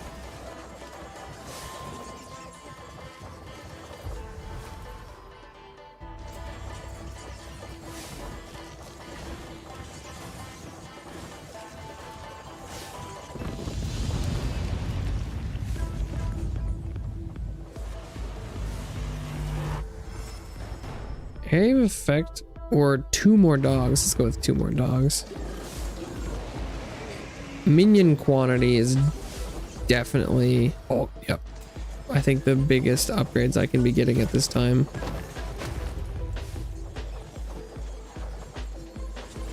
The DPS efficiency of just another unit is huge.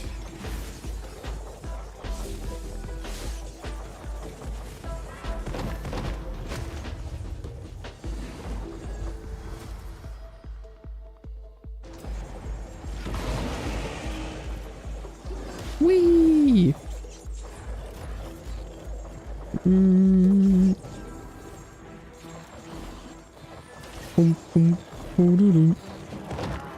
Yeah, this is going really well.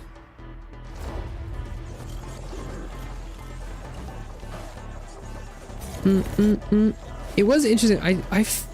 I can't say for certain because I'm not paying that much close attention to this game. I only play like once an update, it feels like. So I don't really have that good of like a finger on the pulse. But I do play somewhat consistently. But there was a whole snafu with, they did like a kind of reforge thing. And they reverted it. And they changed some stuff, and I feel like the game has gotten a lot easier after that. And so I can't say for certain, because I wasn't like paying that much attention. So I liked the update. I thought it was fine. But it feels like maybe people were like, game too hard. And then they were like, here you go. And now it feels like game pretty easy. But maybe I'm not that hardcore. So it's possible that I don't think I'm engaging with the game in the same way a lot of the their more consistent fan bases. So as long as they're getting what they want, I'm still having fun. So it doesn't matter that much. But I think it's kind of interesting that I was definitely hitting nowhere near these numbers on these kind of game modes at these difficulties until recently.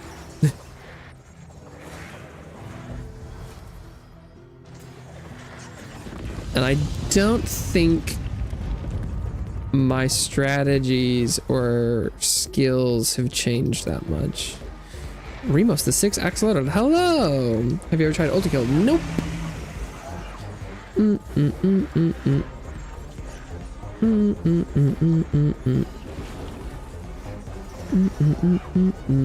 Okay. A little bit of multicast, sure. I can have a little bit of multicast as a treat.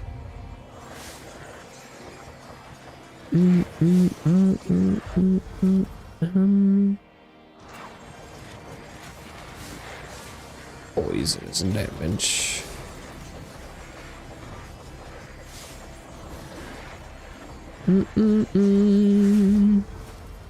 Yeah, I've heard it's very good. A lot of people really like it. Bum bum bum bum bum bum bum.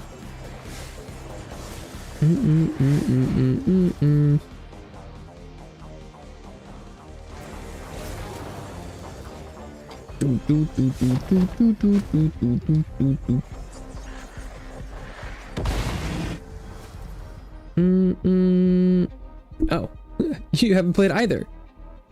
That's a big fan base. So wait. Oh.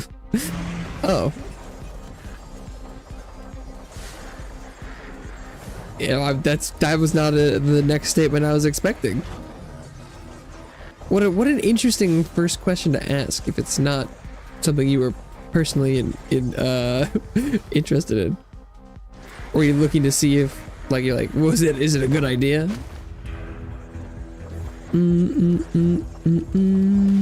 Oh. This game reminds me of it. Oh. Huh. From my understanding, Ultra Kill is a fast-paced first-person shooter game. So I personally would have trouble seeing comparisons, but I am also maybe more intricately involved with a lot of these game systems. But even from just like a perspective standpoint, I guess does Ultra Kill have like upgrades and things? I assumed it was kind of more just like the movement kind of. Okay.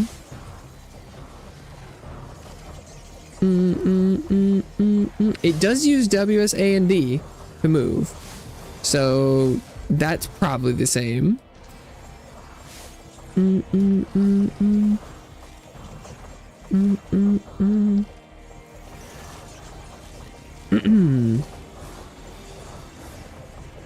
I see.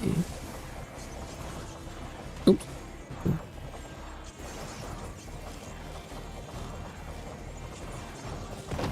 I also I'm the only thing I'm doing right now is walking in a circle. I could take this hand is not really being used right now. Like my current build does not require or you know, playstyle. Well, I think there's a way you could pick. Oh yeah, you can press the number keys like that. Yeah, this hand is not necessary for what I'm currently doing. My minions are doing everything. What games do you usually stream though? I mean, for the past like week, I've streamed just Elden Ring. I don't. There's nothing I play like every day or every week. It just depends on what games I'm playing. I'm not like a Genshin streamer or something where I like play Star Rail every day or every other day.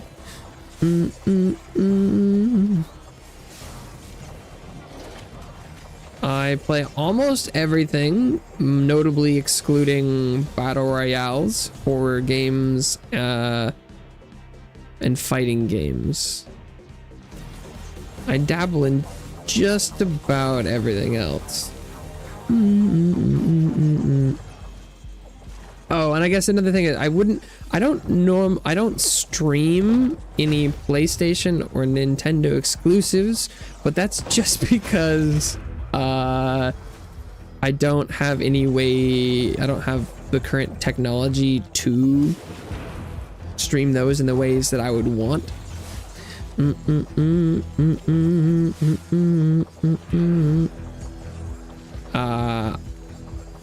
I don't know if that has answered your question to your satisfaction. In the near future, I'm likely to stream Dragon Age 2. Maybe the Star Wars or Jedi Survivor, I think, has been on my list to play next. But also I think there was a game I played called the First Descendants that is coming out on July 2nd, and I'll probably be playing that. I don't know how long though. Assuming the same thing gets boring fast.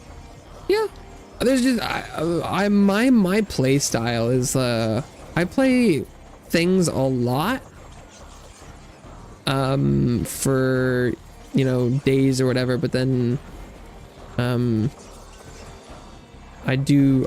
generally stream on good days 7 hours, and playing the same game for like 40 hours a week is not super sustainable. There are some games that have that much content. I mean, Elden Ring DLC was like 40 hours worth of content, so that was good. But like, I don't particularly enjoy playing that much of just about anything for the most part. But I generally like I've streamed this game quite a bit on stream, but like every couple months when they come out with an update, I circle back around to it. So in some ways, I don't know what my most streamed game is. It might be Elden Ring. I've done that quite a bit, but I've also played this and League a number of times on stream. We stream a lot. I stream every day, although I took 3 days off this week to do volunteering. But yeah, stream every day starting at 10 a.m. Pacific time. Sometimes I only stream for 2 or so hours, but then other days I stream until 5 o'clock PT, which is 7 hours. Today I am going to end about, I think, like an hour and a half early. So it'll only be like 6 hours or so.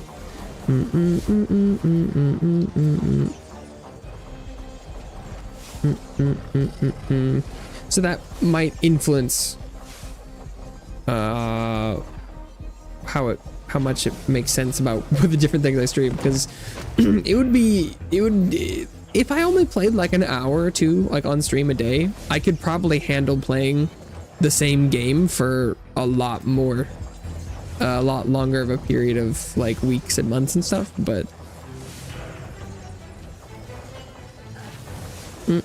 I like to play a lot of video games.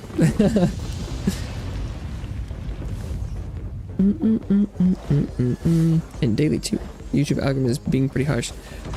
Yeah, it's possible. That's one way to look at it.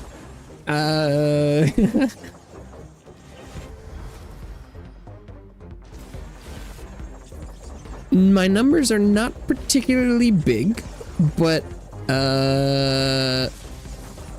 I haven't been doing it for that long in the grand scheme of things. Like, there are a lot of content creators that have been creating content for a lot longer than I have.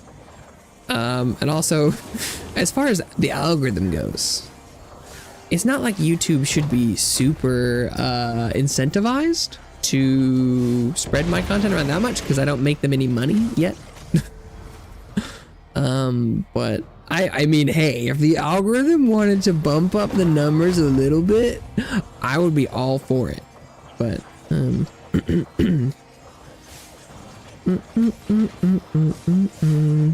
I like playing video games, so I would ideally be playing this much video games regardless of whether or not I was streaming.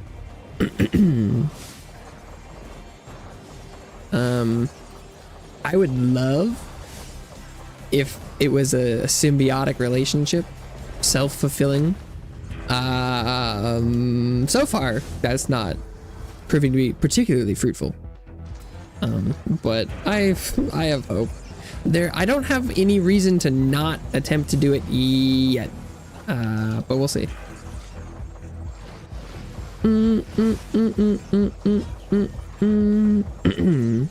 We shall see.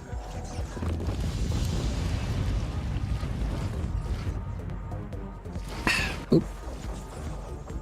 Man, why is this a successful run? This is not particularly fascinating. Hey, let's go. I don't make videos that much.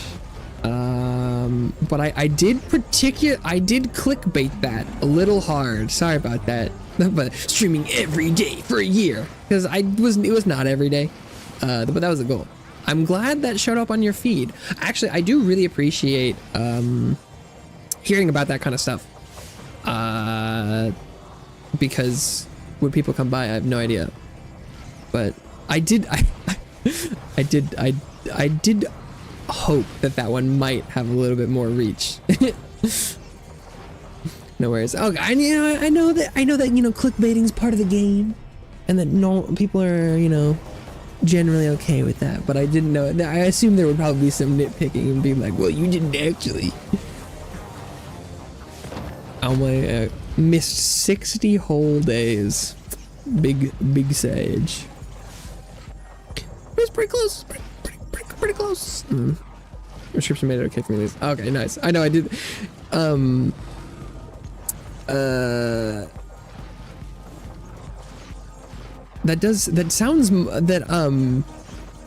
You'd be surprised how little sometimes this descriptions get read, especially on like mobile. But because since I do all my YouTube consuming and creating on PC, and so I read descriptions all the time, or especially the beginnings of things. But had people come by and then I'm like, did you like read the title or the description? And they're like, well, it's not on screen. I'm like, what do you mean it's not? But I try to explain a little bit. Yeah.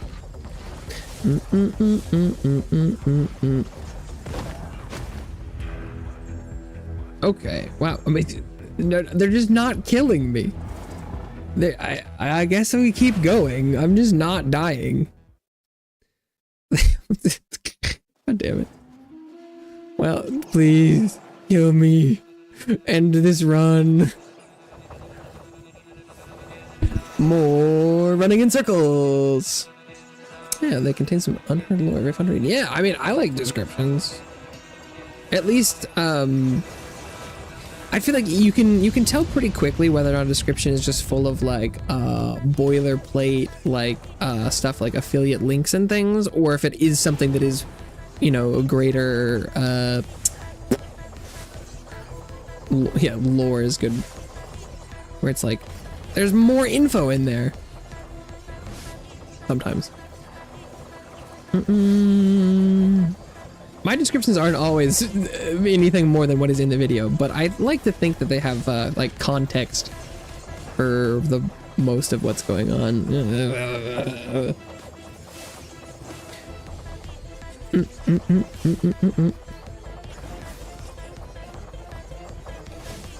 Okay.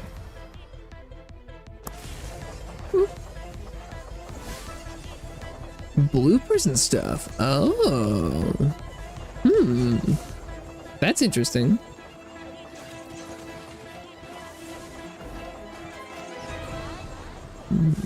Truly do depend on the creators. I know I actually saw something recently about that, like maybe I should be trying to keyword stuff my description more. I don't know if that's still how the algorithm works. I did see something that was referencing a potential like that the algorithm might kind of look at the description and see like what's mentioned. And I should put more about what I'm playing in it. Like the description be like, I'm playing this game of this genre. I'm not sure. I'm not super big into using all like the strategies for optimal algorithmic efficiency. And so in a lot of ways, I don't feel like I have any right to complain about that the algorithm isn't serving me up well, because I'm not really gaming the system as much as I or other creators are, you know. Are worth trying. Yeah, I just I don't know. I don't love the idea of that. Even if it's, you know, it's like don't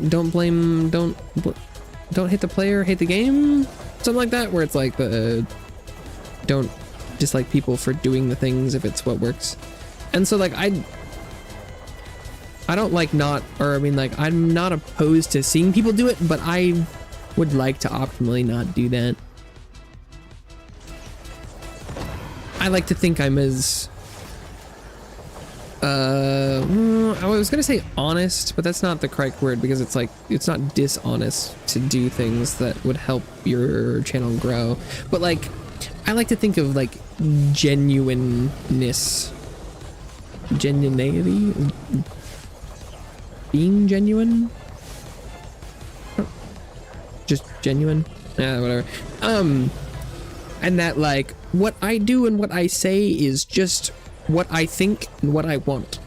And so if you see a description that has something silly in it, it's because that was just like what was in my head, instead of me putting something that was for success. I don't know.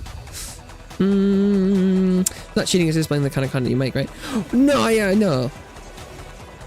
I even think that, you know, I'm not, it's not like cheating. It's that the way I view it is like, it's a slippery slope of viewing this as like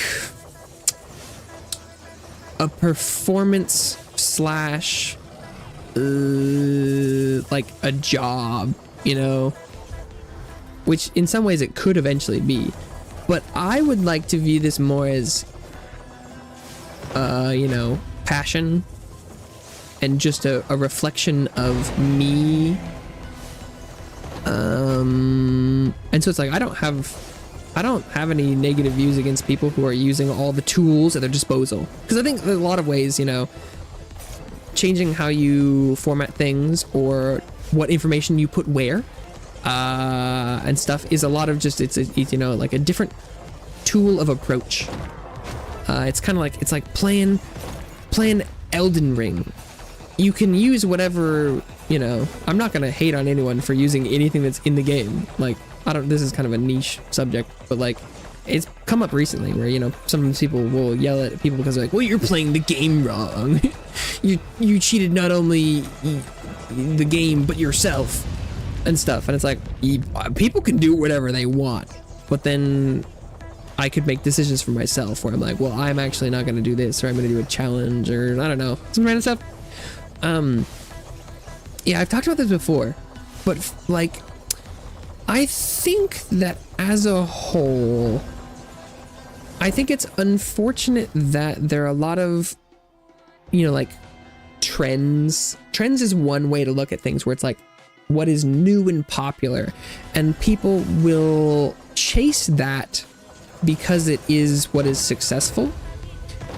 And that I personally would think that it would make it really hard for viewers to find content that they would like in the long run, right? Where it's like if you stop by and like some of my content, I would like it just to be an unspoken rule that if you enjoyed that and just me and my wonky personality and playing random garbage, then you know that's what you're gonna get basically for all time, because I'm only doing stuff and doing things that I just personally like and enjoy.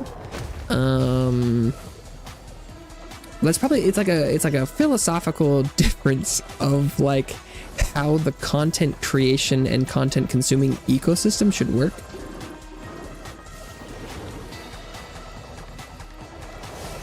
But it's like that, you know, because sometimes, you know, creators are like, well, I'm gonna switch, I'm gonna stop playing this game and I'm gonna start playing this other thing. And there's, you know, all sorts of different reasons and minutia and like details and stuff that's unique to every person and approach and things. But like,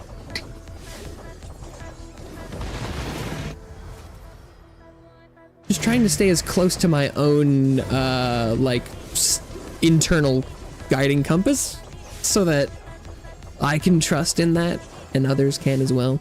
It's not probably that big of a deal, but that's how I see it. That's the way Sue sees it. I don't know. Some content creators don't just follow trends but keep some of the original content. Yeah, because it's like it's hard. I don't watch a lot of stream content, which is unfortunate in that then I don't have a lot of experience, opinions, knowledge on content creators of this genre, or, you know, like form of content creation. I normally watch edited videos, which is very different. And so probably a lot of the things I think and like don't really apply. Not wrong to try different things too. No.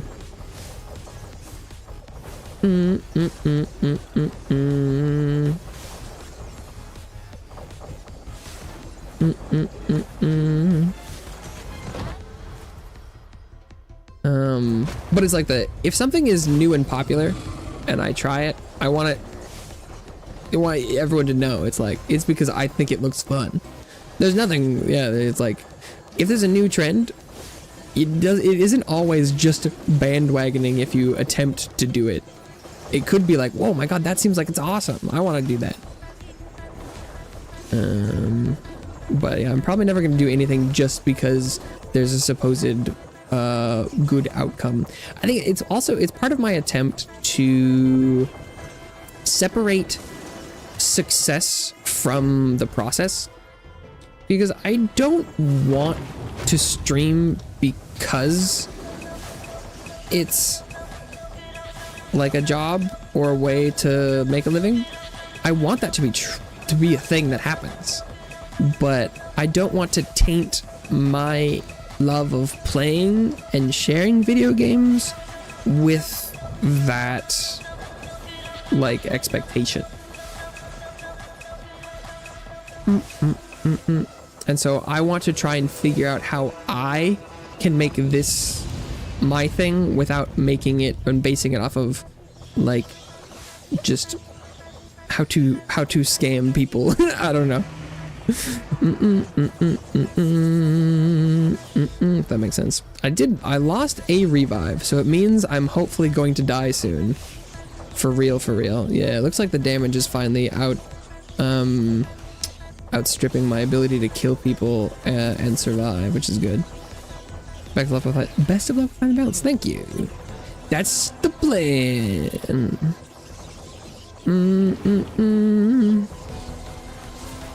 I assume that if I keep on keeping on as I am, eventually numbers will just go up. Sometimes more, sometimes less. How do you even die in this game? Well, so like, right, all of these red circles and things are like attacks and stuff. And I think some of them, like these rats ones, I don't think they have like these little dudes over here. I don't know if you can see the mouse. Things have gotten pretty hectic. Some things will just have active hitboxes, but most enemies will, like when they walk up, they'll spawn a little circle like that. And if you're in the circle when it fills up, then you take damage. Oh, that laser beam there is just an active hitbox. If you just walk into that, you'll get hit and die. But generally, it's like, oh, so that hit me. So I lost my last lifeline there. So if I die again, I will die. Die in the game, you die in real life. Ooh. Generally, dying in this game or games of its genre is a function of whether or not you can kill everything around you fast enough, or that you go long enough that it spawns so many things that you're just unable to. Oop, that saw got me. Fighting Trident's End. Yeah, these games can be they're pretty specific. Oh, there's just some fire on the ground here, so like that'll damage me as I walk over it. But this is also a more end game version. Like I'm a couple loops deep in, so it doesn't look like this normally. So this can be kind of hard to read and extrapolate what the hell is happening here on screen. I also, what I'm doing here is in this game and games of others of its ilk, or like have normally there's a set of active things and a set of passive things. And right now, all of my actives are just summoning creatures, so I'm not really participating. Just these little blue guys, the blue health bars are my summons, and they're just going around and killing things, and I'm just running in a big circle to try and avoid taking damage from anything. Oh no, we're actually gonna win this, aren't we? Oh, no. I won't get my revives back though, so I'll definitely die in the next loop if we make it out of here.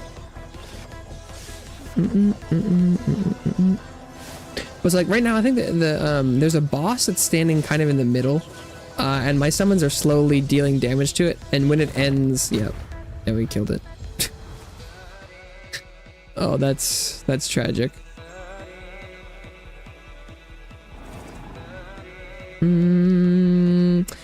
No, this is endless.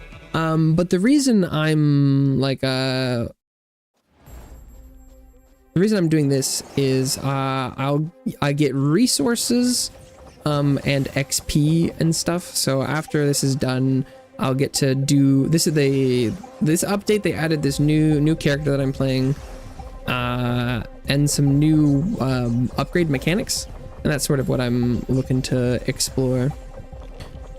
Suffering from success indeed. I'm like, oh no, I have to keep playing. This run just keeps going. But yeah, no, I think I've been playing this run for like an hour, which is or has it been an hour? Maybe it has. Oh my god. Maybe it has.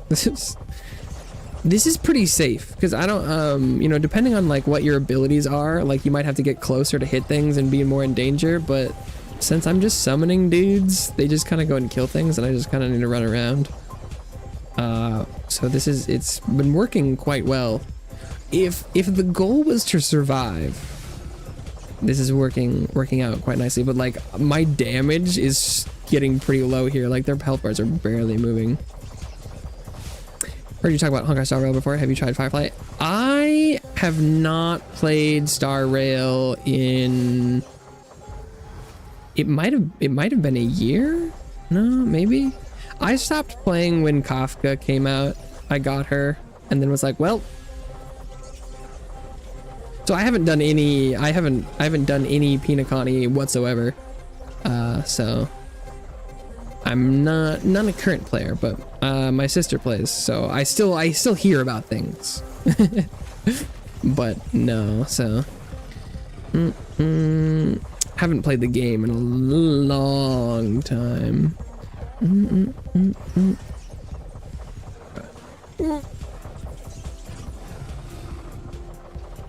Okay.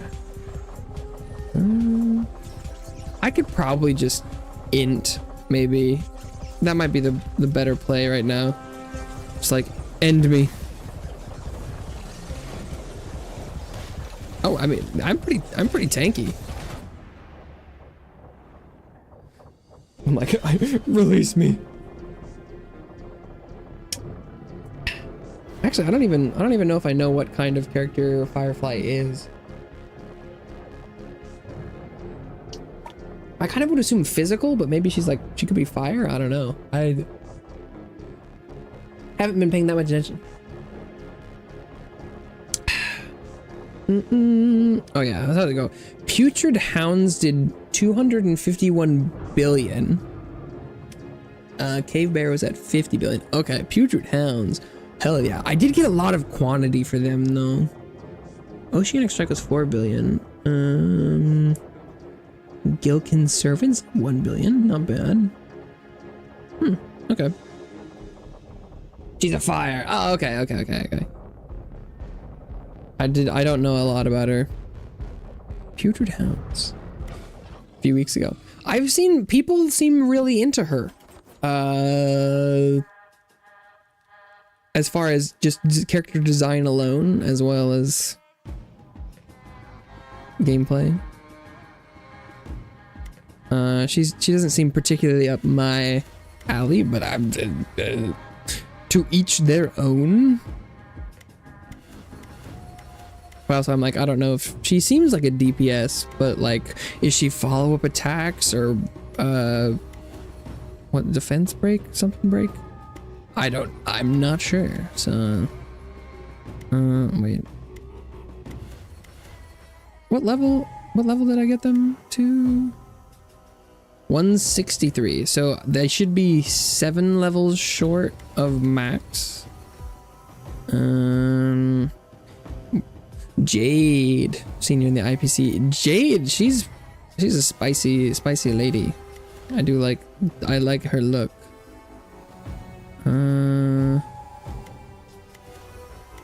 Big hat.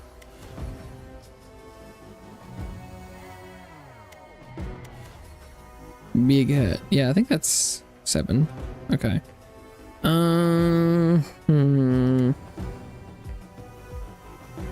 So let's see if I move this. Absolutely get rid of that. Get rid of this. You got that big hat. Yeah, I see. It's funny. I see enough about. I see a little bit. I get the trickle, the drip feed about the game. Maybe I get rid of that because I need to fill up 7. Oh, maybe we'll do like that. It's too cost.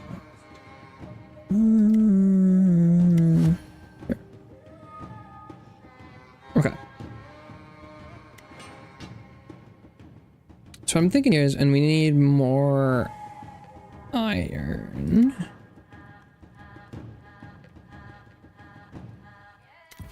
We'll go back to the glacial one. And then we'll do iron. Yeah, that's one. Okay.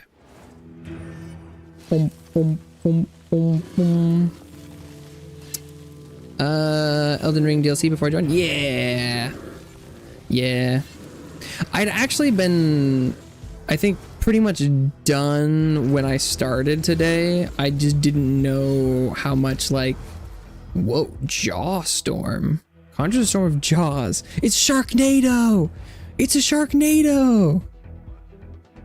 That's awesome. I didn't know I had Sharknado, the skill. That's sick. Jaw storm. But it turned out that I'd pretty much done all of it. Although I'm not sure. I'll have to look into it. It was like the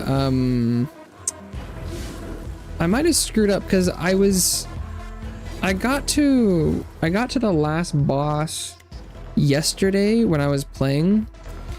Spent the last hour of stream fighting, and then I went to go practice a little bit off stream.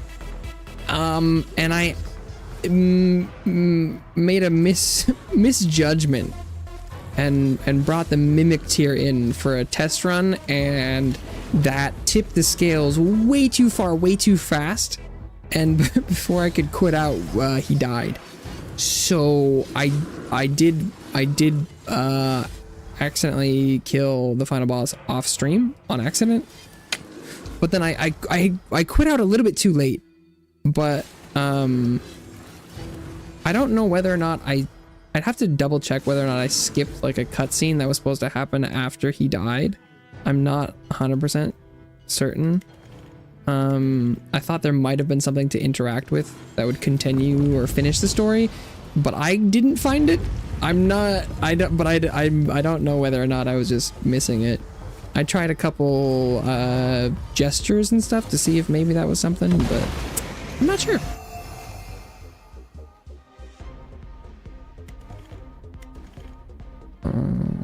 Should I go another jaw storm? Nah.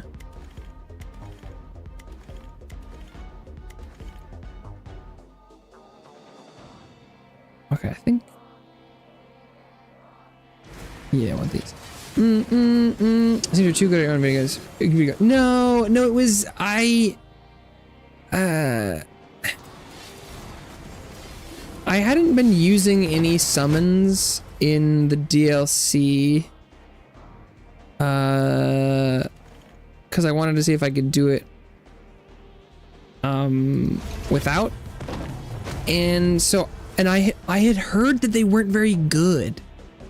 I had heard that they were like, oh, you can't rely on, using spirit ashes. I'm like, oh, maybe it'll just help me out a little bit. And then it DPS'd and didn't take any damage, and I was like, oh, I should have stopped earlier, but it what are these little eggs? Wait, what? I've never seen this before.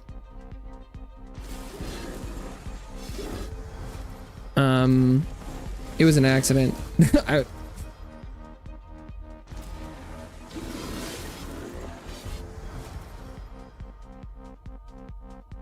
Brought in the mimic tier, and oh my god,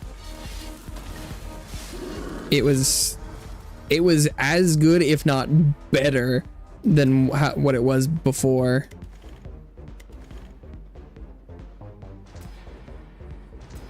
And I should have realized that we were gonna kill him, but I was like, well, this will probably give me a way to practice phase 2. Because I had been, wasn't consistently getting to phase 2 at the time. And so I was just like, well, I'm never going to get to practice those things if I don't see it more often. I'm like, well, maybe I can, bring in the mimic tier to tank a little bit of phase 1 just so I can practice phase 2 a bit. And then he died. And then he died, which was not what I had intended. How long does the average run in Soulstone take for you? Well, it depends on what you're going for. So one of the interesting things is that also, I don't know what this is. I'm like collecting some sort of little eggs. I don't know what I'm doing. If it takes you more than 15 minutes to kill all the bosses, you aren't even allowed to loot. So it takes about like a normal run will take you like 15 or more minutes. But then after that, you can choose to loop if you have done it in under 15 minutes. And then at that point, it just could take also, I'm picking up these little eggs. I don't know what they're for. Do I bring these somewhere? What am I doing with this? But so it could take as little as 15 minutes. But also if you die, right, then it's immediately over. I don't know what this, I picked up these eggs and I think they're slowing me. Because I'm very slow.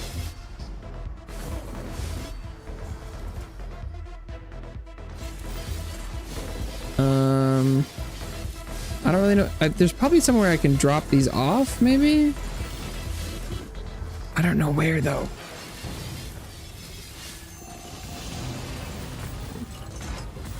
Yeah, what have I done?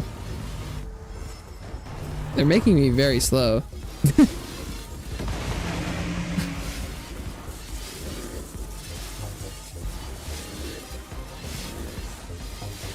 I don't actually. What is this? Wait. The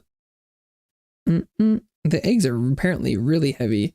So what is this? Soulstone.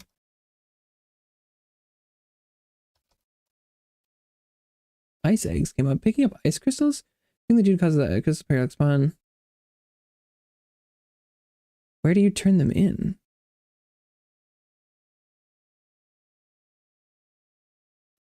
Little guy in a cage in the northwest.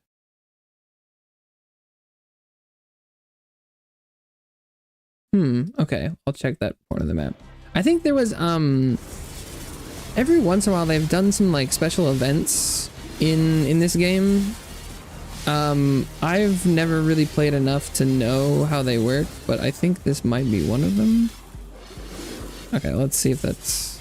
But I think there is a dude somewhere around here that I can give the eggs to. Oh wait, it's this, probably.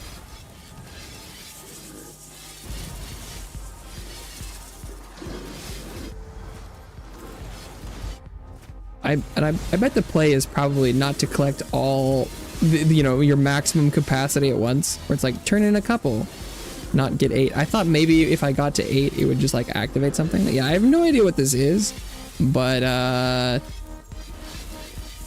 don't have anything better to do, so.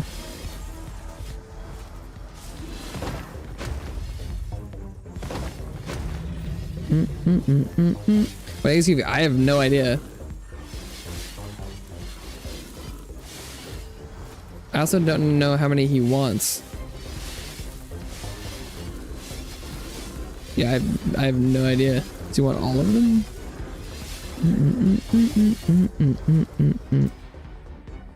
Yeah, I have no clue what this is about.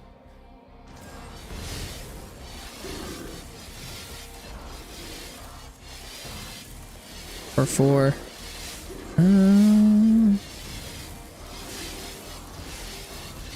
Yeah, this is not normal. I'm not really entirely certain.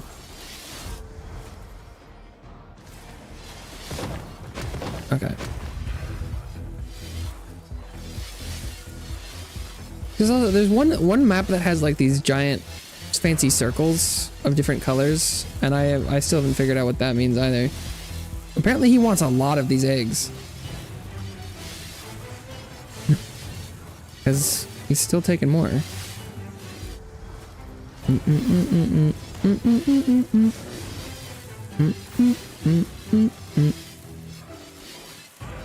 But I shall keep collecting. I'm just running around killing stuff anyway. I might as well grab these ice eggs. Oh, there's a ton of them over here. Okay, just need to make sure I'm not in the get killed circle.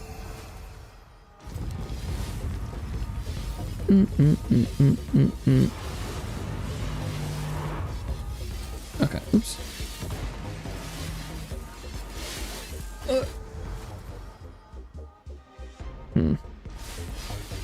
But I just am a big fan of how the like builds and things work in this game. So like, when you're outside preparing for a run, you can pick a bunch of different like things. There's every character has different skills. Well, they have different weapons that have different starting skills, and they added a skill tree for every character. So every character has like a kind of unique playstyle effect. Like this one is every time you kill things, you get up energy, and when there's enough energy, a trident falls from the sky, and then you can pick it up and gives you powers and things. But one of the out-of-game progression things are these things called runes.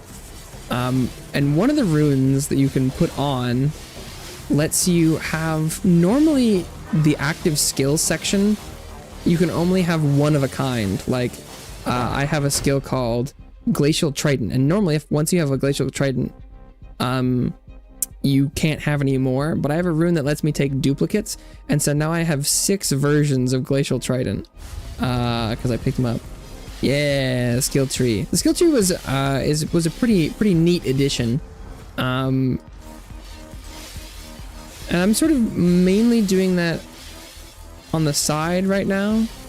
There's some good stuff in there, like it increases like your damage and things you do and all that good stuff, but I'm mainly trying to upgrade this character's weapons because they added some like something called like artifact powers in this version. A bit OP. It could be, depending on if there's a skill you really like. I'm trying this one out because it is the skill I think seems to pair well with itself. I did have to re-roll a bunch to make sure I found the copies of it. But like games like these, OP, you know, is sort of just like a, I don't know, you want to find the best thing you can, you know. The games aren't like designed to be balanced per se, but they're fun.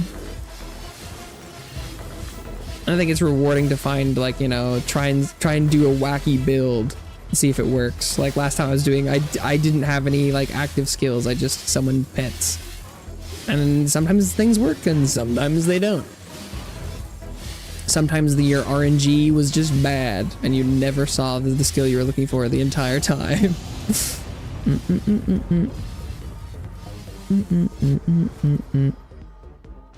Just about killing as much stuff as you can as fast as possible most of the time. And this skill isn't having the effect that I was particularly looking for when running it like this. It doesn't seem to be scaling as well as I was hoping it would.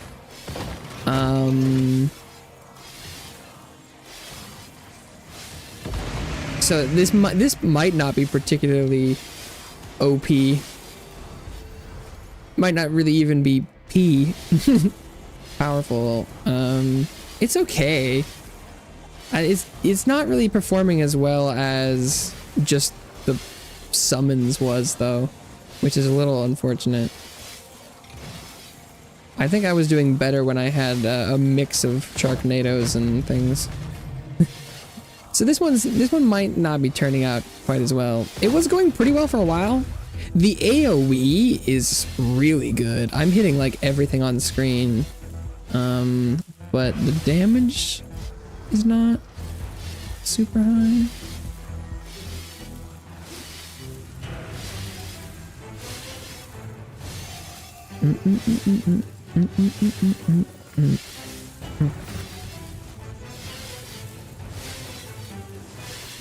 P. Still, I would be like, hey, it's an acronym. You can have any of the pieces by themselves.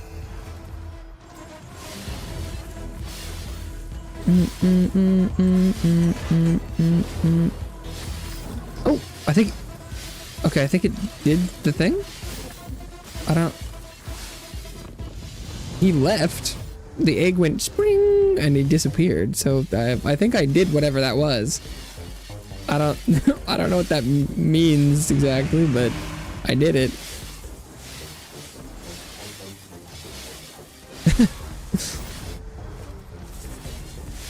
Yeah, I've never done that before. I don't know what that's about.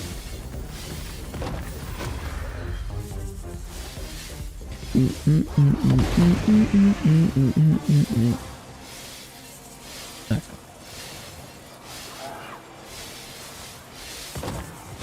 Yeah, like I think I'll make the 15-minute cutoff, but I'm not. This is definitely significantly slower than the last couple of builds I've tried. Gotta go to bed.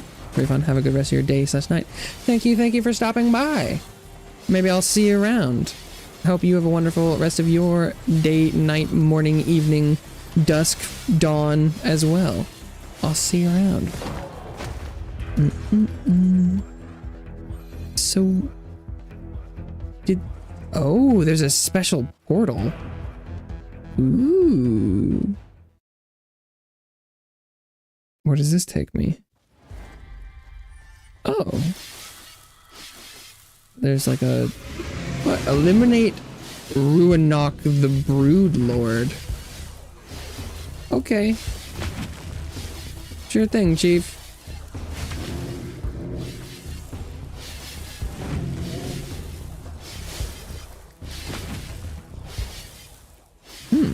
This is interesting.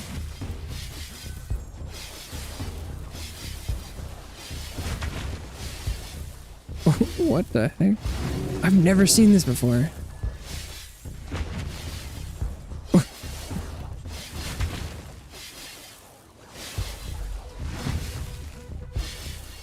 Yeah, no, my build is not very good at single target damage, is what I'm getting out here.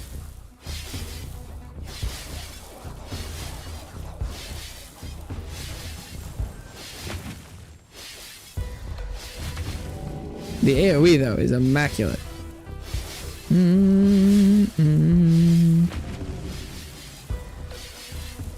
AoE.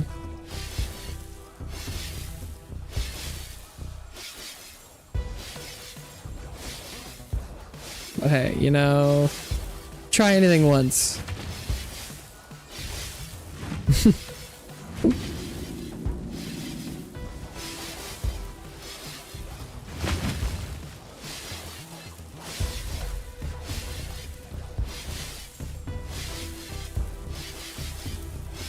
Yeah, it's kind of like a boss fight. Huh. I've never seen this.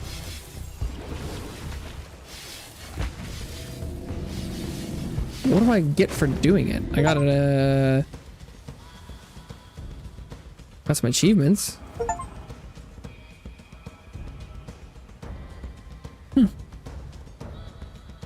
Weird.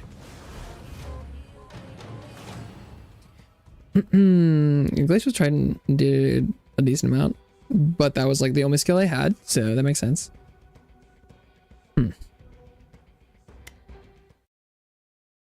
boom, boom, boom, boom, boom, boom, boom. So what did I get something for doing that? Oh, it's an active skill, Sugar Rush. Temporarily increases the movement speed of both you and nearby allies. Frenzied Bunny summons frenzied rabbits that explode on contact with enemies, causing random damage and applying disarray. It's supposed to be some sort of an Easter event, because these are all like bunny or egg related.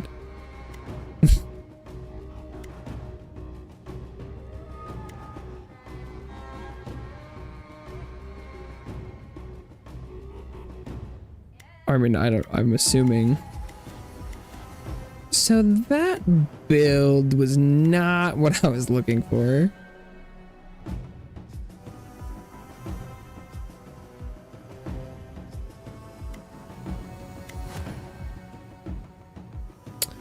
Do I want to do something else? The 3 less skill slots seem to work pretty well.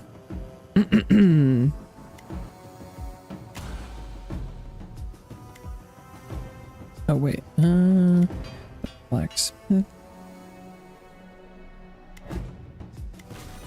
Oh, these summons cause bleed. Need more silver.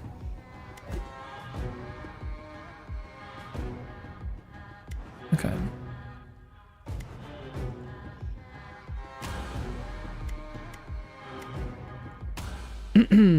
Yeah, this map has these like summoning circle type things. These bad boys, I have no clue what these are for, or if they do anything if the event isn't around. I have no idea.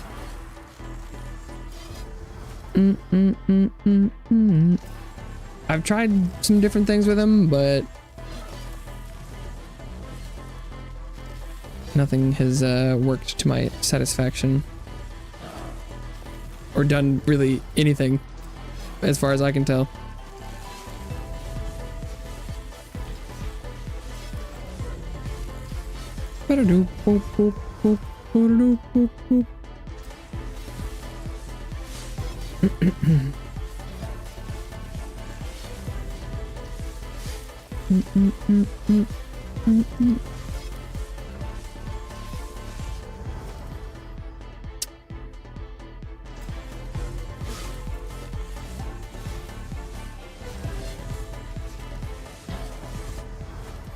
Sea current. You know, I have seen good numbers from sea current, so I'll try that out. The AoE from that bad boy should be pretty good.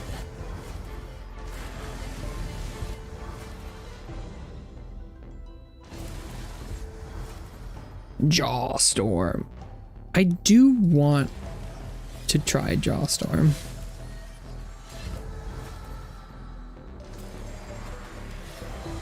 In a long run capacity. I think I'll skip active skills now. I think this is the setup I want. Multicast, sure.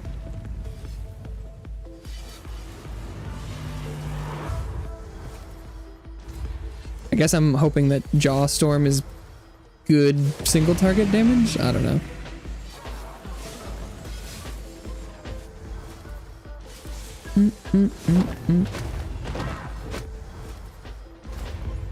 So far so good, but I do have the 80% increased damage rune on.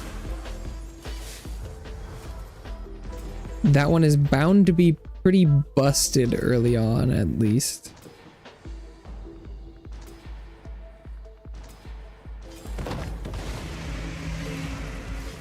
If not just busted in general. The whole OP, not just the P.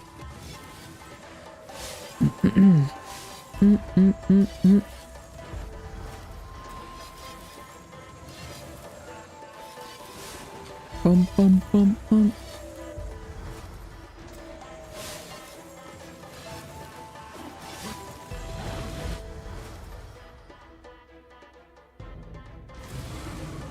Get some disarray on slow. Sounds pretty good to me. I think all of my abilities should slow, and all of my little murlocs also apply slow on hit. So that should work out pretty well.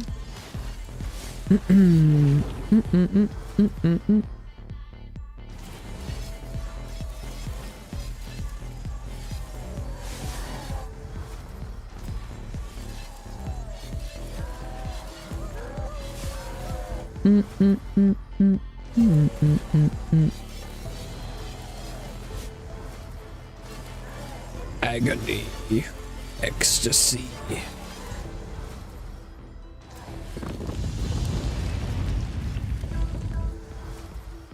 Banish Leviathan.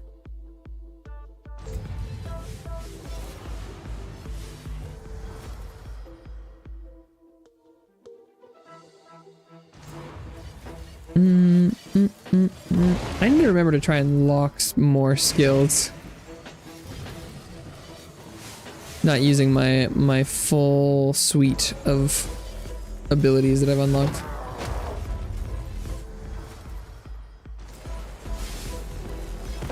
I see some like high rarity ones. I just need to save those.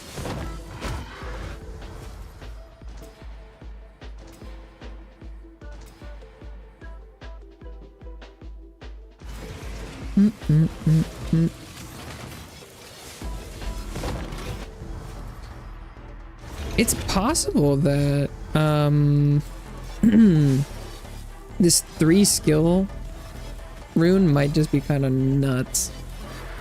80% damage is pretty good.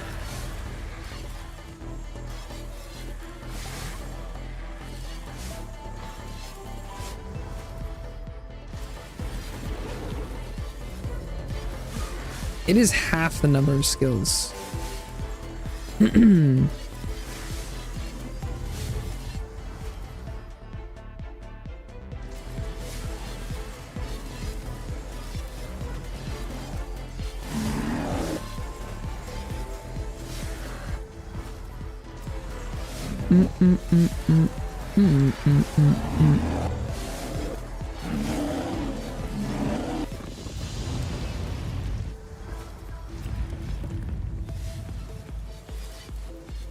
Whoosh. This seems like it's working pretty well.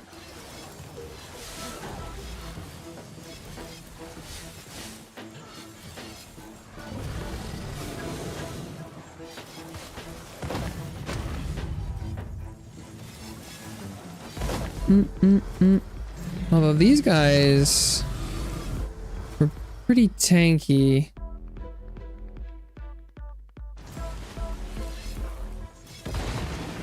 So I would be a little concerned that maybe damage is falling off a wee bit, but that went really fast, so.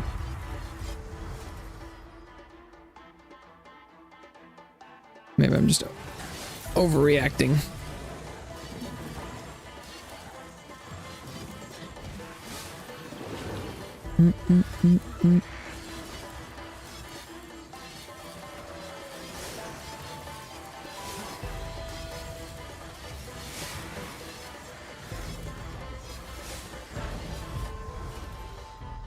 Ooh. The bleed damage is already pretty high for where we are in the game. That's interesting.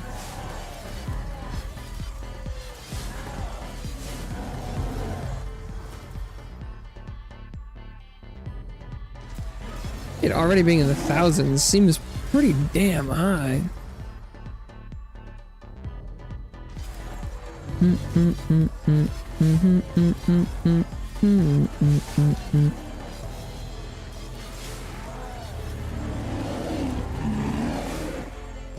Some bears are loud.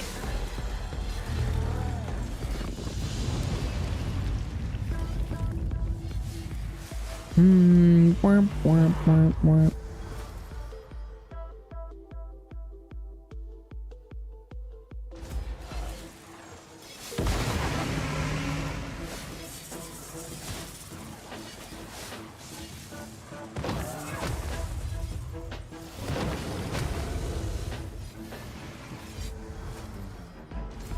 Poisonous blood.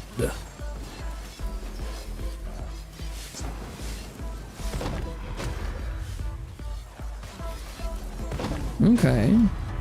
Okay. I'm liking what I'm seeing.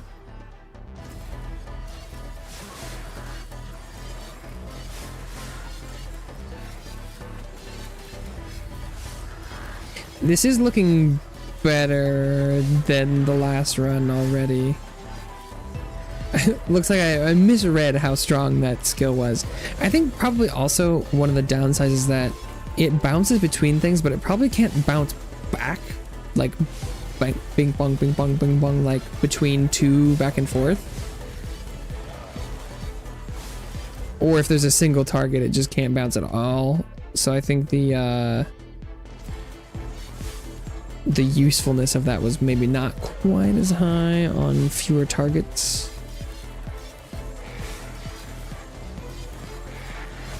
Because looking at it right now, it feels like you can see it bouncing and killing a bunch of stuff. But maybe just a single instance of it is good enough. Dismemberment.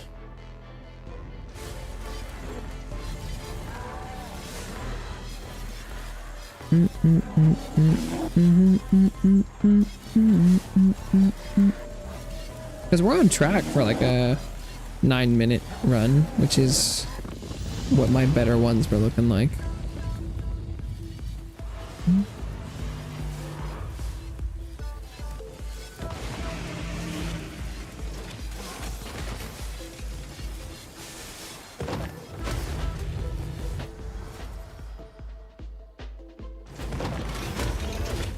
Poison damage.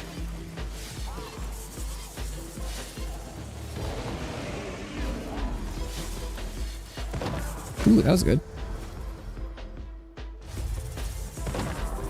Nice. Yeah, that was awesome. That went really well.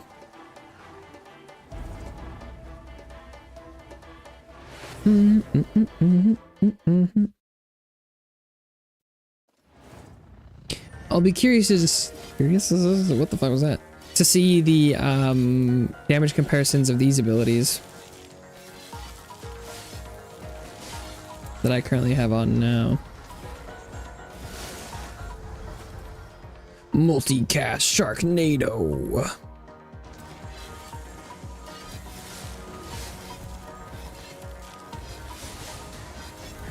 Because the sea current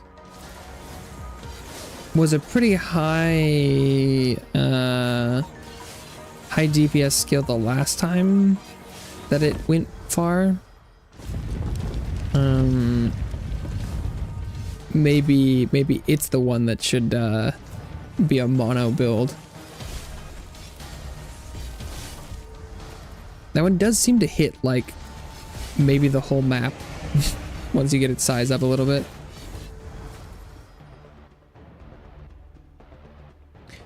Oh, that's the bleed damage from the disarray proc.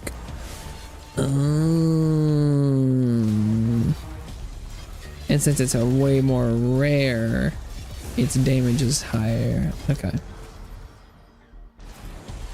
Checks out.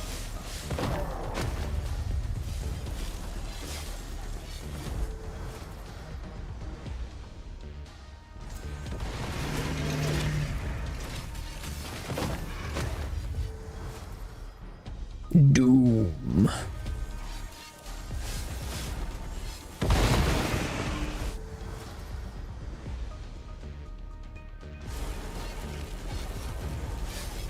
Doom on you.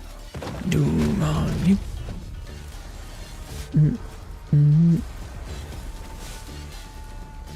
Okay, it's definitely not hitting the whole map range-wise, but the circle is quite big.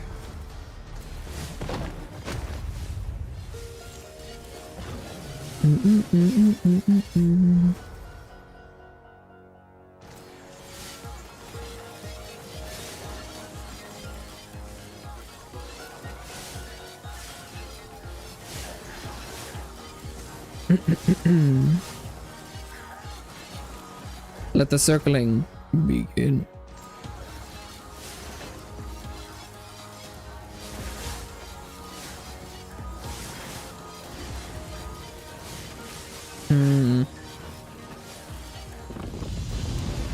Yeah, also the icy veins is not pulling as much weight as I was hoping it would.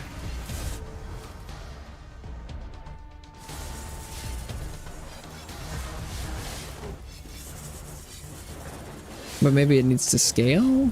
We'll see.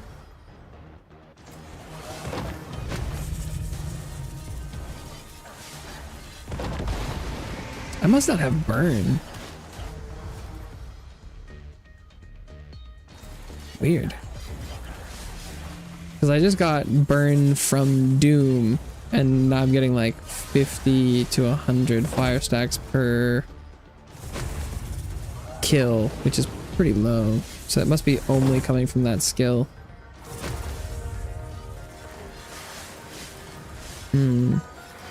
Interesting.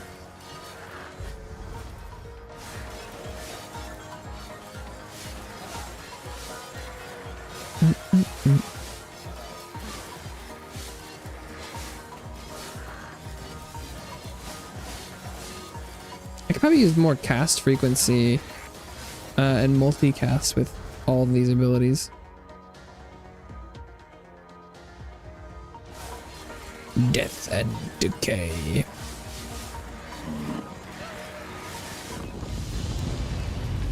Say like decay?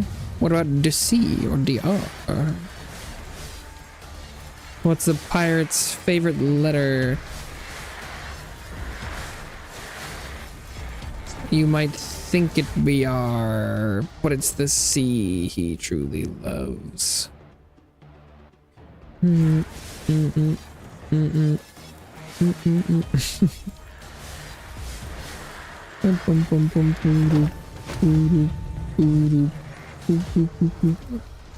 Havoc.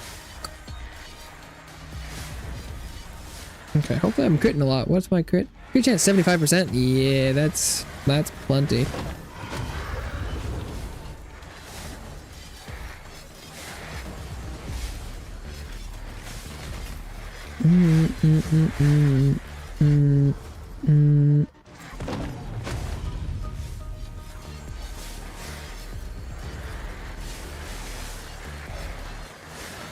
Okay. I mean, this isn't the best thing I've ever seen. But it for sure isn't the worst either.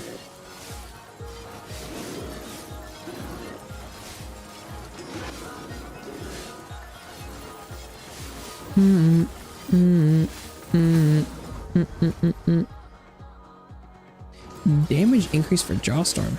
Sure.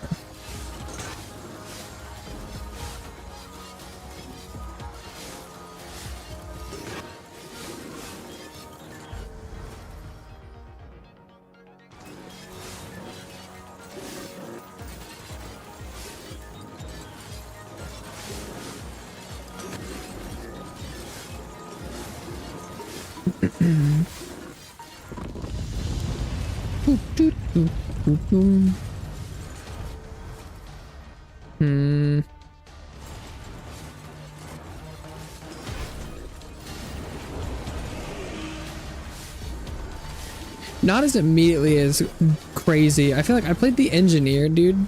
And one of his skills or, you know, like build setups I found was immediately ridiculous.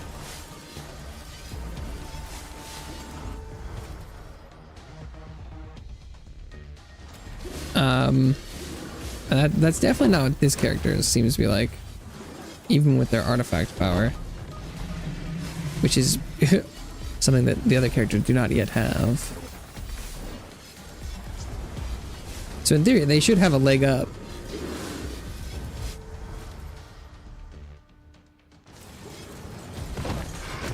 Ooh.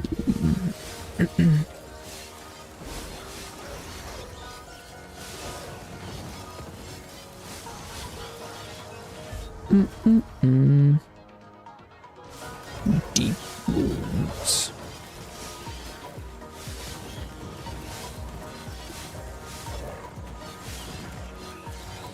Okay.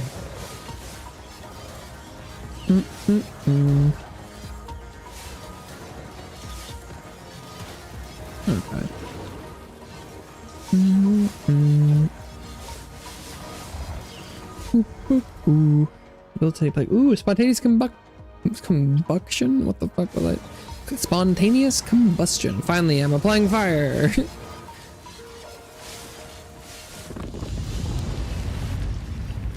It's funny that it took that long to get me a skill that would do that.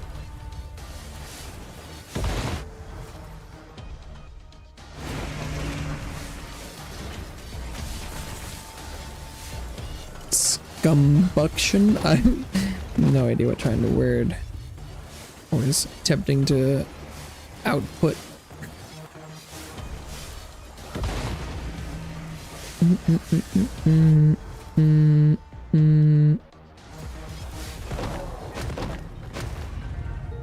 Was the fire that important? Suddenly I'm doing seemingly way more damage.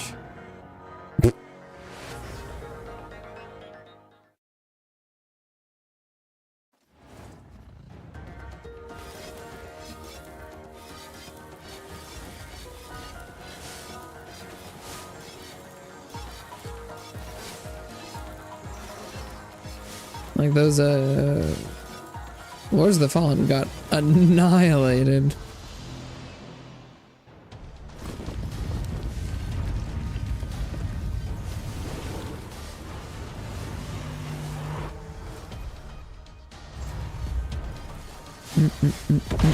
Maybe I had some sort of reaction that chains off of fire and I just hadn't been applying it or something? I'm not sure. Either way, I'm happy with the DPS increase.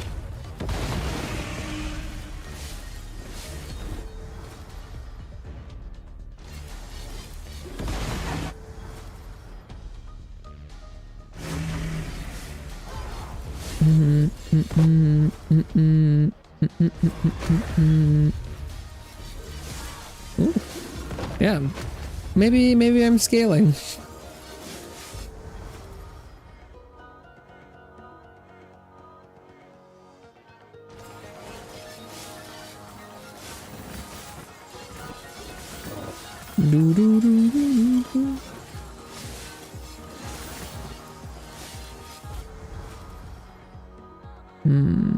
Agony.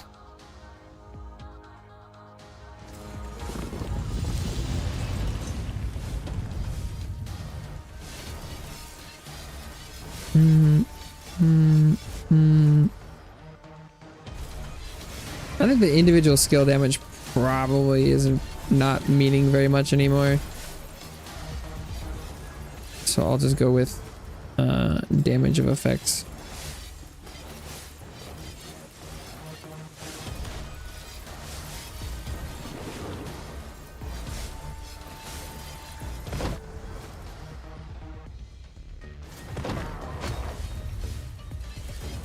Dots.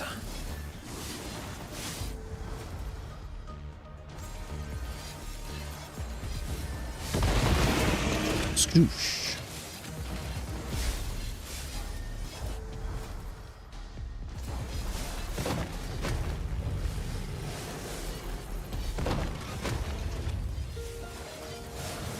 Boom, boom, boom, boom, boom.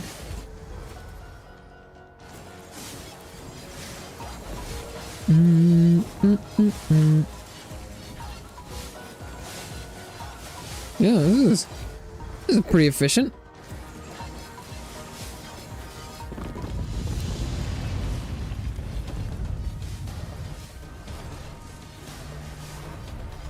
This is probably one of the more efficient lower input builds I've come up with. I've found some really good ammunition based ones, but those ones you do have to aim pretty much all the time. This is pretty low key. Almost everything is untargeted.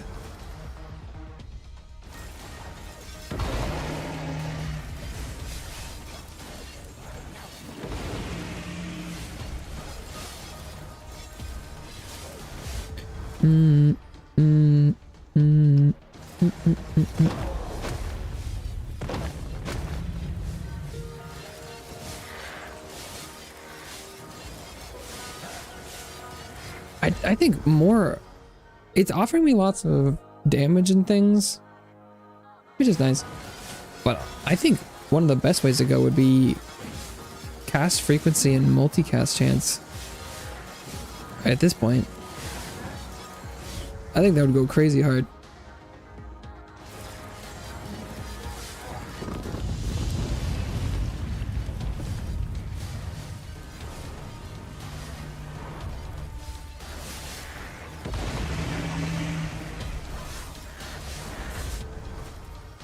Thermal shock. Apply burn, apply slow as well. Oh yeah. I think the important thing there is that when I apply slow, I have a chance to apply disarray.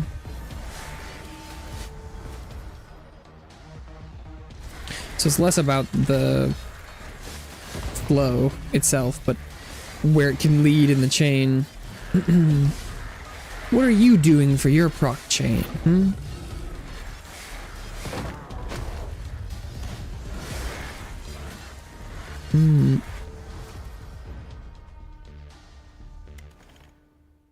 Fiery amplification. Or agony.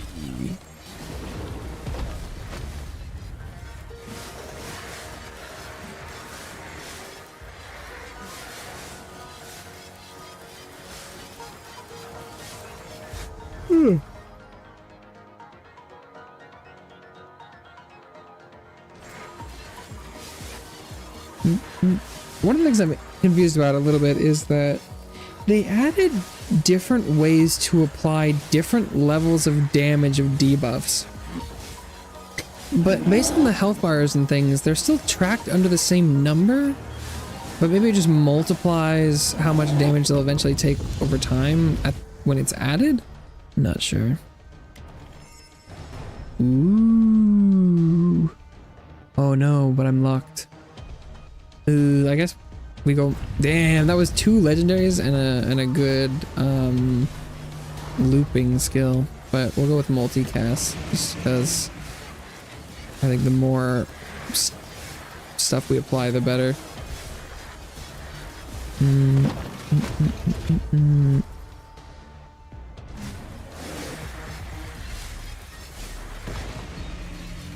Alexi, the plague bearer.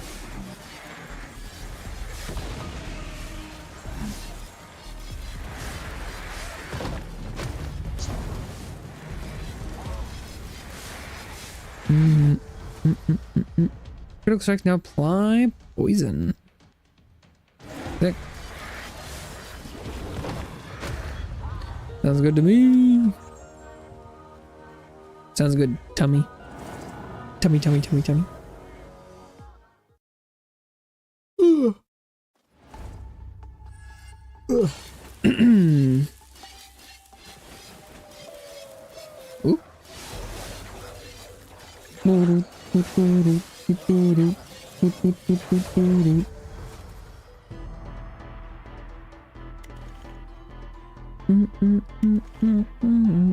Multicast chance for all of them? Yes, please.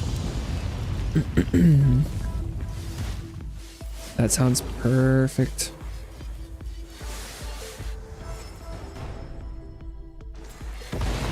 Ba-bum.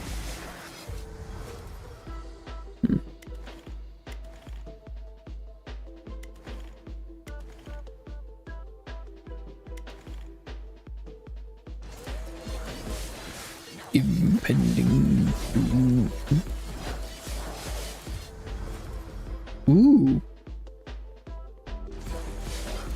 Apply a portion of the burn damage on reapply? Hell yeah.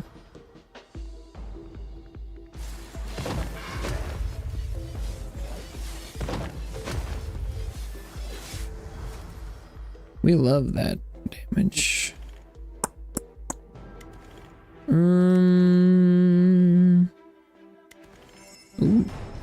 Another legendary multicast? Sure.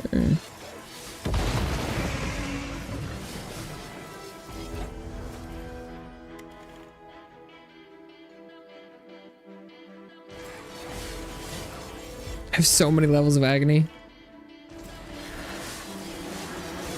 It's crazy.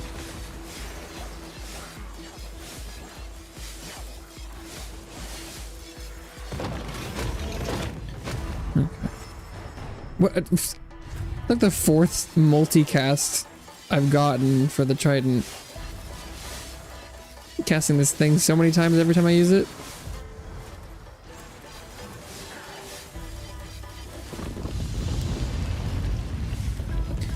Oh, I think that's an unfortunate skill to have gotten it for, because I think its damage individually is kind of low.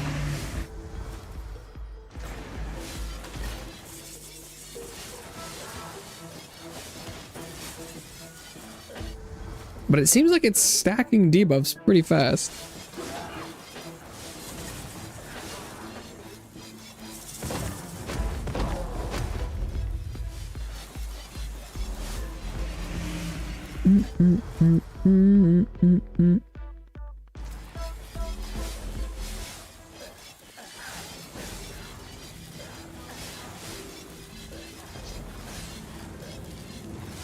Oh, I died.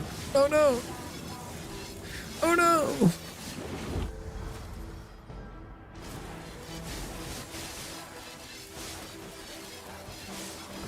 Yeah, because I think the build on the engine I was playing was doing the skills were doing in the trillions, not like per hit, but like in the recap. I think it was like one of the abilities had done like 20 trillion damage, which was like, oh, that's a couple. Maybe it wasn't 20. Maybe it was only like 3 something, but it was in the T.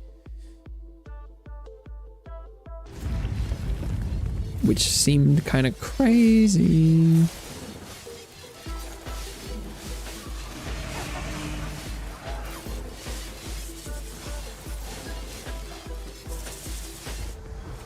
Rotting, yes. Rotting, yay! That is because poison is one of the highest stats or debuffs I'm applying, and I didn't have the applying poison damage debuff thing, so that should help DPS by a sizable chunk.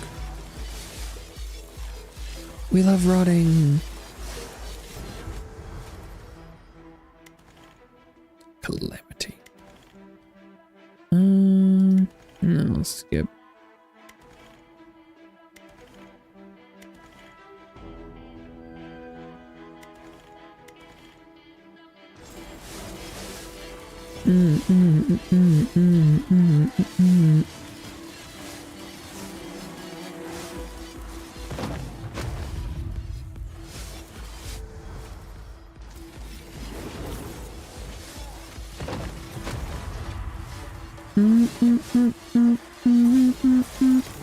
Oh, I died. No revives left.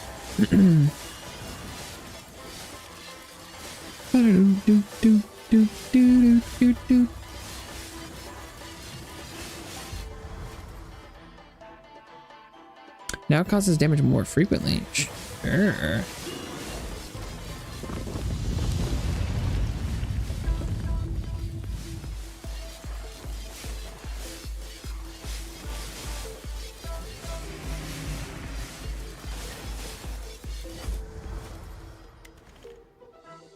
Dismemberment.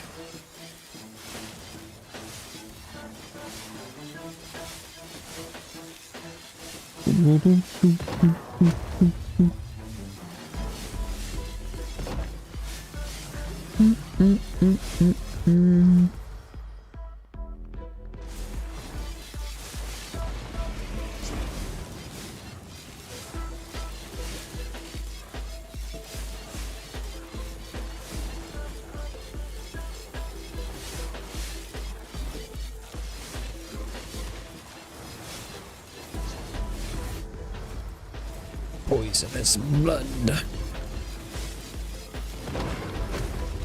Oh, right.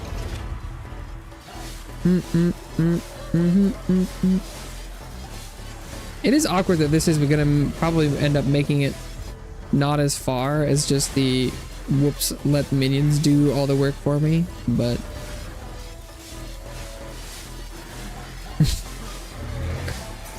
it is going faster by like a pretty large margin. So, 'cause I don't think I'm that far behind. I think I might be like 1 or 2 loops, but we take those. Glacial Trident, 5 billion. Oh, wait, so then it said that one was good now. What the hell? Oh, Jawstorm was not good. Okay. Interesting. Huh. The more you know.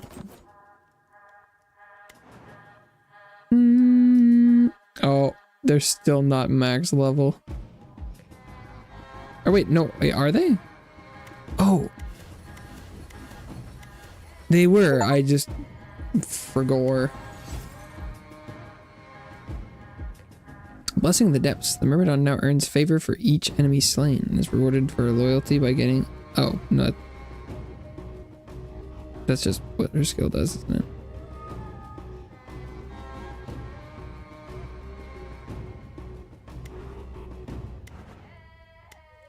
I think that's only my Abyssal Battle Plate character appearance. Oh, look at that. Cool. That's probably the second character I've gotten the other appearance for. Lamo. A Lamo. Interesting. Okay.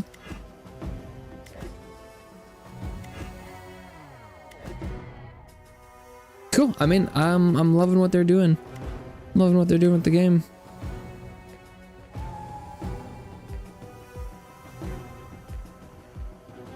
Overlord 7. Okay, so they're doing pretty well. What did then we went to 5 and 6. Okay. Best time 7 minutes. 7:21. 7:23. 6:29. Dang, what kind of run did I have on the Sentinel? Jesus.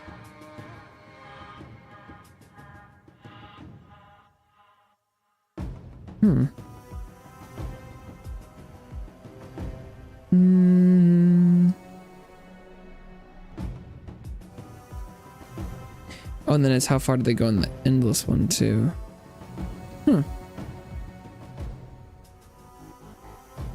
Interesting. Okay.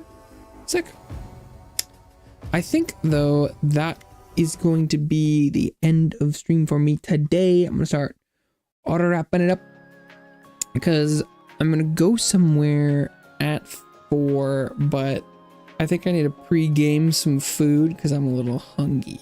So I'm gonna end a little early so I can go and make sure I'm ready for all that good stuff. But another good update for Soulstone Survivors. Love that. Love that for them. Elden Ring DLC was dope. Did that. All good stuff. Very, very good things. Very good stuff. Oh. So thank you everyone who stopped by today, whether you're here now or long gone. It means a lot to me you stop by for any amount of time. This will be it for me today, but I shall be back tomorrow for more streaming goodness. I'll see you all soon. Bye bye for now.